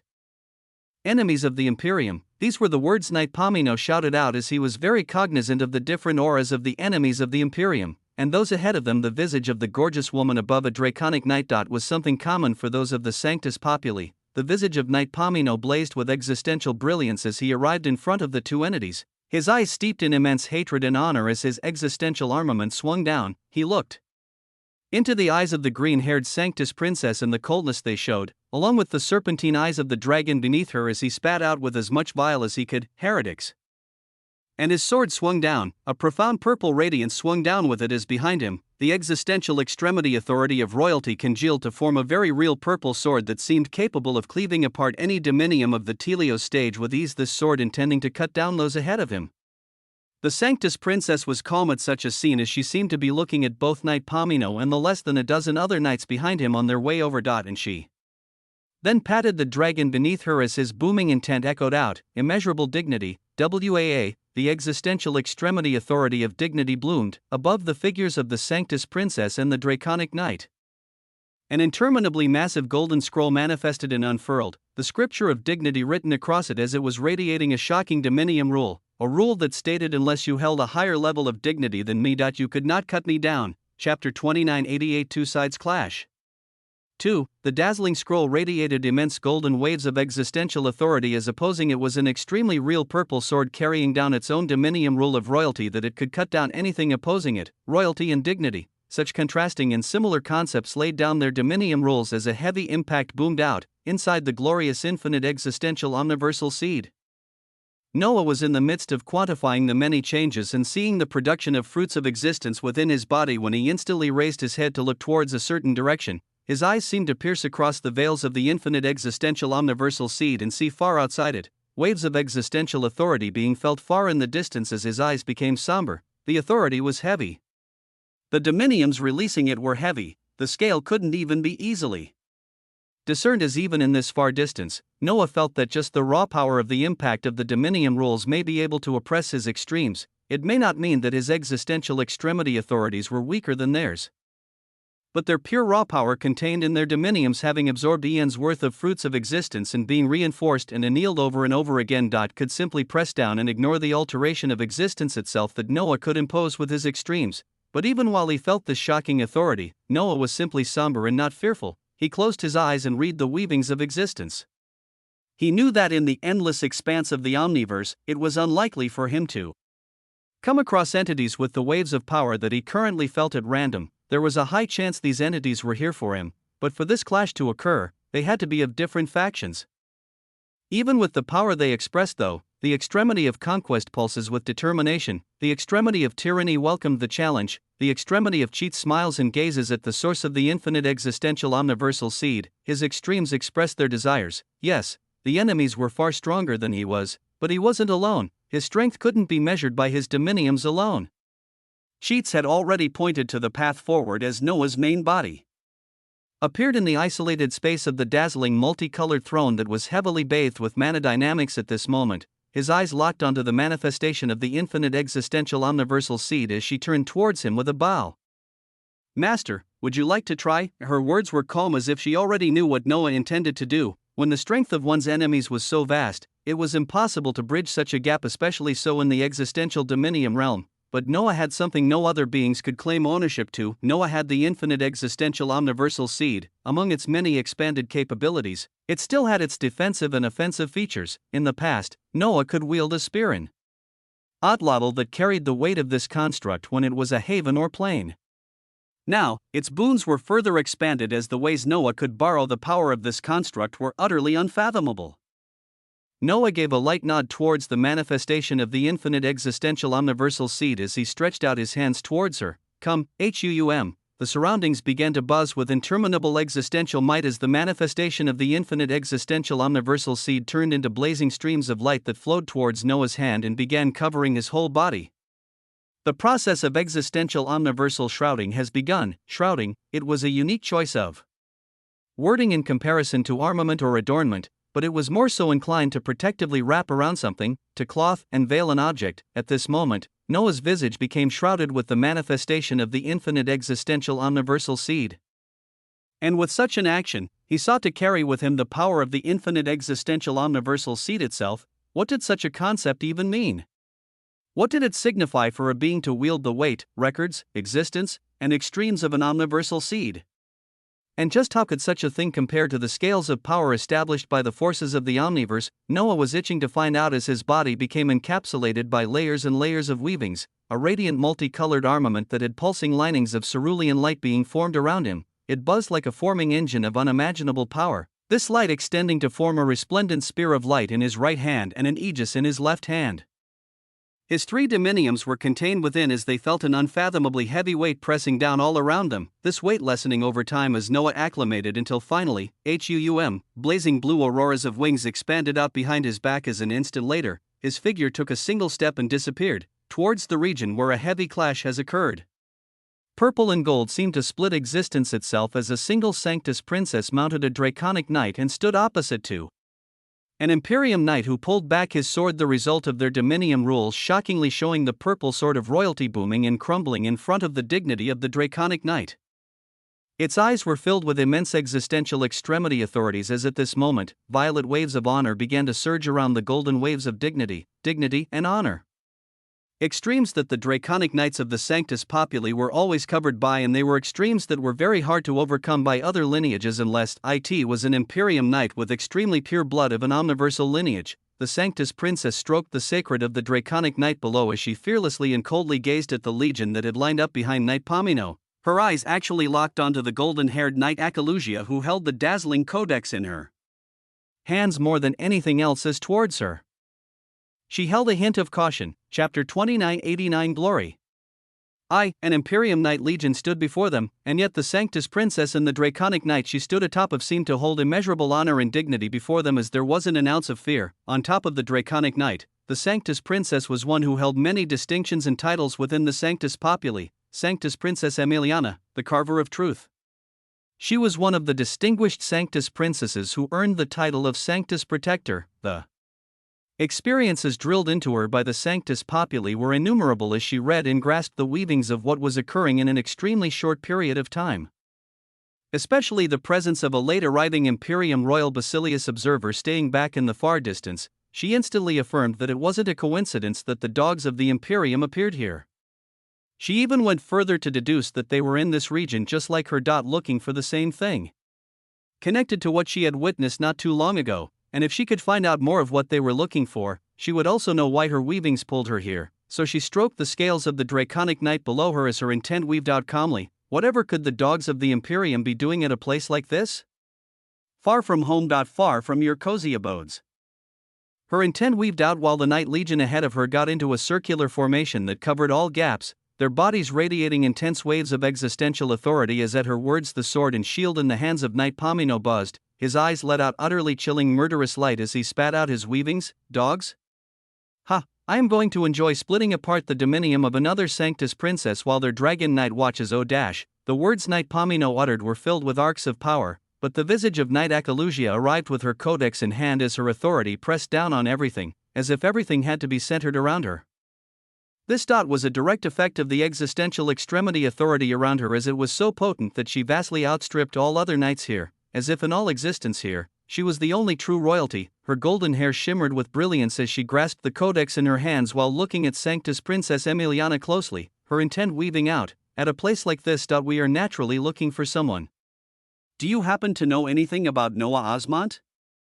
About Vitalis and Vacuous, her questions may seem like random words to others, but they were meant to get to the root of their purpose here. Hearing such a question, any other entity may have given away signs. But Sanctus Princess Emiliana remained as calm as it was. Uniquely, the pure existential authority of royalty that Knight Akalusia released was capable of radiating an oppressive pressure even on Telio stage entities to bend them to her will, and yet the Sanctus Princess shrugged it off as if it were nothing when she replied, "The dogs of the Imperium chasing after someone. How unlucky they are. Now, are some of you prepared for the apocalypse of your dominiums just for coming across someone else today? Or would you rather go your separate ways? Dominating weavings bloomed as from the verdant visage of the Sanctus Princess Emiliana, even more profound waves of dignity and honor blooming and resonating with the existing ones on the draconic night below her. Multiple dominium rules were seemingly ready to be released, and they sought to change the landscape of existence itself depending on the answer of the Imperium Knight Legion ahead. The eyes of the Imperium Knights shone with a chilling light while the visage of Knight Acalusia unfurled the codex of extremity she held in her hands, her eyes falling on it as she spoke out impassively, "Death is but a part of life. Even though I would rather go about things a different way, the rules of the Imperium are absolute." The Sanctus Princess smiled. "I thought so." And she then patted the draconic knight below her as in an instant their bodies resonated as the wavelength of their dominiums went towards becoming one. The eyes of the Imperium Knights became stern as they also knew one thing very well: no entity was more dangerous than a Sanctus Princess mounted on her dragon knight. If one couldn't force them to dismount in the first few strokes of the battle, they were in for a heavy fight. ROR, the existential extremity authority of fusion bloomed amidst dignity and honor. A verdant purple light blazing all around as even Knight Acalusia pulled back while the codex in her hands released waves of light that went on to cover everything nearby. It was the start of a heavy battle as it was at this moment that another entrant to this fight arrived at a far distance, the target both sides were looking for. The visage of Noah, bathed in a radiant multicolored armament and holding an aegis and spear, his cerulean aurora of wings now released a colorless light that covered him entirely. Not even a wisp of his aura could be felt as he watched on from a distance. The extremity of Lutz licks his lips at the quality of possible loot ahead. The extremity of tyranny gazes from its high throne towards the weavings of dignity, honor, and royalty in the distance, the weavings of authorities being used had their identities ascertained by Noah right away as his extremes began to emanate their desires. The extremity of cheats urges of loot, existential analytical looter has been activated on all visible targets. The extremity of the protagonist senses a critical opportunity arriving as it utilizes its built-up authority to grant itself yet another identity. After the weaver of extremity, after laying down prophecies, the existential extremity authority of the protagonist moved to do something else with the overabundance of authority it held. Chapter 2990 Glory 2. The weavings of Noah's extremes were churning rapidly as others nearly asked the protagonist what it was doing when it was already designing a daring new prophecy, and yet this extreme moved rapidly, heavily connecting its weavings to multiple other extremes. The extremity of loot, hero, and villain are drawn into the fold. The extremity of cheats adds itself into the fold. The indomitable extremity of extremity makes what is about to be born even more extreme. His authorities pile on one after another, and in the next instant, the feature of the hero's journey is being actualized. As the protagonist, you cycle through a sequence of events from a call to adventure, trials and ordeals, death and rebirth, all the way to your transformation that leads to your ultimate reward. On this path, countless cannon fodders are ground down to be your fuel as at this moment, the utmost extreme of the protagonist seeks for a way to gain the ultimate reward of the enemies you face without having to do too much work. After all, everything should come easy if you are truly a great protagonist. The first utilization of the hero's journey, loot marker, can now be activated. So long as you come in contact with the dominium of your target, they will be marked forever as their very existence begins to leak out and become fuel for you as you begin to attain the ultimate reward early. If this mark cannot be erased, the very existence of the targeted cannon fodder will continue to leak out until they are no more. If the targets have a high percentage of analysis with existential analytical looter, this process will become even faster. The golden light of the protagonist shone brightly. Other authorities supported it with ease as Noah accepted the inflow of information, and he then came to gaze at the shrouding wrapping around him. He was ready to go out with his aegis and spear, but seeing the advent of this new feature, he stopped as he thought for a moment before he called out deep within himself, ruination. Inside of his soul, a dormant weapon opened its eyes and answered its master's call.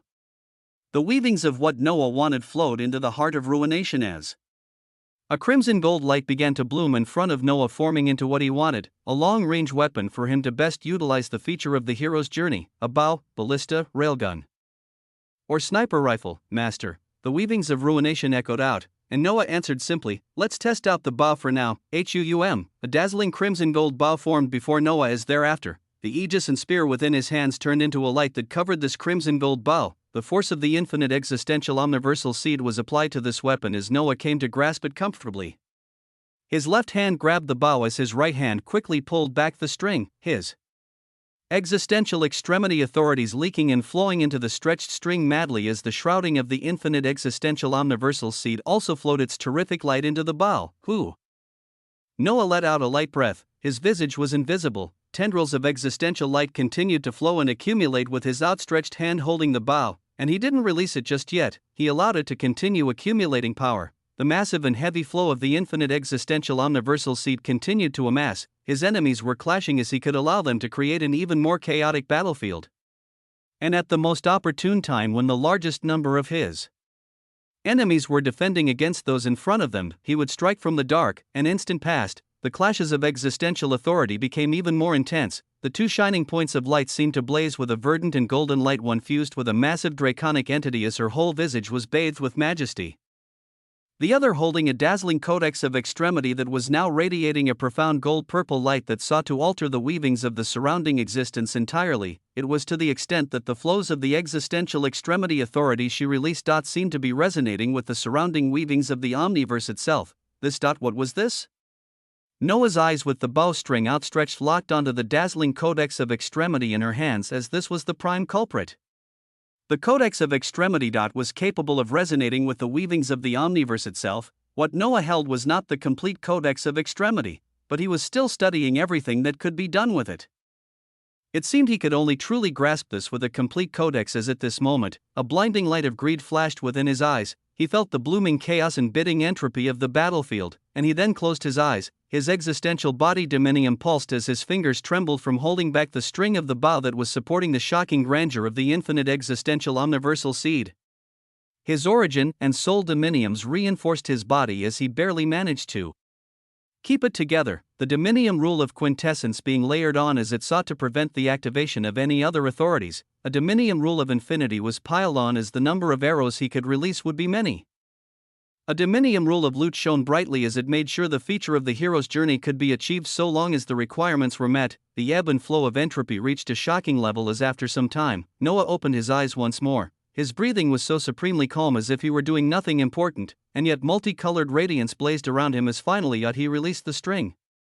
And exactly 15 dazzling arrows were released all at once. They slid across the innumerable string like waves of existence and non-existence as they disappeared, and by the time they reappeared one more they were in front of all targets, waging a war against each other far ahead of him. All 15 had their dominiums burning with a shocking purple radiance, some being brighter than others. The Imperium Royal Observer in the back shone with the least brightness as Noah was ready to see which of them would he manage to at least touch the dominiums of and activate the feature of the hero's journey. Chapter 2991 Glory 3. The bowstring vibrated, an immense sense of exhaustion dawned on Noah as instant after, his dominiums creaked as they could no longer bear the weight of the existential omniversal shrouding. The dazzling shrouding began to fade from him as his visage receded further from this area, but his eyes never left the unfolding scene ahead. Inside of him, extremity passages began to surge and seethe as they sought to fill up his dominiums with power once more. The shrouding of the infinite existential omniversal seed was a terrifying one as its results were about to show themselves. But its cost was just as heavy, and with Noah in the beginning sky of the primordium stage of existential dominium, he could barely handle it while releasing such a concentrated version of its power like he just did. But for such a high cost, the effects were even more dazzling. In the blooming battlefield of existential authority and even something relating to the very omniverse itself being stimulated by a codex of extremity, an attack descended on each entity here at the exact same time.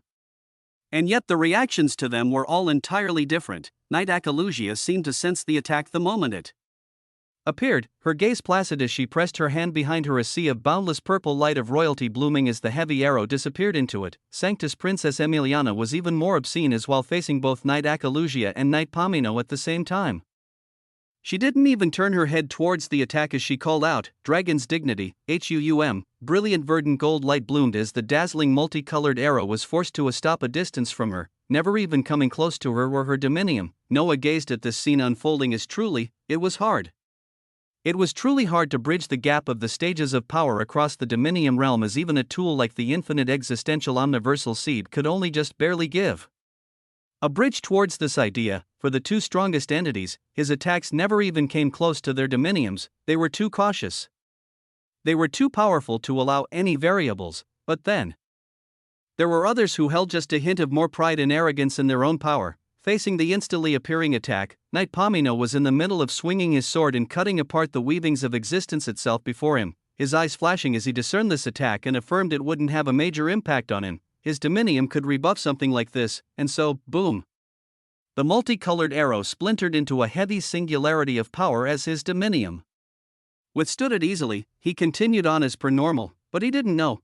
He didn't know. Loot marker has been applied to a knight of the Imperium Knight Pomino. Noah's eyes pulsed with brightness as one way or another. Loot marker was applied to one of the stronger beings here, and it wasn't over as in the midst of their attacks, the other Imperium Knights handled the newly appearing attacks on their own ways as some swung their existential armaments to rebuff them, others allowed their armors to withstand it, and in the case of the Imperium Royal Basilius Observer Xavier in the far distance not participating in this, boom. His expression was unsightly as shockingly, half of his shoulder was blown off. Half, it was a reality that ascertained Noah's power and the power of the infinite existential omniversal seed that even at its current stage, its output was actually capable of skipping the neonate stage and sequor stage to be capable of injuring someone at the teleo stage of existential dominium realm. Loot marker has been applied to the Observer Xavier, loot marker has been applied to a knight of the Imperium Knight Rudiger, loot marker has been applied to a knight of the Imperium Knight Viola. Only a single teleo stage entity was injured by it, but others underestimated the nature of this attack as they shook it off with their dominiums and armaments alone. Half of the Knight Legion moving a distance away while Knight Pomino began to shout vividly, "A second enemy hidden in the dark, find them and bring them to the light." His words boomed commandingly as 6 knights turned into lights that spread out towards the surroundings. Knight Akalusia had a stern expression as she controlled the Codex of Extremity, her left hand waving to reveal the endless purple sea containing the shot-out arrow as at this moment, the arrow began to disappear, but she already felt something from it. She affirmed there was a third party besides those from the Sanctus Populi here. Perhaps, a glimmer of a weaving flashed over here as at this moment, the battle entered a new phase as the different forces shifted. She was about to begin utilizing the Codex to uncover everything when, what? The intent of Knight Pomino drew her gaze, his golden hair flowed brilliantly as at this moment, he was touching his face with a twisted expression. This was because gradually, in the past instant after withstanding the arrow that was just shot, a marking began to bloom on his face. It was a pair of eyes and a devilish smile forming on his forehead as a moment later, boundless golden light gushed forth from the devilish eyes as if they were a passage. Knight Pomino, feeling the very essence of his dominium soul beginning to leak out senselessly, the devilish smile seemed to be cackling in joy. The eyes looked like punctured points of his dominium that gushed out his authority into massive rivers that disappeared into nothingness. And he wasn't the only one as apart from him, for other Imperium Knights and the Observer Xavier also had similar markings blooming on their foreheads. Rivers of golden loot light leaked from them senselessly as a terrifying extreme began to truly express itself. Chapter 2992 Glory. For entities that have lived across eons have been branded with the identity of loot markers, coming across your fable, their status can only be reduced to cannon fodder. Such dazzling prompts bloomed before Noah's eyes as he saw 6 Imperium Knights spread outwards, one coming towards his direction as wondrously, he was among the 4 Imperium Knights including Knight Pomino who were marked. They did not use means that stopped the advancement of the arrows Noah had shot, and they instead withstood them with their own dominiums. On their foreheads, a devilishly gold smile and eyes were branded as waves of golden light leaked out with maddening fervor and disappeared into oblivion. And yet Noah's own dominium felt these rivers of golden loot light manifesting within. The very existence of teleo stage entities is being devoured by you. Rewards that would have come at the latter stages of the hero's journey are being obtained by you now. Weavings of records, existence, and extremes of teleo stage entities flow into your dominium. The records of 4 Imperium Knights began to flow into Noah's mind. Their memories, high-level knowledge of the Imperium, knowledge of the legions and of much more. Noah absorbed all of it as the majority of the golden rivers of loot light were directed towards his forge, and from it the manifestation of ruination acted like a gateway into the forge. The golden light had to pass through her visage, with a gaze filled with determination. She acted like a beacon and conduit everything had to pass through, the rivers of golden light smashing into her with fervor, and she flowed with brilliance, and an instant later, rivers of golden light emanated from her and into the forge as their quantity and quality were much greater than before, and the moment they entered his forge, the rivers of light flowed towards the many infinity symbols stretched out across the forge, their light being absorbed into them as in the next moment, 100 quintessential fruits of existence have been generated, 200 quintessential fruits of existence have been generated. Noah began to use the very lifeblood of Teleos stage entities to forge fruits of existence at a rate even archons would feel jealousy over. The weavings of the existential authority of royalty have increased to the extent that this authority can be taken to the existential level at any time. The weavings of the exclusive existential extremity authority of the Imperium are being grasped. WAA.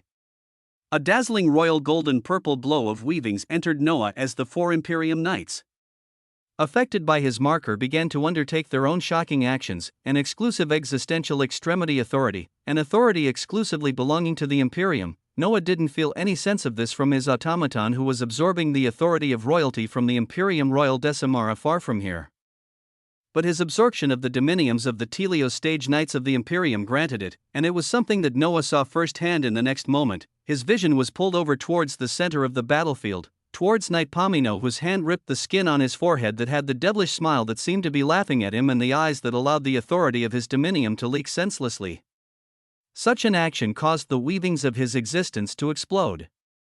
With such unfathomable anger that his golden eyes themselves distorted, an air of a neon light instantly erupting around him. It stemmed from his very blood, it stemmed from who he was. His intent roared out as a blinding neon light rose all around. Daring to blaspheme the glory of the Imperium, HUUM, the neon light became so potent that above Knight Pomino, an idol with his likeness formed as its gaze was filled with unfathomable glory, blazing with neon light. An expression as if a form of glory that shouldn't have been challenged was shown as wondrously. Even the flow of the weavings of the surrounding omniverse began to support its brilliance. Such a scene even gave the visage of the Sanctus Princess Emiliana a sharp pause, and this idol of Knight Pomino brought its hands together as it uttered out the identity of the single obscene exclusive existential extremity authority, Imperium, WAA. A blinding beam of neon light erupted from its clasped hand and bathed Knight Pomino's figure. The carving of devilish smile and eyes on his forehead began to burn as if they were never there, and the idol of Knight Pomino was not done as its blazing eyes turned towards the expanse of utter darkness across the omniverse. They turned towards Noah's direction, empowered by the very weavings of the surrounding omniverse, as if the Imperium was cradled by it. A neon light illuminated everything towards this direction. And the voice of Knight Pomino thundered out, the one daring to question the glory of the Imperium is there. His voice was the command, and the 6 Imperium Knights converged towards Noah's direction. The one who was already coming towards his direction and was even branded with his loot marker still leaking his dominium glared out with waves of wrath as his will spread out to discover any sources of existence here. At this point in time, Noah could very well retreat as there were a great deal of uncertainties. The enemies were also extremely powerful ones, as he was coming to understand from their weavings and memories, but he also liked the challenge and the possible rewards that could come from this. As the weavings of quintessence began sounding the drums of an unstoppable rise, his figure disappeared. Memories and weavings of Knight Pomino were still fresh in his mind as the weavings of plot state that you were always Knight Pomino. His body changed, his dominium emanated a unique new signature, his extremity passages had seethed with mana dynamics as his dominium felt refilled to enact multiple more dominium rules, the shrouding of the infinite existential omniversal seed returning to him. And in the next moment, beside the figure of the Imperium Knight near him who was branded with his loot marker, say, a visage of Knight Pomino appeared. In the heat of the battle, the Imperium Knight only affirmed the visage and existential signature of the Knight Commander he always knew before he continued to direct his authority to find the enemy. He didn't know. Oh, he didn't know. Chapter 2993 Glory. The battlefield was a chaotic one, as the moment the intent of Knight Pomino spread out was also the time that Noah's visage adorning the looks of Knight Pomino arrived beside the other Imperium Knight. His dominium was already facing a leakage as a devilish smile cackled and smiled on his forehead, which his very existence leaked out. He was not in his prime state. He didn't catch the small minute things that may have given it away, so the moment he turned his attention forward to continue seeking the enemy that had actually dared to brand him and begin stealing his very own authority, say, like a silent snake, a dazzling spear appeared behind him, a spear carrying the weight of Noah's dominiums, a spear carrying multiple dominium rules of his extremes. A spear carrying the very weight and glory of the infinite existential omniversal seed. It wasn't an attack that was spreading out across 15 different existences this time around, as the weight and glory of the infinite existential omniversal seed was focused on this Imperium Knight in front of Noah alone. The body of this Imperium Knight had multiple parts lit up brightly under the gaze of the existential analytical looter, the brightest of all beings, his gloriously golden shining head, and the back of this head was where Noah struck in an utterly obscene and devilish manner, like the heavy thunk of two singularities colliding, akin to an unstoppable force meeting an immovable object. The glory of the infinite existential omniversal seed pressed down, and the dominium of its target shuddered as facing ahead, his eyes could only open in unimaginable shock that very quickly transformed into wrath as this being felt a part of his dominium actually shatter and crack. "Oh," he bellowed out and became covered with a blinding light that warped him a distance away, but the deed was done. Where he used to be, a spear filled with golden blood and thick brain matter could be seen as when the Imperium Knight appeared again. One could see the back of his head blown out as if it were a watermelon, his visage twitching uncontrollably as he stared with a mix of shock and incredulity ahead. He saw the culprit. He then saw the visage of Imperium Knight Pomino, who had the same likeness as the culprit. As everything clicked, but before anything else could be done, this enemy disappeared one more, and a heavy injury was actually left behind on the body of a Telio stage entity. Knight Akalusia and Sanctus Princess Emiliana also saw the brief glimpse of this new enemy as their eyes flashed with a profound brilliance, but Noah was gone just as quickly as he showed himself, and the reason for this was only visible before his eyes. A critical attack has occurred on the target as the percentage of the existential analytical looter has reached 25% for the Imperium Knight, Augustus. The existential illusory weaving V1 of Augustus is now coming to fruition. The power, rules, and restrictions of those at the existential dominium realm were different as at his current stage. Noah couldn't just repeat the ease that he initially had with the Mamaisthai, he had to reach a set percentage of analysis before he conjured up an existential illusory weaving V1. So he very quickly made an exit towards the infinite existential omniversal seed, reappearing within the bounds of incandescent brilliance where his throne and the manifestation of the infinite existential omniversal seed stood. His expression was grand, and yet his dominiums creaked from the pressure of the existential omniversal shrouding as once more. He felt like he squeezed everything out of his body to critically injure an existence 2 stages above where he currently stood. In front of him, the visage of the illusory weaving V1 was forming with a golden light as this was the grandest accomplishment yet. 25% of all damage dealt to the existential illusory weaving V1 Knight Augustus will be passed through to the main body of Knight Augustus.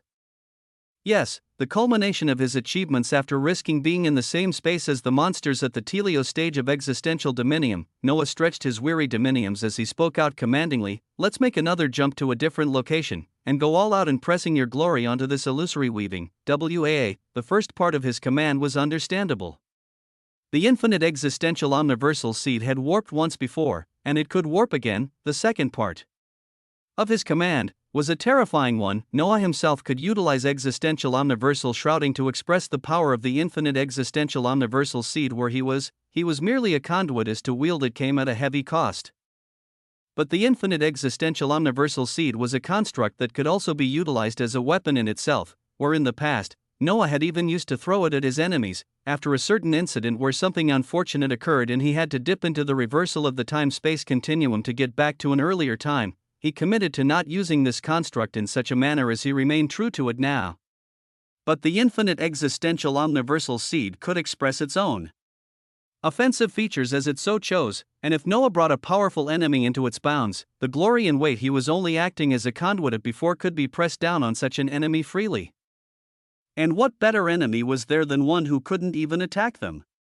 What better enemy than an existential illusory weaving of their true target whom they could damage freely while a portion of this damage passed through? The answer was a glorious reality, incandescent mountainous passages churning with metadynamics seeded across the infinite existential omniversal seed as with a glimmer of silent brilliance, it warped to another location across the omniverse, and at the same time, the heavy weight of the infinite existential omniversal seed became focused on an existential illusory weaving of an Imperium Knight Noah had already injured. Chapter 2994 Glory 6. In the surroundings of Knight Augustus.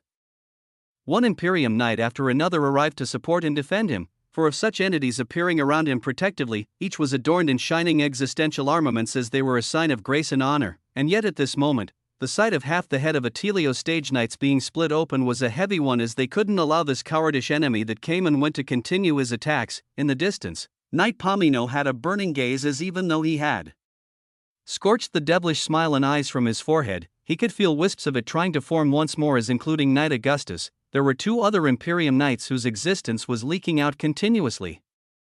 With an interminable gaze, he looked at Knight Akalusia and the 5 other Imperium Knights supporting her as his intent weaved out. "You got the blasphemous Sanctus filth? I will track down her compatriot." His dominiums buzzed as he already made a decision on the weaving of things, without even looking back and focusing on the fused dragon knight and Sanctus Princess emanating immense waves of dignity and honor, Knight Akalusia replied with a stern gaze, "They are not compatriots. That unidentified entity may just be the Noah Osmond we're looking for." Terrific words rang out with her intent as the pupils of Knight Pomino dilated. Even the figures of the Sanctus Princess and her mount raged with might at such a possibility as in the distance. The figure of Knight Pomino wanted to scoff in incredulity. Noah Osmond? The seed involved in the disappearance of the existential domain. She wanted to say that he could be the unidentified entity that could attack all 15 of them at once and even heavily injure a Telio stage Imperium Knight. Such a thing was preposterous, such a thing. Knight Pomino gritted his teeth until the enamel within them began to break. The eyes of Knight Akalusia were clear and free of any falsehoods as when gazing at them, Knight Pomino could only see a reflection of himself. So he ground his teeth further while flashing away in the direction of Knight Augustus. Could a fucking seed actually be capable of this? Could dash, boom, his already dilated pupils expanded ever further as just at the time he arrived near the protective encirclement around Knight Augustus, the back half of his head that was just trying to heal caved in once again as his expression greatly shifted. The Imperium Knights around him exploded with existential authority as even Knight Pomino radiated the exclusive existential extremity authority of the Imperium towards Knight Augustus, and yet, crunch, his head's skeletal structure continued to be deformed along with his dominium as if there was a constantly applied destructive force that wouldn't let up until everything about him was broken, and whatever the source of the damage was. Even the encirclement of 5 Imperium Knights could not stop it. The dominium of Imperium Knight Augustus buzzed as waves of existential light rose from him, but the force pressing down was relentless. Around him, multiple layers of glorious protective layers of royal purple light had risen from the knights around him, and yet they did nothing to prevent the pressure coming from all around. The gazes of the knights turned extremely somber as Knight Pomino came behind the trembling visage of Augustus and placed his hands on his back, his intent booming out, "Support your fellow knight. No knight of the Imperium shall be pushed even close to peril when other knights are present." From his connected hand, immense life force began to flow from his dominium and into Knight Augustus. Seeing his deteriorating state, the other knights also came beside him with their hands outstretched, their dominiums also radiating an immense force of existence that went on to support Knight Augustus. At the same time, Knight Pomino actually called out towards the distance, "Knight Commander Akalusia." He actually lay down his pride and called out towards the only one here holding a vibrant codex of extremity. While a shocking show of support occurred in a certain space, Noah's infinite existential omniversal seed was warped somewhere else entirely while the weight of this construct continued to press down on the illusory weaving V1 of Augustus. The results from this were wondrous all around. An ever grander quantity of loot is coming in from the targets with a successful loot marker. The dominium of one particular cannon fodder is being devoured with quintessential speed. The very weavings of Imperium Knight Augustus flow into your being. An influx of existential authority from different dominiums is flowing into your marked target to stabilize their dominium, causing an even grander absorption of authority to take place. 2,000 quintessential fruits of existence have been generated, 5,000 quintessential fruits of existence have been generated, a scene of glory, shining with multiple colors. Thousands of fruits of existence formed inside Noah's forge as immeasurable loot light passed through ruination and became amplified. And it was then turned into grander forms of loot that when Noah looked at the vast numbers forming, is it not enough to take me to the peak of the primordium stage? Will the death of a Telios stage Imperium Knight be enough to move all my dominiums? He didn't follow the same path as others. While others focused on a single dominium and rose that to an extreme, he was bringing his body, origin, and soul together as one. He was challenging a long-standing rule that quite literally stated what he was doing was pointless and useless. But the sheer number of resources he was collecting were enough to propagate a shocking change, and in all of this, Wonder. Would he truly be successful in killing a Telios stage expert while using the power of the infinite existential omniversal seed? Could he actually gain a silent assassin at the Telios stage at this moment in time? Chapter 2995 Existential Destroyers. His path was always a quick one. He achieved in an extremely short period of time what took others millions of years. The secret to this was nothing grand, with him simply devouring the year's worth of work others already did, amplifying it further in quantity and quality, and then devouring all of this and assimilating it into himself. What he was doing now with a terrific entity at the Telios stage of existential dominium realm was exactly this, as after putting in the work and amassing thousands of fruits of existence, take it all in. he sat back on his grand multicolored throne after leaving it for barely just a few seconds. And yet he looked like an emperor who was returning from a grand venture and deserved his much-needed rest. The moment his intent weaved out, his body, origin, and soul moved. Your dominiums face a quintessential amount of nourishment as they begin fully traversing your primordium stage of existential dominium realm. His body began to blaze with golden flames, his origin pulsed with its Alathian havens, his extremity veil vibrating as his soul, annealed ever further, his dominiums began to progress and expand as if they were ancient engines, with his intent being to see just how far he would go. As while he was in the midst of this, prompts of continued and increased attainment of more fruits of existence from the Imperium Knight Augustus came. The infinite existential omniversal seed applied its shocking weight on the existential illusory weaving V1 of Augustus, and he remained strong even now. At such a time, Noah raised his brows as he felt the tingling of weavings, and it was actually the infinite existential omniversal seed that released its intent towards him. I am receiving the weavings of a message from one of the Telios stage entities we targeted. They seem to have backtracked the source of the attack on them and intricately sent out an intent across it, fishing for the most part. Shall I receive and convey it? The manifestation of the infinite existential omniversal seed turned towards Noah on his high throne and asked. Noah tilted his head while tapping his throne as he felt the expansion of his dominium and replied, "Any possible dangers from doing this? No, Master. I have even forged 1,000 proxies of myself so far across different points of the omniverse, and I can receive her intent on any of these proxies for extra measures." WAA, the infinite existential omniversal seed showed its wonders and what some may call paranoia, as it had already been doing many points of countermeasures. After listening to it, Noah waved his hands to produce a small portion of his will. Take my will to the proxy, you will receive this intent within. The weavings of existence show yet another possible favorable pathway there. Weavings of a possibility, it could be something, it could be nothing, but there was no harm in following up on it. A glimmer of brilliance flashed as Noah's will entirely disappeared, traversing across weavings of existence and non-existence until it appeared in a field of incandescent green. A vibrant miniature Alathian haven of prana spread out all around, carrying a trace of the infinite existential omniversal seed.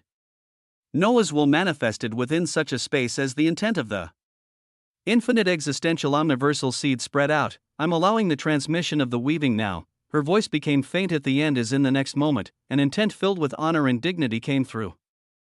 It formed into the visage of a gorgeous woman with verdant hair, her green eyes filled with hues of gold and even a hint of purple as she gazed around her before coming to lock onto Noah's figure. An arrow wasn't the welcome I expected to receive when I set off looking for a hunch. Her voice was calm as it echoed out, Noah listening to it while being even calmer as he waved his hands to conjure a green throne which he sat on while continuing to gaze at her calmly, as if to tell her to state her business. The formed weaving read the atmosphere of the surrounding reality while developing a sense of the personality of the entity before her as her intent continued. Not too long ago, the name Noah Osmond arose from the mouths of the Imperium as the culprit for the decimation of an entire existential domain.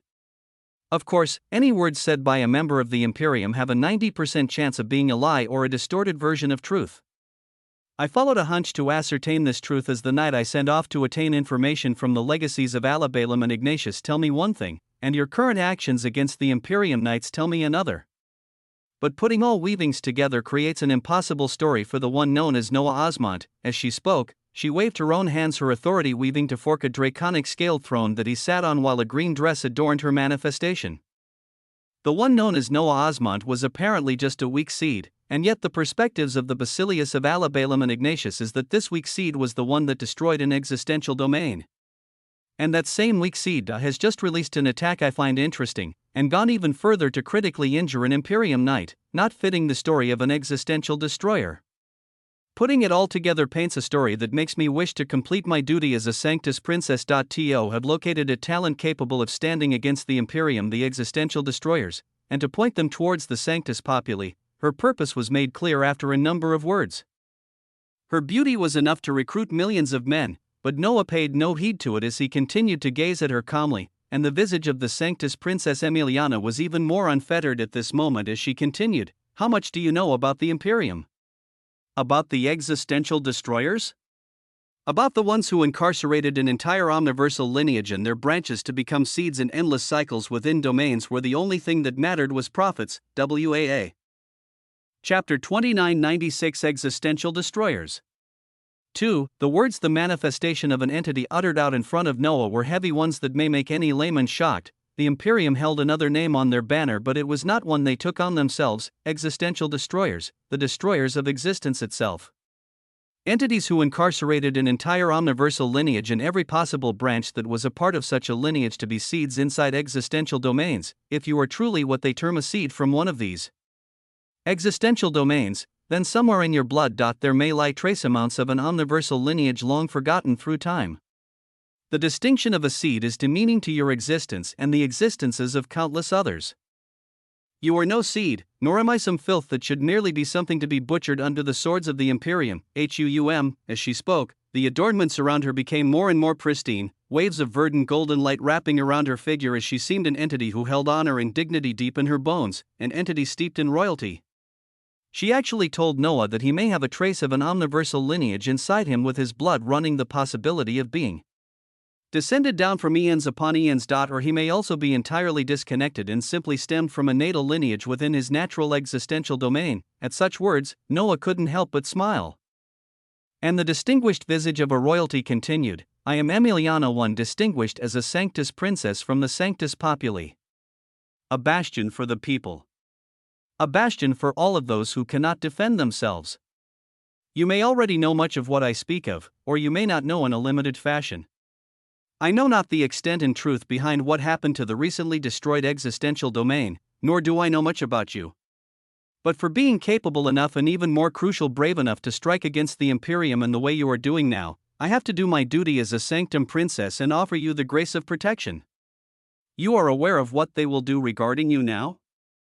Her words ended with a question, an important one, as she was insinuating the gravity of the situation Noah found himself in by being brave enough to actually target and attack knights of the Imperium. Injuring a knight alone was enough to condemn one to death and destruction with surety. Having the dominium blood of a knight on one's hands? Actually killing an Imperium knight or important members of the Imperium within their royals, enclaves, or legacies? There was nowhere one could hide in the Omniverse to escape their pursuit after such actions. Nowhere under the light and darkness of the Omniverse will provide a shield or shade for you. Sometimes, it will even feel like the Omniverse itself is against you. As if it favors and bends under the will of the Imperium. That is how much authority they have gained over the eons due to their cruel actions, to the extent that under the banner even omniversal authorities become their tools. She uttered words that minutes ago may have caused Noah to have a genuine surprise, before he attained years' worth of memories and weavings of the Knights of the Imperium. Before he began draining the existence of Knight Augustus and the lifeblood of those choosing to support him at this moment, omniversal authorities, the inkling he had seen from the one holding a complete codex of extremity, Knight Acalusia, the one who made moves to the extent that it seemed even the surroundings of the Omniverse themselves were inflating and enhancing her will and existential authority. The memories of Knight Augustus flowed into his mind as they carried weavings of information relating to this, and Sanctus Princess Emiliana spoke of such matters while extending her hand towards Noah. I know not your circumstances, but I can always carry out my duties as a Sanctus Princess and offer you a shade amidst all of this. Any power we have that stands against the Imperium, all the closer we come to liberating all those that have been oppressed over the eons. The Sanctus Populi is able to obscure the gaze of the Imperium and take you under our banner to protect you from the persecution and death before it fully comes raining down. But I seem to have spoken a great deal here. What say you, Noah Osmont? The Sanctus Princess finished her monologues and gazed towards Noah for a reply. She offered shade from a threat that was about to get immeasurably worse, a threat one couldn't so easily escape across the Omniverse, and yet towards such a reality, Noah only smiled as he was about to weave his intent. He was about to his manifested will in this space buzzed in the next instant, though, a heavy air of ancientness suddenly emanating from him that caused the weaving of the manifestation of Sanctus Princess Emiliana to be bewildered before her eyes opened in shock. Noah only captured a glimpse of this as he was focusing on himself, more so on his main body, that after beginning the devouring and assimilation of thousands of fruits of existence coming from the lifeblood of Telios stage knights of the Imperium. Your existential dominium soul, existential dominium body, and existential dominium origin have attained enough substance to truly embark on the theorized pathway of your realm. Such a prompt came as his main body in the infinite existential omniversal seed became surrounded by a refulgence of brilliance, and many, many more prompts followed. Your three dominiums resonate and attain an existential convergence that gives way to the existential primordium dominium core, a culmination. of your achievements, a culmination of your existence. Inside Noah's existence, his origin, body, and soul became superimposed as they enacted Noah's primordium dominium core, in the center of his existence. Between all of his three dominiums, chapter 2997 Primordium.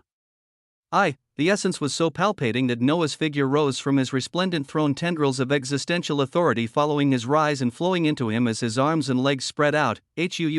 Tremendous waves of existential authority converged around him as a circular singularity formed with essence coursing in from all directions, everything directed towards a point that was Noah's absolute center. This was the location of the existential primordium dominium core, the very extreme of his body converged towards it, along with the extreme of his soul and origin. It seemed like three sharp points converging towards the very center of himself. And the circular singularity surrounding him showed a wondrous manifestation of three equal triangles coming together, all of it accumulated together into a dazzling core. It shone with a dazzling milky white luster. It was the existential primordium dominium core, an unfathomable achievement. Your dominiums have formed a type of omniversal singularity at the very core. The existential primordium dominium core is a pathway not yet entirely understood with your current weavings and the weavings of the infinite existential omniversal seed, but it currently seems like a starting point for the grander omniverse. It was something Noah was stumbling onto that was so fantastic that his weavings did not fully understand it, nor did the weavings of even the infinite existential omniversal seed. But how did it truly come about? What factors contributed to its fruition? His choice of elevating all three dominiums since the very beginning? Other people in the past eons may have done so too. The quintessential fruits of existence? His foundation? Or something else entirely? The answer did not rise yet, as at this moment, weavings of what this buzzing omniversal singularity began flowing into Noah's mind. The existential primordium dominium core will absorb all incoming existential resources and distribute them across your three dominiums, elevating them to the same extent as if they were a single collective dominium. The cost of elevating the existential primordium dominium core is still much higher than other dominiums of the soul, origin, and body, with your stage of primordium being tremendously different from the neonate stage of existential dominium realm. The wonders of this unique omniversal singularity continued to flow within Noah's mind as both he and the infinite existential omniversal seed had to unveil the weavings of its mystery. While this occurred, a unique aura was released from Noah that even his sectioned wills and clones expressed, an aura that in a proxy haven stretched out somewhere in the omniverse. A part of his will that was meeting with the intent of a certain Sanctus princess also emanated, and at that moment, her gaze had changed. She was stern and earnest before his, even with her high position as a Sanctus princess. She didn't consider herself of insurmountable importance compared to others. She didn't show a hint of arrogance towards Noah. She spoke to him as an equal regardless of their positions, but she still has her power. She still had her backing. Even if she was trained not to be arrogant towards others and to practice a sense of humility, there was still a certain sense of royalty and wonder entrenched deep in her bones. Yet at this moment, within the depths of her soul, she found this royalty being shaken by the aura that Noah radiated. Wasn't this an aura that the elder queens of the Sanctus Populi emanated? A sense of awe and power of those getting intimately close to the omniverse itself? Her eyes found themselves vibrating as her words leaked out, "You," and yet before she could even finish, the unique aura Noah emanated was retracted and faded away a moment later as if it never existed. He looked at her and released a devilish smile as he nodded. "Sorry about that. We were talking about the shadow that can be provided by the Sanctus Populi. Although the thought is a nice one, I do not think I will need it." Boundless tyranny rose with his very being as he spoke such words. Anyone hearing them would have to bend down and understand that he was saying the wonders of the Imperium, the might that countless others feared and could not even escape.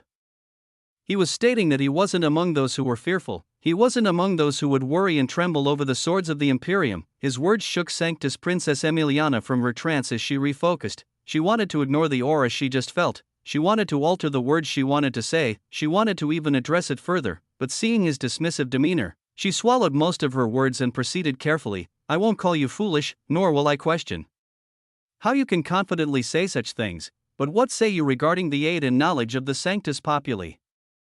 You will have to undergo a process of verification, but the means and power of the Sanctus Populi are for the people, for the good of the people.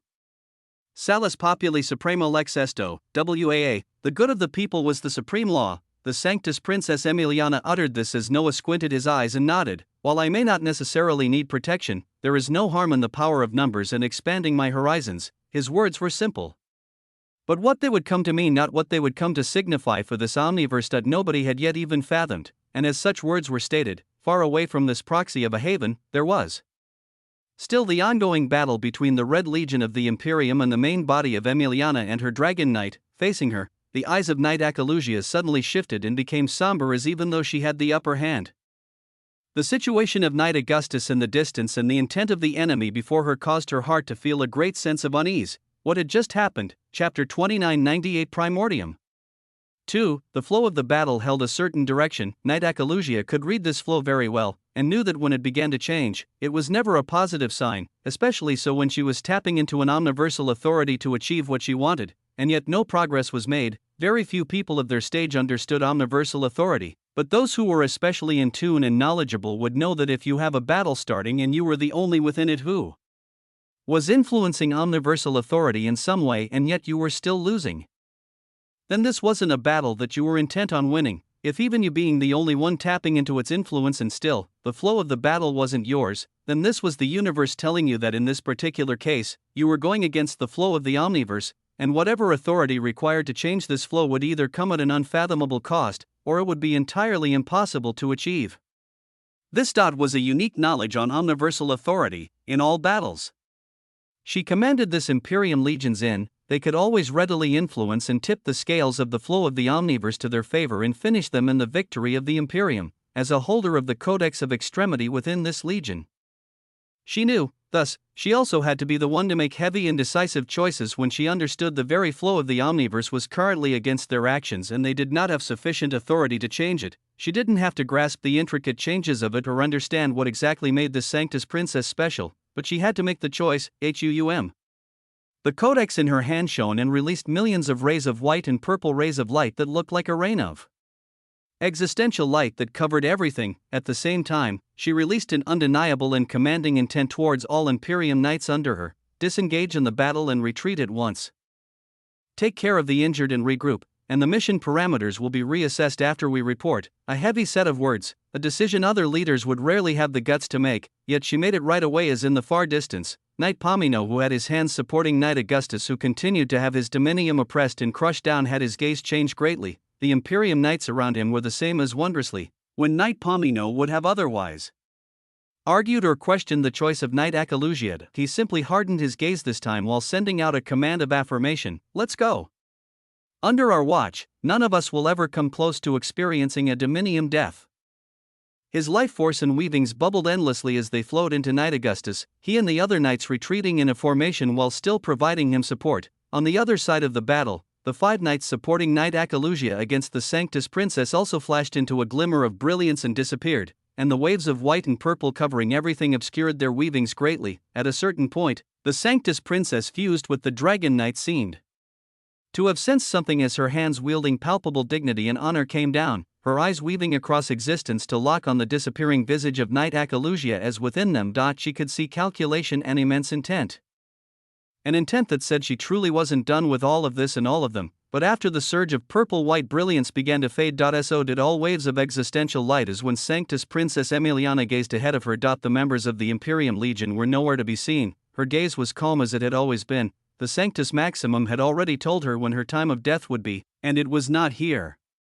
So Emiliana was never worried since this battle began, but still, for it to end this way, she was once again shown the decisiveness of Imperium legions and what made them so deadly. They could come and go rapidly, as after they pulled back and reassessed, they would send a terrifying enough force to accomplish their prior mission, a stellar display if there ever was one. Sanctus Princess, the intent of the Dragon Knight below her came out as their fusion came to an end, but the gaze of Emiliana was difficult to read. Her verdant tendrils of hair flowed on her fair skin once more as her gaze became sharper while looking ahead. Maybe so.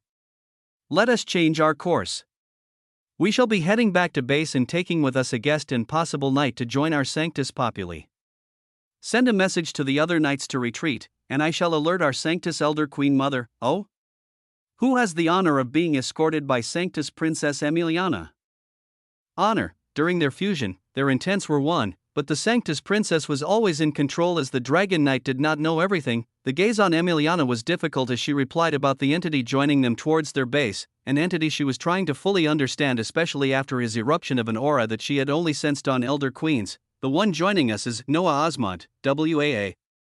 A name that had been uttered a few times today, yet every time it was uttered, the circumstances so greatly changed to the extent one would wonder that when it was mentioned next. Just how different would the weavings of existence be? The answer was entirely unknown as back in his own domain.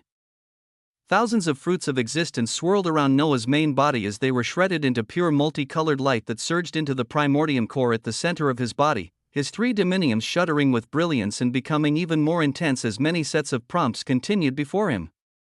Of particular importance. Related to a certain knight facing the weight of the infinite existential omniversal seed constantly, the analysis of Knight Augustus has reached 80%, the percentage of damage passed to the main body of this marked target has quintessentially increased. Enough of his weavings have been devoured to grant the collapse of a dominium, and yet the weavings of other entities are supporting him.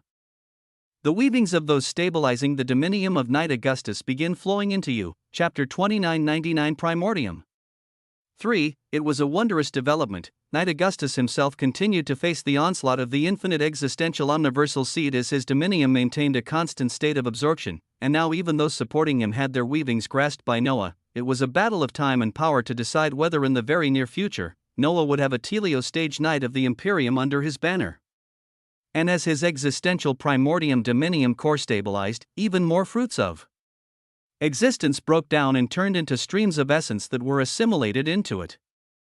Noah was still learning about it, the infinite existential omniversal seed was still learning about it, and more of its weavings revealed themselves as Noah continued to devour the eons worth of work of multiple Imperium Knights. He found that his existential extremity authorities were attracted to the primordium core uniquely, like they could be attached there and utilized in some way.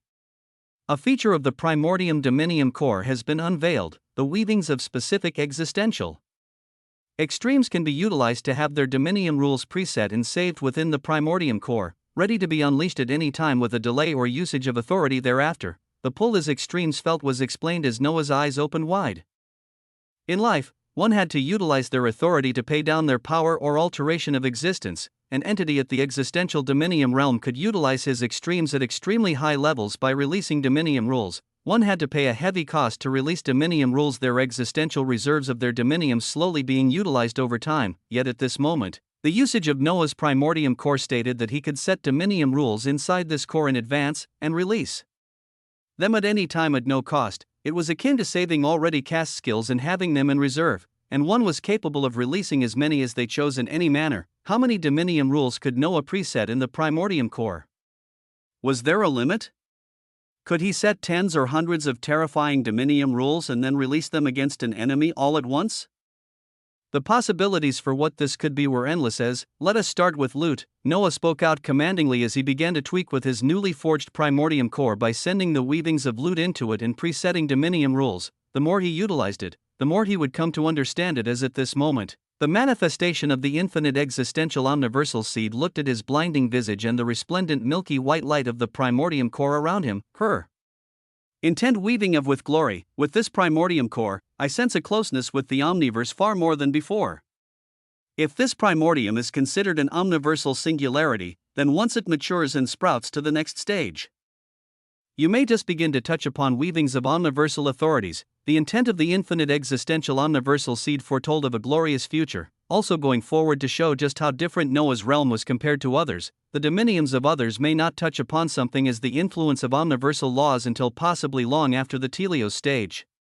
And yet Noah would very likely be touching up on this just on the first stage of primordium, at the center of all authorities. Noah smiled at the words of the infinite existential omniversal seed as he voiced out his own intent. What do you think of this Sanctus Princess Emiliana, the entity to entrench Noah into the intricate workings of the omniverse? He asked about her as the manifestation of the infinite existential omniversal seed replied, she is a good prospect for a dual cultivation partner. We have to see the resonance and utilization of the dominium realm. Noah blinked at the reply of the infinite existential omniversal seed as this wasn't the intent behind his question, smiling wryly thereafter as the infinite existential omniversal seed felt his true intent and answered again with a straight face, the path she provides will endoil us further into a faction within this omniverse, But it is clear who the enemies are, as what is left behind is to understand what purpose all these factions truly have. Yes. All factions had their purpose, their true purpose they kept to themselves, the purpose they spoke of to others and preached. Sometimes, they were one and the same, but more commonly they always deviated. Very well. Let us go observe what lies in store for the Sanctus Populi. His body buzzed with a wondrous light as part of himself left. And didn't leave at the same time. His dominium soul parted, and yet he sensed a unique entanglement with his primordium core as he felt like every part of himself was still there. It was yet another boon of the primordium core that he had to understand. The arcs of battle still remained in the surroundings as the visage of Sanctus Princess Emiliana and her Dragon Knight were the only thing that remained. At this moment in time, her Dragon Knight had transformed into a dazzling young man whose eyes burned with unfathomable valor, a purple robe draping over him as he stood behind Emiliana, akin to a protector that would die before even a hair on her was ever touched. Their two figures didn't remain alone for long, as within moments, the weavings of existence flashed and the figure of a devilishly majestic emperor appeared, his fair skin shining with untold splendor as he was adorned in a sharp white dress shirt and obsidian dress pants, with the extremity of quintessence choosing not to adorn an emperor's robe or his battle outfit of simple sleek obsidian pants and a bare chest. It was his dominium soul arriving before the Sanctus Princess Emiliana and her Dragon Knight, as adorned like a manager of an investment fund. Noah appeared before them with a smile. His dark hair flowed back wildly as he couldn't suppress the unique air around him, even the Dragon Knight beside Emiliana looking at him with caution as he sensed something he couldn't fully explain. Sanctus Princess. Dragon Knight Alder, his eyes shone with untold brilliance. He arrived before the members of the Sanctus Populi as he was about to be led into the domains of one of the main factions of this omniverse, chapter 3000 Primordium. For, as his dominium soul arrived before the figures stemming from the Sanctus Populi, adorned in a sleek laid-back white dress shirt and obsidian pants, Noah was still doing many things in the background as he prepared. Even as his primordium core continued to form and express its wonders, some of Noah's extremes continued to carry out their own weavings. One of the more prominent ones, who was the one to also spearhead the feature of the hero's journey and its subsequent loot marker, it was the protagonist, around this same time. Within the primordium core of his dominiums, where many existential extremity authorities were already laying down preset dominium rules, an intent roused its head with heavy fervor. The protagonist states that the time to unveil another prophecy has come. One of the main movers among Noah's extremes rose once more as gorgeous golden flames began to wrap around his body and spread out all around.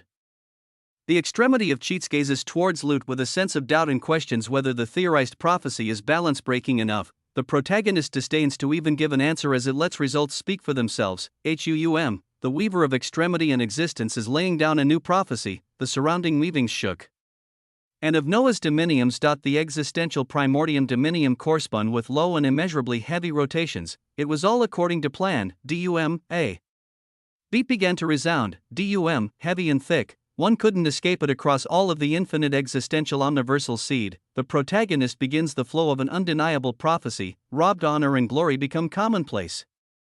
Their process undeniable once in place. To ends of existence, to the beginnings of extremes, a pioneer rises that has never been seen. Legacies and enclaves are many in between, but which can stand against an omniversal engine, twist and turn again, until what is rare becomes all the same. Weaving of The prophecy was proceeding smoothly with the voice of the protagonist echoing out.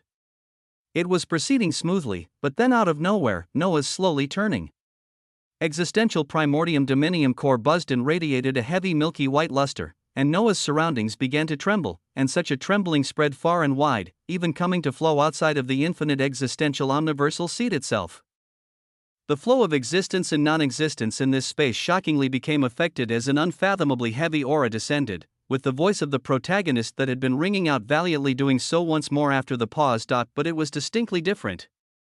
As if another influence has descended as from the altered flow of the surroundings of existence and non-existence itself from the omniverse itself. The blooming prophecy gained a form of an influence from the very weavings of the surrounding omniverse. Twist and turn again, all existence and non-existence shall bend all the same. Twist and turn again, serfs and kings shall feel the same pain. Twist and turn again, till the wheel of existence deviates and shatters from pulsing veins. Twist and turn again, till a new realm resonates with Ian's reign. Woo! The surroundings trembled, the weavings of the protagonist were tumultuous, its prophecy was altered in the latter half. a repetition of words being used that it did not design. The influence of the surrounding lands and omniverse itself seemed to step in and add to this, as after its statement, even Noah himself had to sit down and understand what the latter half of the prophecy referred to. His gaze was somber as within his forming and expanding primordium core, the golden essence of the protagonist temporarily became heavier than any others as it congealed and flowed with heavy immensity. Twist and turn again, all existence and non-existence shall bend all the same. This was the start of the deviated prophecy, all existence and non-existence shall bend all the same, serfs and kings shall feel the same pain. Till the wheel of existence deviates and shatters from pulsing veins. Till a new realm resonates with Ian's reign. They were a set of heavy words that Noah treated in his mind over and over again, but they didn't give away any true meanings as the words that the protagonist had prepared and designed itself in the first half of the prophecy. Their wonders were already beginning to show. What the protagonist stated was not just a premonition of what the future would be. It was a usage of its authority to push for that future, to apply a corrective existential extremity authority to make that future a reality by all means, and so since its conception, its authority became even heavier as this prophecy dealt with weavings of the omniverse itself, and the primordium core that was an omniversal singularity made it so that even the influence of the omniverse was applied to this prophecy. Robbed honor and glory become commonplace, their process undeniable once in place. The first part of the prophecy, simple in nature and not at all complex to grasp, the heavy toiling and turning of the primordium core at the center of Noah's existence pulsed and radiated out a terrifying pressure to apply the corrective existential authority to ensure the flow of this line of the prophecy. Far away from Noah, across the omniverse, on a crimson and blue ruler, a certain legion retreated as 11 were surrounding a single visage of an Imperium knight whose expression was becoming worse and worse. Augustus, hang in there. We will arrive in Cappadocia soon and obtain help. Besides the handsome yet heavily injured figure of Imperium Knight Augustus, a female Imperium Knight looked at him with concern and care. Her silver gold hair and eyes were reddened with anger and a small sense of fear as they hadn't recently come across a heavy attack like this. The devilish face and smile branded on the forehead of Augustus and two others seeming very menacing at this moment, facing the weight of something he couldn't even understand. Augustus looked at the companion showing the most care as he was about to muster up a slight smile to let her feel at ease when, crack, Augustus' forehead split open and caved in. A heavy and unstoppable process fully began. Robbed honor and glory become commonplace, their process undeniable once in place.